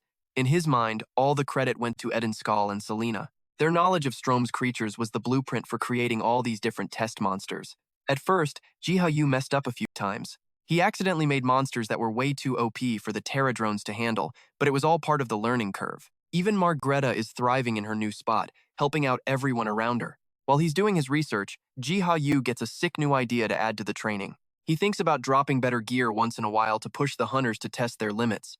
Meanwhile, back at the academy, a group is getting ready for their turn in the training dungeon. This girl, Yunda Sol, is getting anxious, but her friend Sindin tells her to chill, reminding everyone that their real bodies are still safe and sound, and the whole point is just to kill as many monsters as they can. Sangmoon suggests they should try to break a new record, but Yumi's like, yeah, right, doubting they could even beat Group 3. She asks him how he plans on beating Mongon from that group. Sangmoon is sure the monsters inside are weak sauce, and if they fight the same ones, they can compare their scores fair and square. He points out that Group 3 made it to Stage 3 in 8 minutes, so they just gotta be faster than that. Still, Dalt's worried, knowing Mongon has a rep for being the Academy's version of Ansoon Yuk. Their turn starts. The students jump into action against some monster called a Flestorn, a twisted thing that lives in a Terradrone's soul. As they rush forward, the spikes on its back shoot out at blinding speed. Her shield blocks the attack just in time. Yesun counters with a 3-claw strike, sending 3 blades slicing into the monster. Yesun and Sangmoon keep the monster busy while Yumi tells Dayolt to get his bow ready. The arrow explodes on impact, tearing through its flesh, but the monster hits back, wounding Sangmoon. He forces himself to stay tough, telling himself that every hit is a lesson. Once the Flestorn is down, the team takes a quick breather to recover and check on Sangmoon. Yesun tells them to focus up, warning them that the third stage is next. The gates swing open to reveal a massive troll covered in dark energy. The two guys charge forward, but the troll's huge. Fists slam into them, sending them both flying. Yumi reacts fast, summoning a shower of fireballs that smash into the troll. When the smoke clears, the beast is barely even scratched. Realizing her fire isn't going to cut it, she gets ready to switch to another spell. Just then, a voice echoes in her head, asking if she's really going to use that times skill in here. Jiha Yu let his thoughts slip by accident, and that screw-up forces him to quickly find another way to guide the students. This leads him to write a tip in his spellbook. He advises her to use damage over time magic, also known as Doti magic, to stop the troll from regenerating its health. The tip jogs a memory for Yumi. In class, they'd hammered it into their heads that trolls were tough opponents, not because of their brute strength, but because they could heal. Remembering this, she tells Yasun to hold the monster in place so she can cast a wall of fire. The second her spell ignites, the troll is engulfed in flames. Its screams shake the dungeon, and when the fire finally dies down, the creature is dead on the floor. The system immediately confirms they've cleared the mission. Their performance is rated as outstanding, hooking them up with essence as a special reward. To top it off, they even set a new record. They get even more hyped when they find out that Group 3, their rivals, didn't get any essence as a reward. Sinden's curiosity gets the best of her, and she asks how they pulled it off. Yumi explains they just followed a helpful tip from the dungeon system. Beating the stage gets the students pumped, so they ask for permission to ditch the academy for a while. Jinseo grants their wish, but decides to tag along. This little trip takes them to the old shop in District 7. When they get there, the rowdy crowd gathered outside the shop leaves most of the students wide-eyed. A stark reminder of why the place is known as a sanctuary for hunters. Only Yumi keeps her cool. Seeing her teammates gawking like kids, she scoffs at them, telling them to stop acting like it's their first time outside. Yasun spots a Category 3 training dungeon nearby and is amazed at how different it looks compared to the one at her academy. However, she's drawn to an imposing, armored figure in the crowd.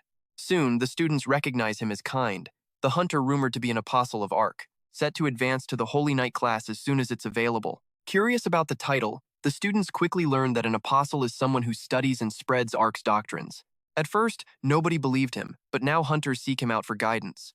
Yesun thinks that with so much evidence already out there, there's no harm in at least studying Arc's teachings to prepare for his possible appearance, while Shinzoi steps away to get permission for their group to enter the shop.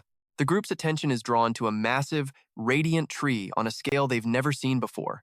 As they get closer, some start playfully shoving each other, but their excitement quickly shifts when a woman approaches them. She greets them warmly, congratulates the students on their dungeon performance, and encourages them to keep pushing forward.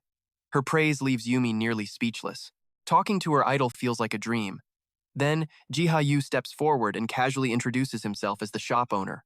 The students are thrilled to greet him, and Yasun even blurts out her fangirl admiration. Jiha Yu invites them in, just as Jinhua is telling Wine about the group's achievements. As soon as they step inside, the students' jaws drop. Shelves packed with legendary scrolls and potions make the place feel like a treasure room. Realizing they're the same group that cleared the academy dungeon, Jiha Yu calls them over.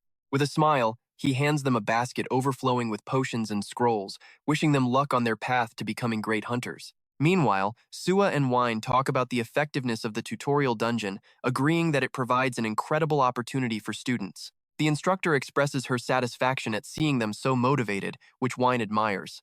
After that, Jiha Yu walks through the orchard picking apples, reflecting on his unexpected run-in with the same students he once guided inside the dungeon. Seeing their progress, he wishes more students could benefit from the training dungeons. He believes they could transform the entire hunter environment. His quiet moment is suddenly interrupted when his pets excitedly jump on him, startling him. He pets them and hands over the apples he picked. While they eat, Jiha Yu notices small pterodrones carrying away the leftover seeds and flying off to replant them. Before long, new sprouts pop up, adding to the flourishing garden.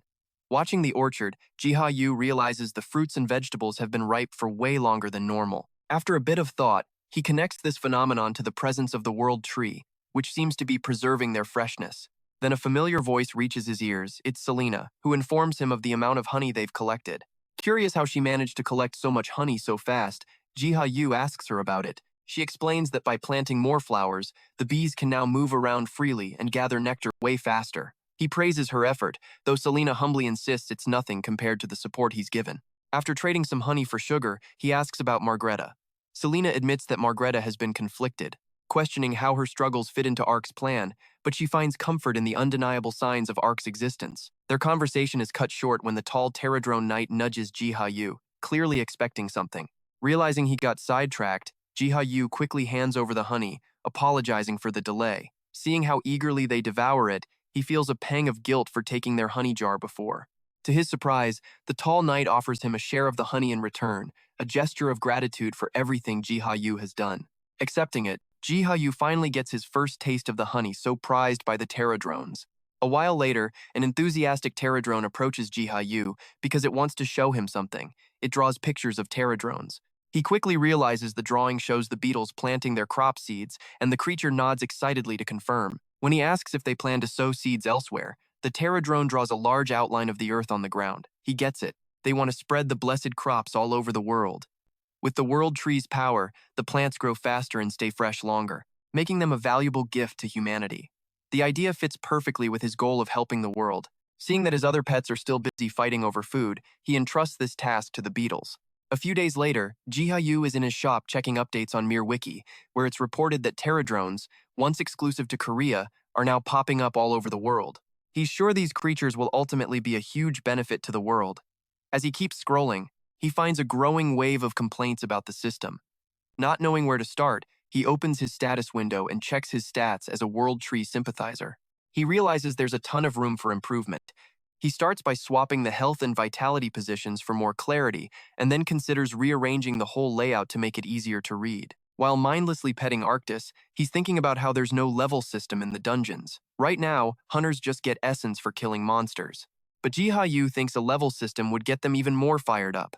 Matching monsters to a hunter's level would give them clear goals and that sweet feeling of accomplishment. But with no stat bonus system, there's a problem. Without any rewards, leveling up feels totally pointless. When Jiha Yu checks the system manual, he finds out any positive bonus has to be balanced with a negative effect to keep things from getting busted. The thought alone makes him sweat. He can just picture the hunters flaming him for all the nerfs. Still, he decides to roll out the level system first and fine-tune the bonuses later. Then he sets the standard.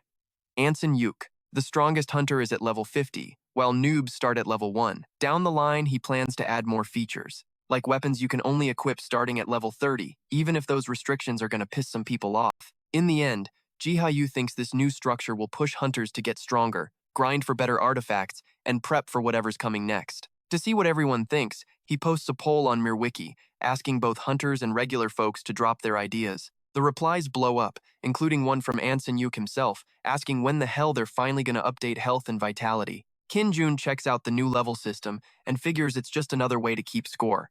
He stumbles on a sneak peek of a new second class that shows off some sick designs and powerful skills. He wonders how these changes are going to shake up his world. Before he can even process it, he gets an urgent call. Something weird is going down with the massive tree in District 7. The caller says the streets and houses nearby are being overrun by spreading grass and trees. By the next day, entire streets are completely covered. They're stoked about the status window improvements and the promise of the second class update, but they're also hoping for some dungeon tweaks soon. Some classes just breeze through dungeons, while others, like archers, just burn cash on arrows and potions, sometimes needing 2 runs just to break even. They both agree Jiha Yu's shop is the only reason they can even keep hunting. After buying some potions, they give him a sincere thanks before heading out. Their words get stuck in Jiha Yu's head. He realizes there are a ton of problems he's totally blind to, since he doesn't actually go into the dungeons himself. This realization convinces him that the next update, for the second class, has to tackle these problems that always get overlooked. Just then, John comes back from a flight and lands gently on his hand. He hears his sister's voice calling for him outside. She rushes over to him, shoving a handful of grass in his hand, and demands that he take a good look. She says the newly sprouted grass is like nothing on earth. When he asks if it could be from Gina, she explains that after comparing notes with some botanists, she found something totally unique. She flips over a blade of grass to show its underside glowing with a golden hue, something neither of them has ever seen before. She also shows him some freshly planted seeds that are sprouting nearby with no clue where they came from. Jiha Yu looks at the massive world tree, convinced this is just the beginning. No matter what happens, the world is going to be blown away, choosing hope. He believes this tree will bring happiness to everyone. Settling down under its branches, he opens his status window and checks his skills. That's when he notices an ability he's never used before, possession. Realizing it lets him drop his consciousness into any being or object in Gina, he suddenly gets the true dangers he's dodged so far. by treating Jenna like it was some miniature. Scared of losing himself, he still decides to give it a shot. Just then, a prayer from Extrema Village breaks his concentration. It's Margareta's prayer that Jiha Yu hears, one offered for her stepfather, Bowende, who's still in Gamark. She reveals he was the one who saved her, guiding her through part of her life, and that joining. The Night Order was only possible because of his support. As she prays, Margareta thinks about the danger he's in now that she's escaped, but he must have realized that Ark wasn't a direct threat to him. Still, she's terrified for Bowenda's safety. His role as a knight protects him for now, but Bartok's malice could eventually put a target on his back. Bartok's power is limitless because his family are high-ranking nobles, which is probably why her father, the captain, has put up with his crap. If Bartok finds out the captain helped her escape, the fallout would be catastrophic. Margareta says she desperately wants to rescue her stepfather and, if possible, his men. Jiha Yu, seeing she's dead serious, agrees to look into the situation in Gamark and keep her updated on him. She's blown away by his abilities. He says it might take some time, but she tells him not to worry. He shifts his focus to Gamark, where construction and fortification work is underway. Bartok chews out an exhausted worker for taking a nap before the wall is finished. The guy explains the workforce is totally wiped, but he coldly blows off his reasons and orders them to rest only when the wall is done. Watching from a distance, Jiha Yu quickly realizes Bartok is a total dickhead who's running the workers into the ground. The man's bloated body is a cruel contrast to the food shortages hitting the region. It's obvious the workers are the ones who actually need to eat. Sensing Jiha Yu's pissed, Beyond scoots over and snuggles up to him for comfort. Jiha Yu gives him a grateful pat. That small gesture is enough to chill him out. He then starts plotting how to get to Bowende on the down low without making Bartok suspicious. His eyes lock onto a little hamster scurrying nearby. Without a second thought, he activates his possession skill. Now in the hamster's body, Jiha Yu slips into Bowende's office. He finds the guy buried under paperwork, muttering crap about Bartok's reckless tactics. He seizes the opportunity. As the hamster, he hops onto the desk and speaks. Bowende freaks out, stumbling backward at the sight of a talking hamster, afraid it's some kind of demon. Jiha Yu tries to calm him down, explaining he's the one protecting Margareta, and begs the captain to at least hear him out. Bowende, still jumpy but curious, listens as Jiha Yu explains that Margareta is in serious danger and that he's the guardian of the World Tree. He assures the captain that she's always praying for his safety and wants to see him free from Gamark, so he offers to help him escape if Bowende is on board. Bowende questions if a plan like that could even work. Skeptical and not about to trust without proof, he's still relieved to hear his daughter Mary is safe, but he refuses to bail, insisting that the people of Gamark still need him. When Jiha Yu pushes for some clarity, Bowende decides to show him the reality of the situation firsthand. Carrying the hamster on his shoulder, Bowende walks through the town. From up high, Gamark looks neat, but down on the ground, Jiha Yu sees exhausted and starving villagers forced to work non-stop under Bartok's orders. His attention is drawn to desperate locals digging through bones tossed out by the elite solar knights, who get all the best cuts of meat. It's nasty, but it's what they have to do to survive. Jiha Yu asks if the food shortage is Gamark's biggest problem. Bowende explains it's not a shortage, but deliberate control. Bartok is hoarding the supplies to keep all the power for himself. Jiha Yu blames Bartok directly, but Bowende corrects him. Bartok is more than just selfish. He's acting like some king, hooking up his inner circle with luxuries while condemning everyone else to misery. The stark difference between the rich and the poor hits our protagonist harder than he expected. He realizes Gamark is about to fall apart, with death and suffering just around the corner if nothing changes. Determined to do something, he asks if it's possible to break Bartok's control over the people. Bowende explains that survival here is so messed up that even a single potato a day is enough to keep people loyal out of pure necessity. So, they need something bigger than rumors to turn the town against Bartok. That's when Jiha Yu pitches the idea of showing the people something that proves the power of a god. Bowende asks what kind of power could even be possible. Jiha Yu says he'll reveal it once they're back in his quarters, thinking to himself that Pani could help make his plan work. Bowende has an urgent meeting, so he leaves Jiha Yu in the hamster's body to do whatever for a bit. He decides to check out Gamark, wondering if bringing Pani would actually inspire a change in people's mindsets, or just scare them if they're not ready. He realizes he needs to learn more about what would actually work on these people. He figures if the story of the miracle that saved Margareta spreads more, the momentum might swing his way, but his thoughts are cut short when a pair of hands snatches him. Jiha Yu realizes way too late that Bartok's goons must have been tailing him. The man thinks to himself, Bowende, a guy who never showed weakness, is now talking to a rat. Bartok's gonna love this.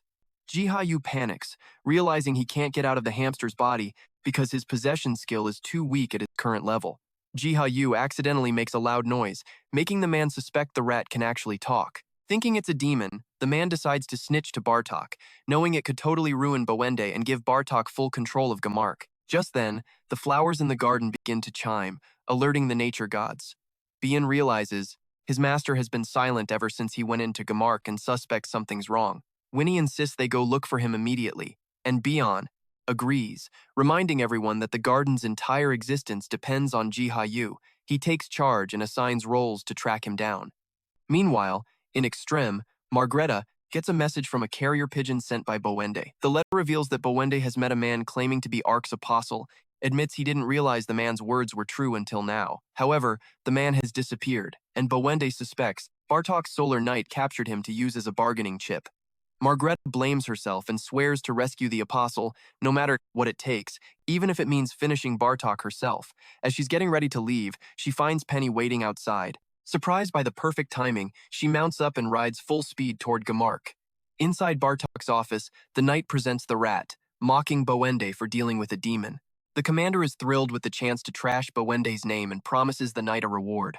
Jiha Yu, still trapped, curses himself for being so reckless with his possession skill. With an hour left before it wears off, he desperately searches for a way to escape. But before Bartok can decide how to use this leverage, another knight bursts in, screaming about a monster in the sky. Bartok looks out the window and freezes in terror. The panicked messenger begs him for orders, urging him to run. The knight challenges him, asking if he plans to just abandon the Solar Knights, but the messenger insists that the order only survives if Bartok does. Horror washes over Bartok as he recognizes the Puni in the sky, the same one that shot a lightning bolt to free Margreta model. Realizing she's back to finish him off, he totally freaks and makes a run for it. Seeing all the chaos break loose, Jiha Yu realizes Puni is here and starts screaming his head off to give away his position. Puni touches down and Margreta hops off, totally hell-bent on finishing what she started. The ground splits apart as Puni walks, sending out shockwaves that shatter Jiha Yu's cage, launching him through the air until he lands right on Puni's snout. He thanks Puni for the save and asks her to put him down so he can go after Bartok.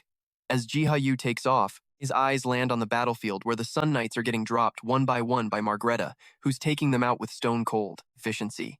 Jiha Yu realizes Pony brought her here because her strength was what Gamark needed most. While she's busy taking out their oppressors, he decides to play his own part. In the middle of her relentless battle, one of the knights screams traitor at her and tries to attack her, but Boende intercepts the blow with his shield, protecting her. And just like that, she's reunited with her stepfather on the battlefield. After they're done with the Sun Knights, he checks up on her, telling her he was worried sick because he hadn't received a single letter about her safety. She says she's sorry, but he tells her not to worry, praising her for making the right choices. He encourages her to finish what she came to do and promises his Black Lion Knights will back her up. Meanwhile, Bartok is shoving his way through the streets, threatening anyone who crosses his path. Just as he gets near the city gate, he hears Margreta's voice calling his name.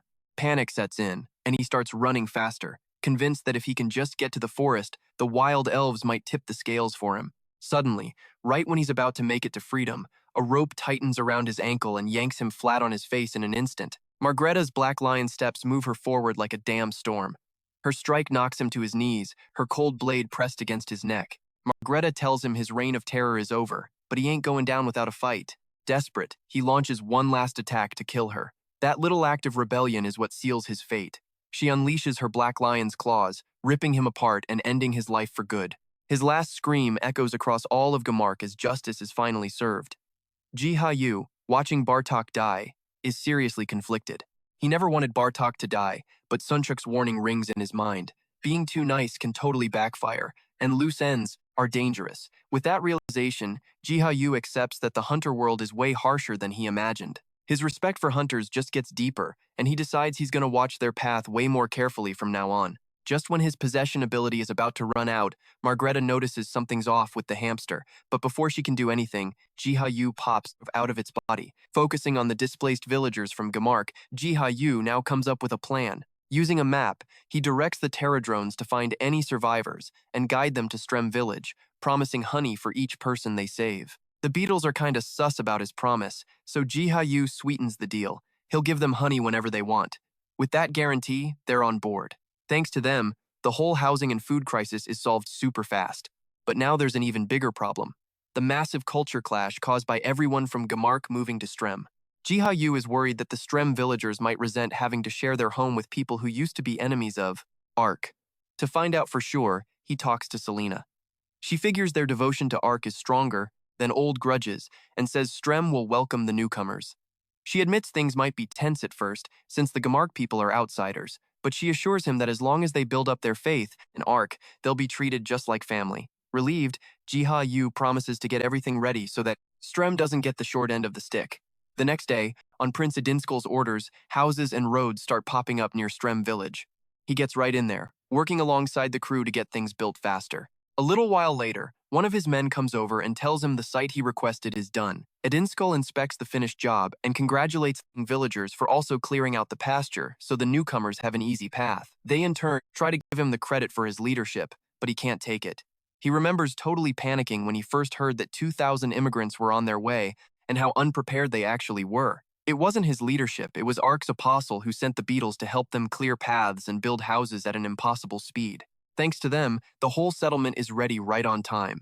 Adinskal, satisfied with Strem's expansion, urges everyone to get the infrastructure finished fast. From the trees, Kreidel and Krius watch all the sudden chaos. Krius figures all the construction is for the immigrants, judging by the cleared paths and the new village popping up next to their forest. Kreidel assumes the newcomers have to be from Gamark.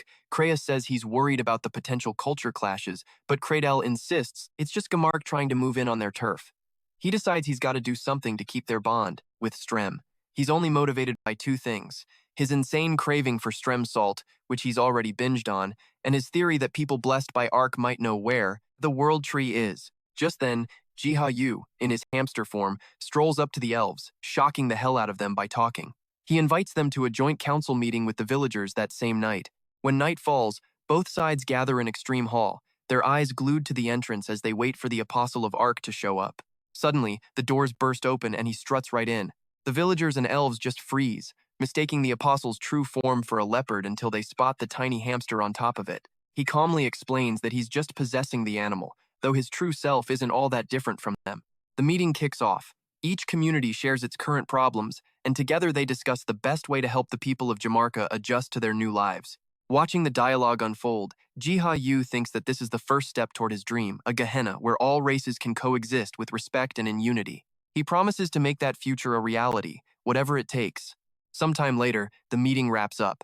Selena gets up to thank everyone for coming and expresses her desire to hold more meetings like this, which gets a thumbs up from everyone. However, Creel cuts in, saying his only purpose was to gather clues about the world tree, since resources and materials are way less important than that. Edensal expresses his gratitude to the Apostle of Ark for making the meeting happen, and Jiha Yu, in turn, thanks everyone for willingly showing up. Afterward, he goes up to Selena to give her a gift from his garden, a branch from the world tree itself. As soon as they hear it's from the world tree, they practically race to plant it, throwing up a fence around it like it's some priceless treasure. The elves hang back, their eyes wide, whispering, "It's really from the legendary tree." In a matter of hours, the branch grows into a massive tree, leaving everyone completely speechless and in disbelief. Everyone is stunned, since the world tree had been burned down during the Great War. Grius and the elves bow to the hamster as a sign of respect, thanking him for letting them witness the world tree once more. Jiha Yu asks them to protect the tree, and they promise to do everything they can. The nature gods watch the miniature world and see that a world tree is finally sprouting in Gehenna. Winnie nervously mutters, wondering if he's ready to be summoned yet. Growler nods, explaining that world trees from different worlds resonate with each other. They'll have to start the purification to trigger the summoning when Arctus gets back. Winnie asks if they really have to do it. Growler sighs, pointing out that the Terradrones already have enough on their plate. Winnie chimes in, pointing out there are over 1,000 Terradrones. Surely some of them aren't busy. Growler loses his patience and yells at them to just do it without asking. 2 hours later, Growler, Arctus, and Winnie arrive at the 8th District, only to find the place swarming with monsters. The trio bares their claws, ready to attack, while Arctus lets out a screech so loud it practically gives the monsters a panic attack before the fight even starts. Reporter Choi Hyon is covering a battle in the 8th District, where two groups of monsters are facing off. One of the groups, which look like animals, is clearing the area of hostile monsters while protecting civilians and buildings. No one knows where they came from, but their actions aren't a threat to humans. Anne sees the broadcast from his house, and finally realizes where 3 of his pets had run off to. Meanwhile, Hansen Yuk sees Growler on the news from his own house and immediately bolts, apologizing to Hyejin Seo for bailing on dinner so suddenly. He weaves through traffic while the radio blasts the news that 2 hours have passed since the mysterious monsters appeared. Most of the creatures in the 8th district have already been taken out, with only the boss, Kango, left. He's still fighting the animal monsters. The live feed shows the wolf-like creature taking a critical hit. This leads the commentators to wonder if these animals are actually on humanity's side, and slams on the brakes and runs forward to get a first-hand look. Jun Seok, who's already on the scene, looks at Sun Yuk in surprise and asks what he's doing here, and explains that he wants to talk to the wolf after the fight. Jun Seok remembers his bond with the wolf and thinks that Sun Yuk has arrived at just the right moment. The battle is about to end, and the Hunters Association is about to move in. Just as the guy in charge is about to announce Sun Yuk's arrival, a loud noise rips through the air. They both tense up, and remarks that he thought the fight was already over, and Jun Seok confirms that Kango has in fact been defeated. Then, a massive rift forms in the sky. The rift bursts open, revealing the entire village of Extreme, which has somehow been summoned to this land. They look around, stunned, and recognizing the village instantly, feels the urge to protect them and wonders, how is a miracle like this even possible? He wonders if he'll finally be able to see Edensol and Selena again. His eyes land on Edensol, who's training hard with his sword, and calls out his nickname. Edensol's head snaps up at the familiar voice, quickly realizing that Anne is actually there, and explains, half amused, that while he was the one summoned to Gehenna before, now they're the ones who've been summoned to Earth. Edensol frowns and asks him what he's talking about, and points to where Mount Apido used to be, asking if he can still see it. Edensol, cocky at first, scans the horizon and then panics when he sees the mountain is gone, and laughs warmly, welcoming the Prince of Extreme Land. Unseen by the world, a flower blooms, and a hand emerges from it. An entity steps forward, summoned by the collision of worlds, rising in search of the Apostle of Arc. Everyone crashes in Strem's hall. Han has to break it to Edensol that they're in a world called Earth now, not Gehenna, so Mount Apido is basically gone. Selena prays, totally feeling Arc's hand in all this. But June was already one step ahead of her confusion, so they're ready to deal with the fallout. Han plays it cool, walking up and introducing himself as a hunter from Korea. The crew starts hashing out a game plan for what's next. A few days later, there's this big press conference for the Gehenna people, held in the conference room at the Korean Hunter Association. Some normies are whispering about how the newcomers look exactly like them. One of them spots some hotshot in a car outside HQ, wondering if it's the prince, and a bunch of them decide to camp outside to snap pics when he leaves. Inside, Edensol is thanking the association for helping his people get a grip on this new world. He announces they're going to share every bit of intel they have with the association. While he's up on stage, the crowd is just mesmerized by his whole vibe, and some are even thinking about dropping by his place in the 8th District Forest. Jiha Yu is completely floored, seeing that all of Gehenna has been yanked into Earth. He never saw this coming and instantly suspects his pets might be behind it. He creeps up on them carefully, figuring they must be following orders from the World Tree. He decides to feed them first before grilling them for answers. Then, a crazy thought hits him. What if he's lost his connection to the miniature world? He checks and finds out he's still connected and can still help out. The only difference is the miniature world now includes Earth, too. Jiha Yu feels like he's leveled up to some kind of god who can watch over both worlds. He realizes he's got to help the Gehenna survivors figure out how to live on Earth. He knows juggling both worlds is about to make his life way more hectic. A few days later, Guion is giving the Gehenna immigrants a tour of the 7th District, showing off his pride and joy, Jiha Yu's shop and the giant tree. The second they see it, they know exactly what it is. It's the World Tree, grown to some insane size. Selena remembers the Apostle mentioning a World Tree in his garden, and suddenly, it all clicks. This could be that exact garden. After that, Guion leads the Gehenna crew into Jiha Yu's shop. The familiar sound of his voice and Arctus's presence hits Selena like a ton of bricks. Guion introduces Arctus, totally geeking out over his rare color, and speculates that Strom probably has some insane animals too. Selena spots a familiar bag of salt, which instantly confirms what she was thinking about the Apostle. She watches him chatting with Margreta, but he's acting like a total stranger, pretending he doesn't know them. He shakes Margreta's hand, telling her to drop by more often since the 7th and 8th districts are so close. She brings up how much Guion hypes up his potions and scrolls, but Jiha Yu just plays it down, admitting he's still figuring things out. The dragon fires back with authority, demanding the respect she deserves and pretty much shutting him down like he's some kid. She mentions she might need his help soon, since she's planning on becoming a hunter with her knights so they aren't just mooching off the Korean government. Jiha Yu figures the Black Lion Knights are tougher than your average hunters and probably won't have much trouble. He hands her a potion as a little welcome gift. As she takes it, a familiar smell hits her, and it brings back memories of Selena's sanctuary. She realizes this guy. is Ark's apostle. A huge wave of gratitude and emotion washes over her, finally meeting him in person. Once everyone bails, Jiha Yu is left alone in the quiet, tripping out over how weird it is to see them outside the miniature world.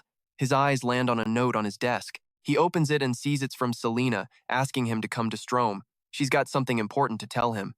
Even though Jiha Yu literally just met Selena today, her request makes him feel kinda weird. When he gets to the door, the thought of going in looking like a human makes him pause.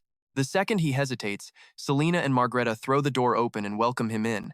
They invite Jiha Yu in for some tea, and he mentions how surprised he was to get Selena's note.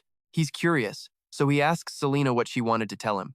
She starts questioning him carefully, asking if he believes in Ark, though she admits she's not sure what he's called on Earth. In her world, his name is Ark. Selena explains that he once created and looked after Guiena, but then he just vanished. Recently, an apostle of Ark showed up from another world and started taking care of Guiena. This apostle mentioned that his world had a world tree. Seeing the massive tree in the 7th district, Selena got a hunch that it might be this world's world tree.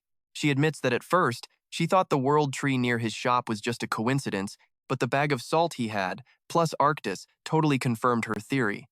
Then she asks Jiha Yu straight up if he's the apostle of Ark. Seeing how sure she is, Jiha Yu knows there's no point in lying. He admits he's Ark's apostle and explains how he became one and everything he's done so far. He spills everything he can think of, including how he's been helping out Guiena.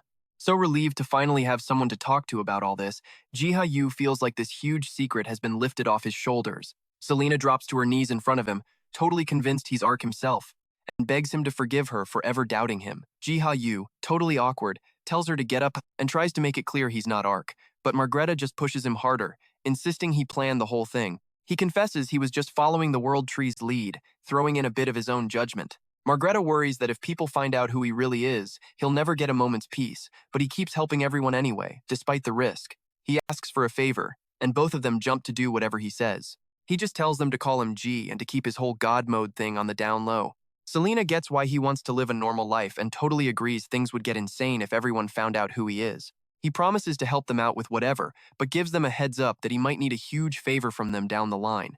Margreta is totally psyched and accepts, swearing she'll be loyal to him forever for saving her life. Right then, a notification pops up telling G that Margreta Roselle has pledged her loyalty. The system explains that making someone a champion will seriously juice their skills, but the decision is final, and it asks him to confirm. G breaks it all down for Selena, and she reveals that no one's had an Ark champion since, like, the Age of Dragons. Way back when, some noble knight was chosen by Ark to help get the world back in balance. These champions answer directly to Ark, acting like his agents to keep things in line.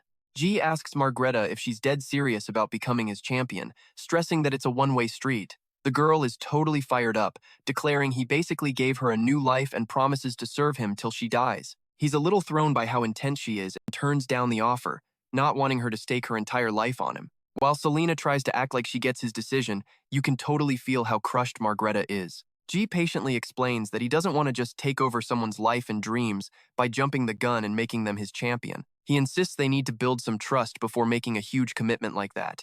Margreta finally chills out, getting that real relationships matter more than some system rules. She asks G to call her Mary from now on, a name only the captain ever calls her. Then, Selena hands G a study guide from the Dragon era. He's super grateful and takes it, since he had no idea a book like that even existed. She explains the book will help him figure out how the dragons just vanished without a trace, and it's also got info on the champions. They hang out for a bit, reminiscing about old times with him. Over the next few days, he dives into the books Selena gave him, which have guides on dragons and these beings called neutrals. He learns just how crazy powerful the dragons used to be, which explains why Margreta was so hyped to be a champion, but it's still not enough to make him change his mind. The book describes the Age of Dragons, a time when humans and monsters actually lived together. Ark basically made the dragons the neutral party to stop wars from breaking out between the different races. But some dragons went off script. This one dude, Astagon, got drunk on all the human worship and declared himself a god. The nature gods, with help from their champions, managed to shut Astagon down and stuck his bones in the sanctuary. Even though the rest of the dragons were wiped out after that, G can barely believe the story, but he realizes it would make a sick fairy tale. Even though the whole thing sounds totally unreal to G, he thinks the story is awesome. He gets inspired he could totally turn this legend into a themed dungeon. Sure, training dungeons are fine for low-rank hunters, but mid and high rankers deserve a dungeon with some actual story and depth. This story lets him ditch the cliché, hero saves the princess's plot. He pictures a dungeon with a badass dragon boss, guarded by loyal monsters, and gets a total rush just thinking about it. He starts designing the dungeon, capping the level at 35 and only letting in 10 hunters at once. Once the dungeon's layout is set, he calls his pets to help him get the dummies ready for the hunters and dragons. On starts whining about having to work, but Winnie chews him out, insisting they start grabbing materials right away so they can finish the dungeon on time. Winnie opens a door. On totally freaks out over how smart she is, so Winnie switches gears, heads for the Great Library, and snatches Young. The three of them are dragging themselves across the sun-baked desert, totally wiped. Winnie's starting to doubt they're even going the right way after 2 hours of finding Jack Squat. On blames Winnie, who blames Young right back, and they just start bickering. All of a sudden, a rabbit darts out in front of them and just collapses. A second later, it hops back up, waving its arms around like a maniac. They take its gestures as a cry for help. Winnie's like, what kind of help could a rabbit possibly need in the middle of this wasteland? Before they can even react, the rabbit grabs Winnie's arm and starts dragging him forward. It stops in front of a giant dragon where a family of tiny bunnies is huddled up, totally frozen with fear. Bailing on the fight is not an option. Winnie transforms into a massive bear, charges in, and takes down the dragon single-handedly. The head rabbit stares at him, shocked, putting its paws up to shield the others, totally convinced Winnie is just another monster. Then it notices the rabbit that went for help is riding on the bear and starts connecting the dots. This monster is actually here to help them. G's looking for something to do and notices the fog has finally cleared from another area. Arctis and Growler come running up to him. He thinks about exploring this newly unlocked area with them, but before he can move, a gate in his garden flies open and a stampede of rabbits pours in, hopping all over the place. G just freezes, staring at the ridiculous mob of bunnies. In the middle of the chaos, he spots his other three pets looking way too pleased with themselves and realizes these rabbits aren't going anywhere. Jiha Yu starts worrying about where all the rabbits are going to stay. One brave little rabbit hops up to him and pets it, figuring this little furball must be the leader. He starts explaining that there's just not enough room in the garden. He even imagines calling the Terradrones for backup. But before he can do a thing, the rabbits look around and just start digging like crazy, making themselves a sweet little underground den. Jiha Yu just blinks, totally stunned. They already handled the problem on their own, and since they're part of his crew now, he names the leader Money. Jiha Yu gets curious and asks how they met Winnie and the others. The rabbits explain that they rescued them from a dragon while crossing the desert. Jiha Yu is blown away. A dragon in the desert is super weird, since those creatures usually hang out in swamps. Totally fascinated, he watches as Money opens up a portal, showing off dragon bones in its possession. Jiha Yu puts two and two together and realizes the dragon was drawn to the bones, since dragons can evolve by touching other dragon remains. He wonders where the hell Money got the bones and which dragon they belong to. Money sketches in the dirt with a twig, showing animals fighting a dragon that's guarding Odo's bones behind a mountain. Jiha Yu instantly recognizes the drawings from Selena's guide. The bones have to be from Astragon, the Dragon Lord. Then, an idea hits him. He can use them to create a dragon for his themed dungeon. He asks Money for permission, and the rabbit just gives him a nod. So he decides to craft a dragon puppet from the bones, planning to have the Terradrones make it look totally real. And with perfect timing, he unlocks the life creation skill, which lets him shape materials like wood, clay, or precious metals into a body and then infuse it with soul. Freaking out over this new power, he wonders where he could even find a soul to stick in the dragon puppet. While he's mulling it over, a group of Terradrones shows up, holding out a sphere just swirling with energy. Jiha Yu knows right away it's Astragon's soul, and is amazed at how the beetles totally got it without him saying a word. He shapes the body using the bones and channels the world tree to wipe the memories of its tyrannical reign, leaving a blank slate of a mind inside its soul. Then he uses the life creation skill to breathe the soul into the puppet. The system confirms the process was a success, clarifying that the creation now holds a great soul and will act based on its memories. A timer starts ticking down, allowing the soul to stay in the body for only 2.5 hours. Now all that's left is to transfer the dragon to the miniature world. Once it's transferred, the dragon wakes up, feeling like it just came out of a long, deep sleep. Sensing something strange inside itself, it decides to play it cool and watch for a bit. It takes flight and scans the desolate landscape, looking for the capital of the empire, but all it sees is wasteland, leaving it confused and totally lost. Suddenly, a massive swirling portal appears. With no way to stop it, the dragon gets sucked in, panic and disbelief in its eyes. The portal spits the dragon out into a completely different world. Meanwhile, Guan is at Jiha Yu's shop, feeling awkward as she watches Jiha Yu and Margreta get all chummy, even though they just met. Her thoughts are cut short when some guy runs in, yelling that a dragon is tearing up District 7. The hunters immediately check Mirwiki, but there's no entry on the dragon. This confirms it's a brand new type. Right on cue, the Eternal Flame Guild shows up to handle the situation. Guan is leading the guild, while Margreta insists on helping protect Jiha Yu's shop, which really pisses Guan off. She orders her team to attack, determined to show off the guild's power. The dragon spots the group and unleashes a fiery breath, but Guan blocks it. Margreta launches a Black Lion attack while Guan casts her flame spell, sending meteors hurtling toward the beast. The dragon is stunned that its breath was cancelled out so easily and wonders if it's because they're both champions, or if time has weakened its strength. Deciding that a fight isn't part of the plan, the dragon tries to make a run for it. Just then, a giant hand comes down from the sky, leaving everyone totally floored. Margreta, though, is relieved, since she knows exactly whose hand it is. The hand quickly snatches the dragon and lifts it high into the air. Guan watches in horror, not knowing if the giant is friend or foe, until a teammate tells her to chill, thinking the hand is on their side. Jiha Yu breathes a sigh of relief after stopping what could have been a total disaster. He'd been with Margreta and Guan when the monster showed up. They both rushed to fight it, which gave him the perfect chance to sneak into the garden and yank the dragon out of the miniature world. Once the adrenaline wears off, Jiha Yu realizes right away that his animal pals set the whole thing up. For a dragon to just show up in District 7 without a dungeon break is impossible. He asks his pets who open the gate and let the dragon through. Winnie hides behind Arctis, sobbing with tears streaming down his face, and confesses he only wanted to bring Astragon to the garden but accidentally sent him to Earth instead. Seeing the little bear so upset, Jiha Yu figures Arctis must have already chewed him out, so he just scoops him up for a hug. While Jiha Yu is trying to calm Winnie down, Astragon wakes up in the garden. The familiar scent of the world tree gets its attention, and it stops under the massive tree. Seeing the red dragon is awake, Jiha Yu cautiously walks over, and the dragon asks him who he is. Jiha Yu introduces himself and confirms the red dragon's identity as Astragon. Jiha Yu keeps a straight face, but on the inside, he's muttering that at 25, he's definitely not a kid. Changing the subject, he asks if it's hurt, since he tried his best to grab it gently. Astragon is pissed at Jiha Yu's nerve.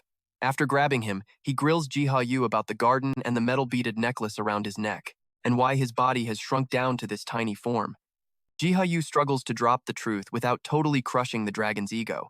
When Astragon finds out he died, he grinds his teeth in rage. Ark granted the dragons immortality, and the idea that they could just go extinct is unthinkable. Flames swirl in his throat as he furiously demands the truth. Beon jumps in and smacks the dragon on the head, making him scream at the insult. The three nature gods step in and give him a long-ass lecture about respect and manners. Beon sternly orders him to show some damn respect to his master Jiha Yu, who follows Ark's path. Astragon thinks they're being ridiculous. Beon lays it out for him. He died 500 years ago as a tyrant, and monsters totally wiped out Gina, forcing them to move to Earth. Beon points to Jiha Yu, declaring him their master and the center of everything. The dragon struggles to process this massive info dump. Winnie asks if he's really gotten so old that he forgot his purpose and just started acting like a mindless brute. He learns that his ambition to conquer the continent actually split it in two, getting the souls of his brothers sealed away. They reveal Jiha Yu's mission is to bring his brothers back to life. To make him face the truth, the Terra Dragons show him records from Jungi's library detailing his reign of terror. Astragon always believed Ark had abandoned him, but the reality hits him hard. He was the one who abandoned Ark. Jung explains that Astragon was the first dragon chosen to be the enforcer of the sacred laws, and asks him to forget the past. He's been reborn. His body is weak, since Jiha Yu's life creation skill can't fully replicate his old strength, but he'll get stronger in the garden. Resigned to the truth, Astragon finally accepts his new reality, acknowledging Jiha Yu as his master and asking for a new purpose. He remembers how Ark once gave unique roles to the creatures of Genma. The elves were meant to live in harmony with nature. The dragons were tasked with enforcing the sacred laws, all guided by Ark's will. He insists that without a purpose, they're nothing. Jiha Yu replies that a purpose doesn't have to be some grand, complicated thing. He can just become part of the garden and live a chill life. A gentle breeze blows by, and Astragon admits to himself that maybe this place isn't so bad after all. Jiha Yu finally gives the dragon a name, deciding Astragon is way too long and choosing to call him Zhong instead. The cat, always the practical one, reminds the dragon that even though he's doing okay, he needs to be careful not to get ahead of himself. Zhong finds his new mission way too simple. Being asked to join the garden for free feels beneath a dragon. He pressures Jiha Yu for a greater purpose, and that's when it hits Jiha Yu. He could make Zhong the final boss of the themed dungeon he'd created. Intrigued, Jong asks just how hard this gig will be. Jiha Yu trains him step by step, and after several days, the lessons are over. At last, Jiha Yu opens the dungeon, warning Jong that the hunters are already on their way. Jiha Yu tells Jong to go all out, since dying inside the dungeon isn't permanent. Hearing his opponents are the same scrubs who attacked him in District 7 only gets Jong more pumped up. Still, Jiha Yu wonders if he's really ready in this weakened form, up against hunters with advanced gear and skills. The comment pisses Jong off, and he spits fire to prove he's no pushover. Jiha Yu tells him to chill out, promising to fix his stats later. Even though Jong gets his role now, it still stings to be treated like he's beneath his true rank. A little later, Jong hears the hunters getting closer, talking about how they've never seen a quest this detailed before. The newbies are shaking in their boots when they see the monster. The veteran hunters try to calm them down, confident in their skills, until they finally see the beast and all that bravado vanishes instantly. The hunters are stunned, wondering how the monster that showed up in the city days ago could have run all the way here. He's furious. He never ran. How dare they look down on him? With a deafening roar, he screams that he'll unleash his fury and lets loose a hurricane of fire, shaking the entire dungeon. That day, the primordial dragon's roar shook everyone to their core, and within hours, it was all over the news, worldwide. News anchors claimed the dragon from District 7 had holed up in a training dungeon where An Sung-yuk's supposedly unbeatable team went after it and got totally wrecked. The dungeon has been placed under investigation. Meanwhile, Shahun rallies his guild for a second try, urging them to bring resistance potions, scrolls, and other essential items. On a live broadcast, the news anchors bring on Kim Jun-suk to clear the air about the dungeon. He explains that the dungeon just popped up out of nowhere and has already gone viral worldwide. When asked about the boss monster's classification, he clarifies that the system itself ID'd the quest as Red Dragon, confirming it's a dragon-class entity. Plus, he explains that every challenger who enters gets a special buff, called Hero, and a temporary Dragon Slayer title, marking this as the first ever truly themed dungeon. The anchor pushes for details on the potential rewards. Junkie says they'll be absolutely insane, considering the dungeon's brutal difficulty. Meanwhile, Jiha Yu's sister's crew is working hard planting stuff when Minok shows up with food. Jungbok almost cries with relief, saying he was starving to death. A short argument breaks out between him and Sun over the work, but Minok steps in to cool things down, inviting everyone to sit and eat. The food's making everyone drool, and Sunjun calls Jiha Yu over. He walks in, apologizing for being late and thanking Minok. Halfway through the meal, Jungbok squints at Jiha Yu's arms and asks if he's been working out. Jiha Yu denies it, saying he's only got time for his shop, but Jungbok doesn't let up, poking him in the chest and freaking out over how rock-solid his muscles feel. The others just keep eating like it's no big deal, but Jiha Yu's starting to get weirded out because Jungbok won't quit hassling him. Seeing this, Pan rushes over and jabs his horn right in Jungbok's face. Even though he was low-key grateful, he gently scolds the little beast, telling it not to go around jabbing people. Jungbok just laughs it off, pointing out Jiha Yu looks more ripped than him and asks again if he's been training on the down low. He totally denies it, still playing dumb, while Jungbok tries to hype him up, telling him not to be embarrassed about his build, but he stubbornly keeps playing dumb anyway. Totally unfazed by the chaos, Growler just parks himself in front of the TV. A breaking news report cuts in. A magnitude 9 earthquake. As drone footage fills the screen, Growler tenses up and starts to snarl. On screen, there's this massive tree with twisted branches in the dark, and some monstrous bud is swelling up between them. At first glance, it looks like the World Tree, but Jiha Yu knows that's not it. The World Tree is all about protecting life. This thing just screams destruction. That night, in the Dream Garden, Yunki yanks on his sleeve and pulls him through a portal. He steps through and realizes it leads to a library, though it's not the one Junki showed him before. This one goes way deeper, down into a shadowy basement. There, floating in mid-air right in front of him, is this epic book glowing like it's alive. Inside the book, he finds some seriously creepy details about the Tree of Destruction, the same thing that caused the Yellowstone earthquake. It says it belongs to the Lord of the Abyss, some dude who's probably on the same level as that great lord that Yang mentioned once. If the book's right, then not even the US is safe.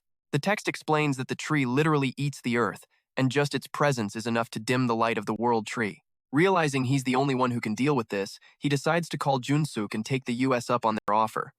Jiha Yu asks to be posted near Yellowstone. Junsuk warns him the area is already crawling with monsters, but our hero insists the tree has to be dealt with. Reluctantly, Junsuk admits he wouldn't be this pushy without a good reason. Junsuk figures it's smarter to just keep an eye on Jiha Yu and help him on the sly instead of bugging him for answers he's never gonna give. He sets him up to stay in a nearby town called Casper, right outside of Yellowstone.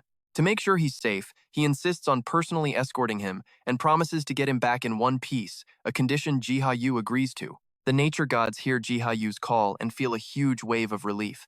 Finally, he chose to go on his own terms otherwise. They would have had to drag him there kicking and screaming. Winnie insists they get ready immediately, but Bame just waves her off, saying it'll be a piece of cake. The Terra drones will handle the monsters and protect Jiha Yu while they deal with the tree.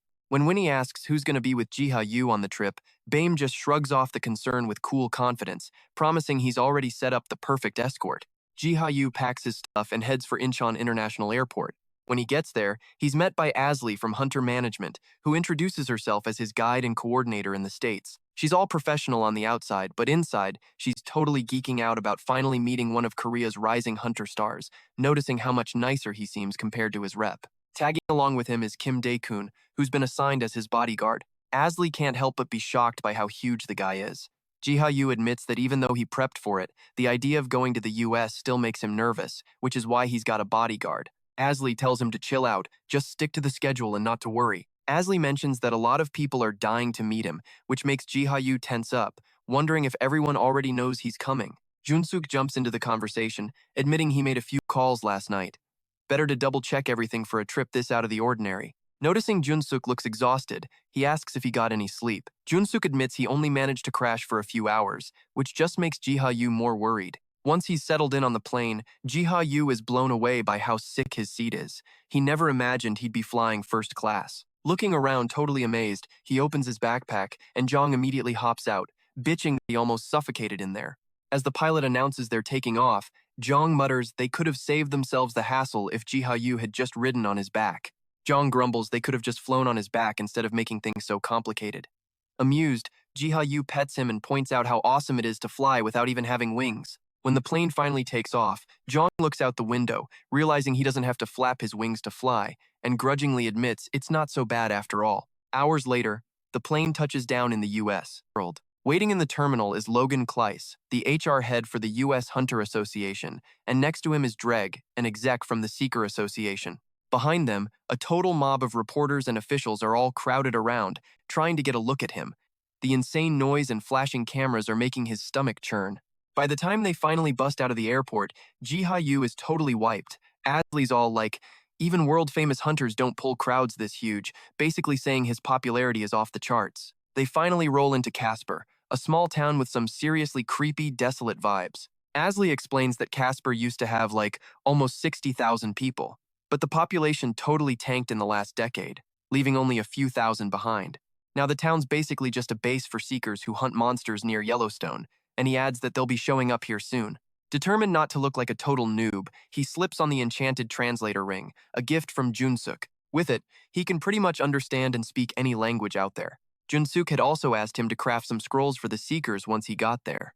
The first thing Jiha Yu did was line everyone up and just crank out almost 300 scrolls in a single day without stopping. The feat would later be known as the grace of the legendary scroll maker. The hunters were blown away by how powerful the scrolls were.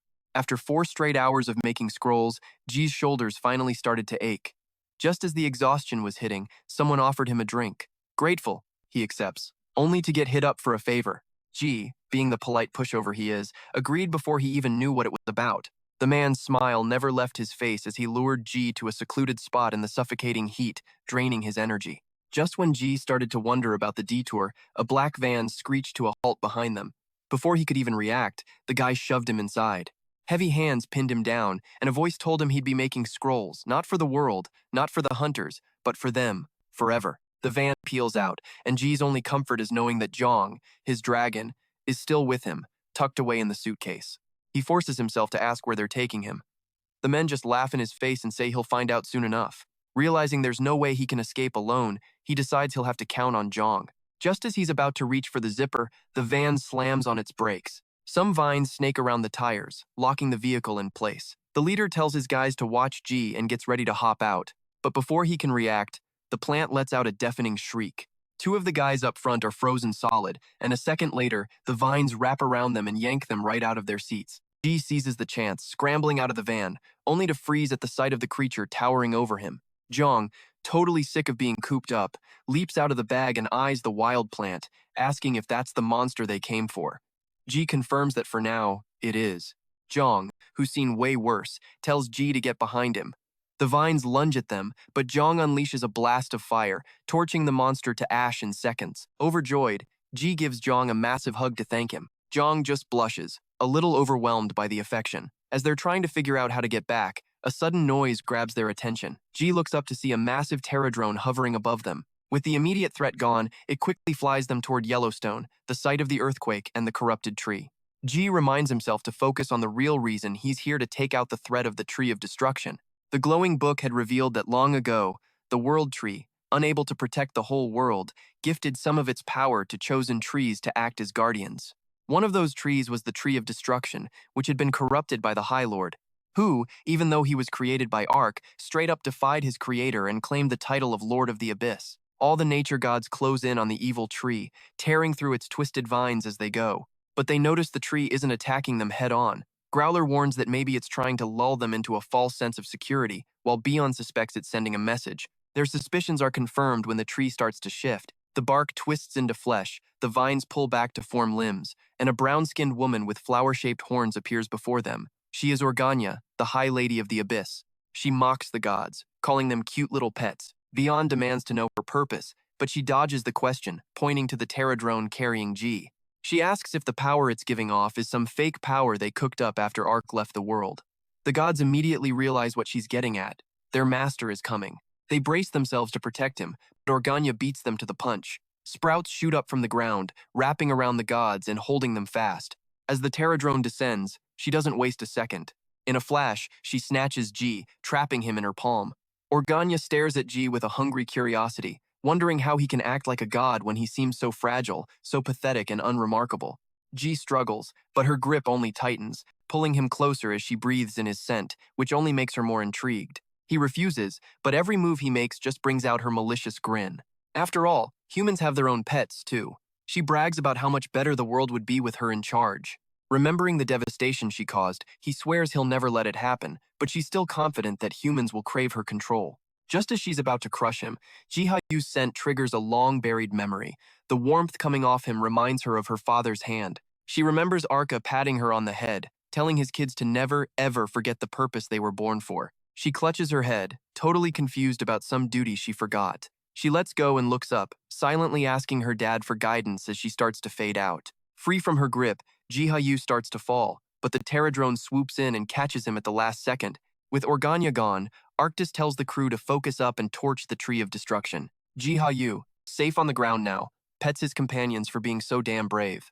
Then he takes the branch he brought from the World Tree and plants it where the corrupted one used to be. Meanwhile, Winnie and Arctis are arguing about whether their master totally risked his life for nothing.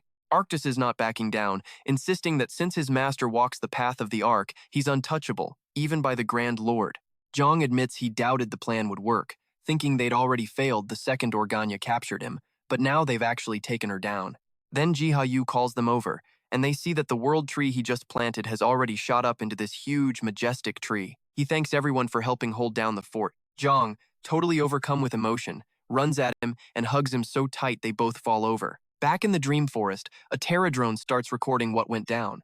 Organya, the Grand Lord, known as the Queen of Mushrooms and Vines, had used the Tree of Destruction to get to Earth. She got taken down by the nature gods when the Ark's power totally blindsided her, forcing her to bail.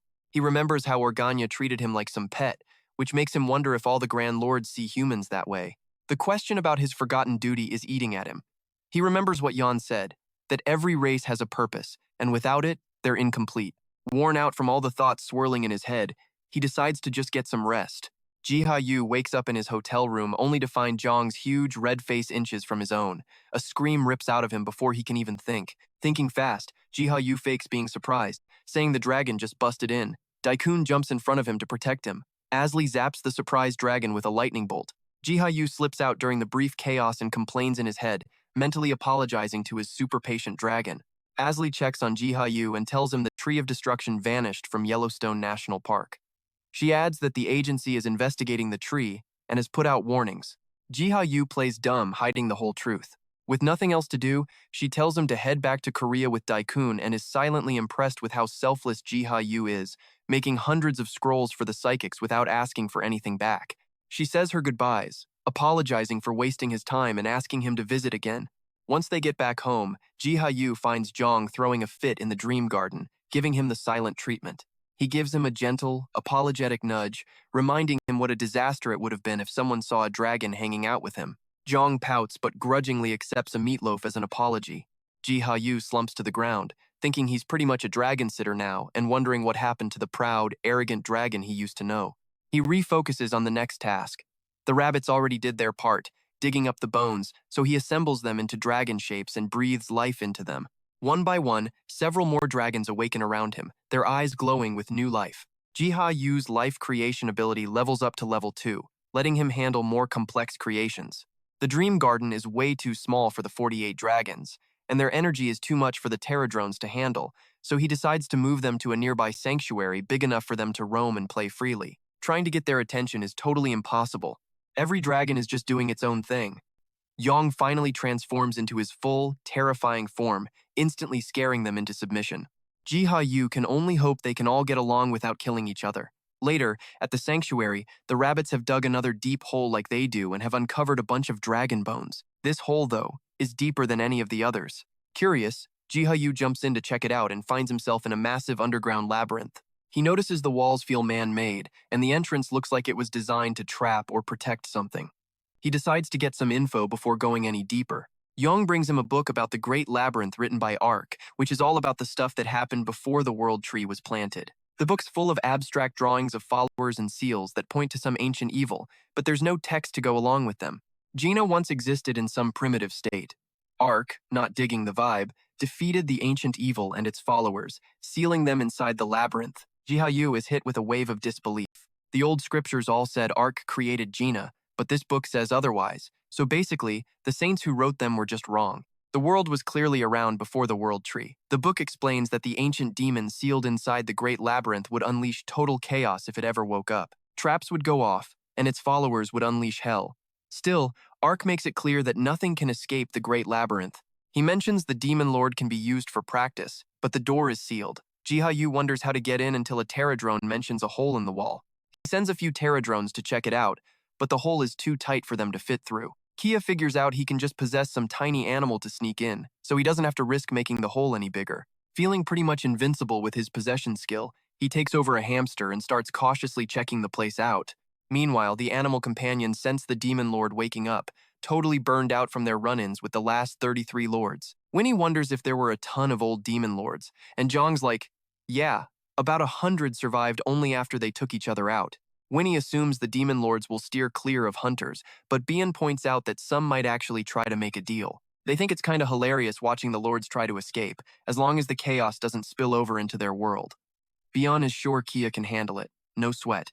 Not a single creature has set foot in the labyrinth for centuries. Now the demon lord is awake, hunting a new guest.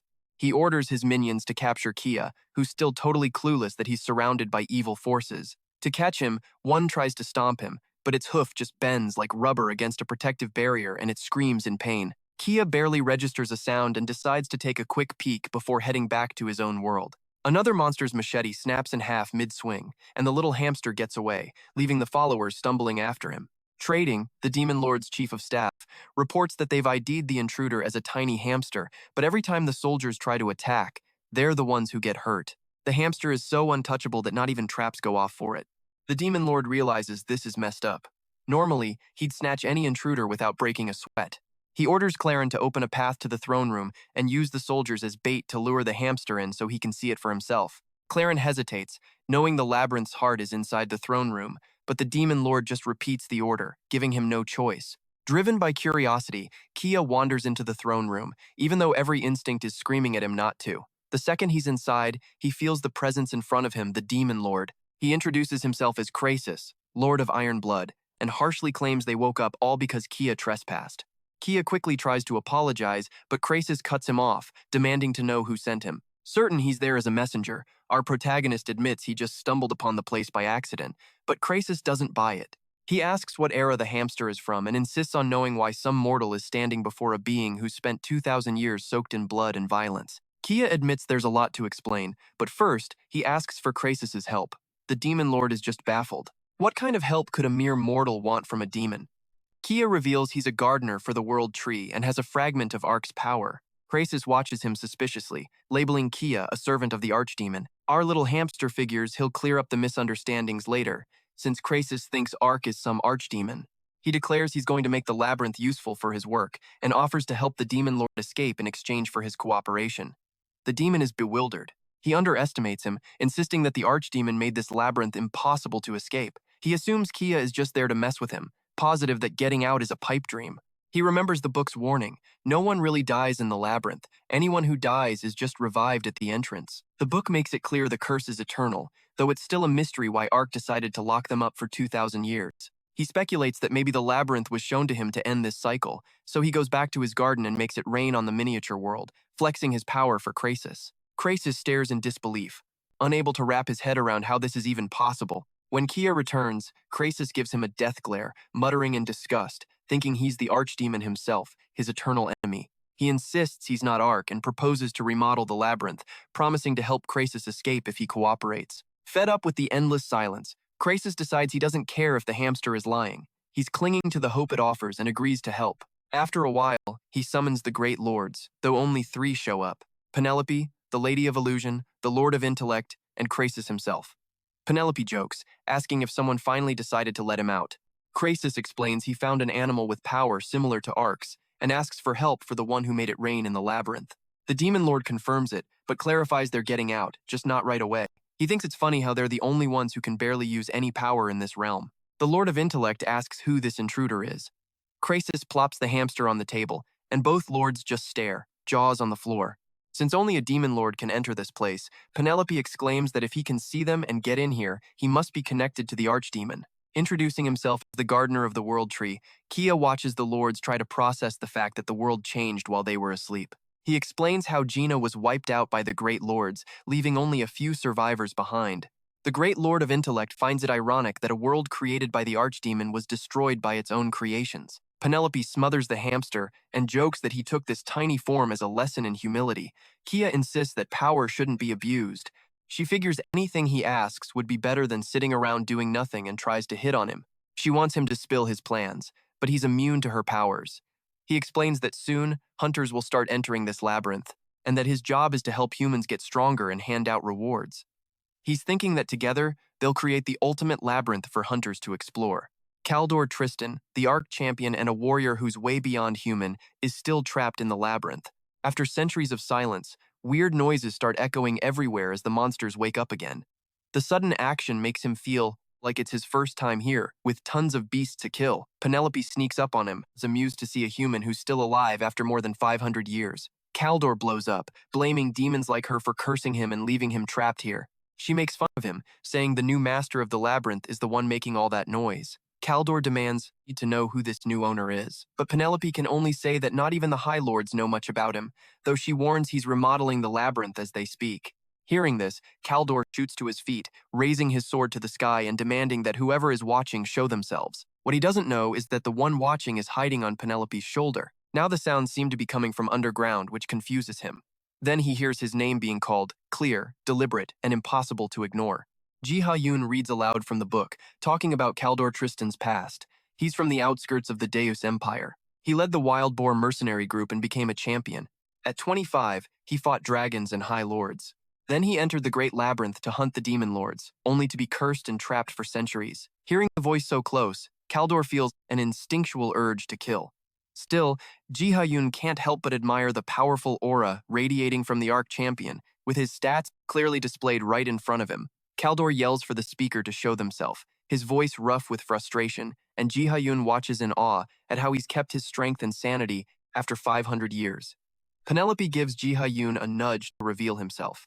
The man is wearing himself out, screaming for nothing. So our hamster steps forward and asks Kaldor if he's done with his tantrum yet. Disappointed, he scowls at the hamster form and demands that he show his true form, but Jiha Yu refuses to, while Penelope sadly admits she hasn't seen it either. He demands to know Jiha Yun's identity. Our friend replies that he's the gardener of the world tree, holding back details out of respect for Kaldor's past as the Ark champion. Pissed off, Kaldor thrashes around and yells. Jiha Yu looks at Penelope and signals that it's a good time to bounce, but the champion lunges after them, apologizing and begging them not to leave him alone again. Our friend can't help but feel sorry for him, amazed at how he survived for centuries in that state. He asks if Kaldor can calm down enough to continue the conversation. The poor guy forces himself to act human again. Jiha Yu explains that to help him, Kaldor needs to stay calm and reveals that he can arrange his escape through the Demon Lord, though not right away. The man doubts it's even possible, frustrated that he can't even find the labyrinth's entrance. Kaldor is skeptical. He asks Jiha Yu if he's under the Demon Lord's control, but Jiha Yu clarifies they're just working together, promising him the same help.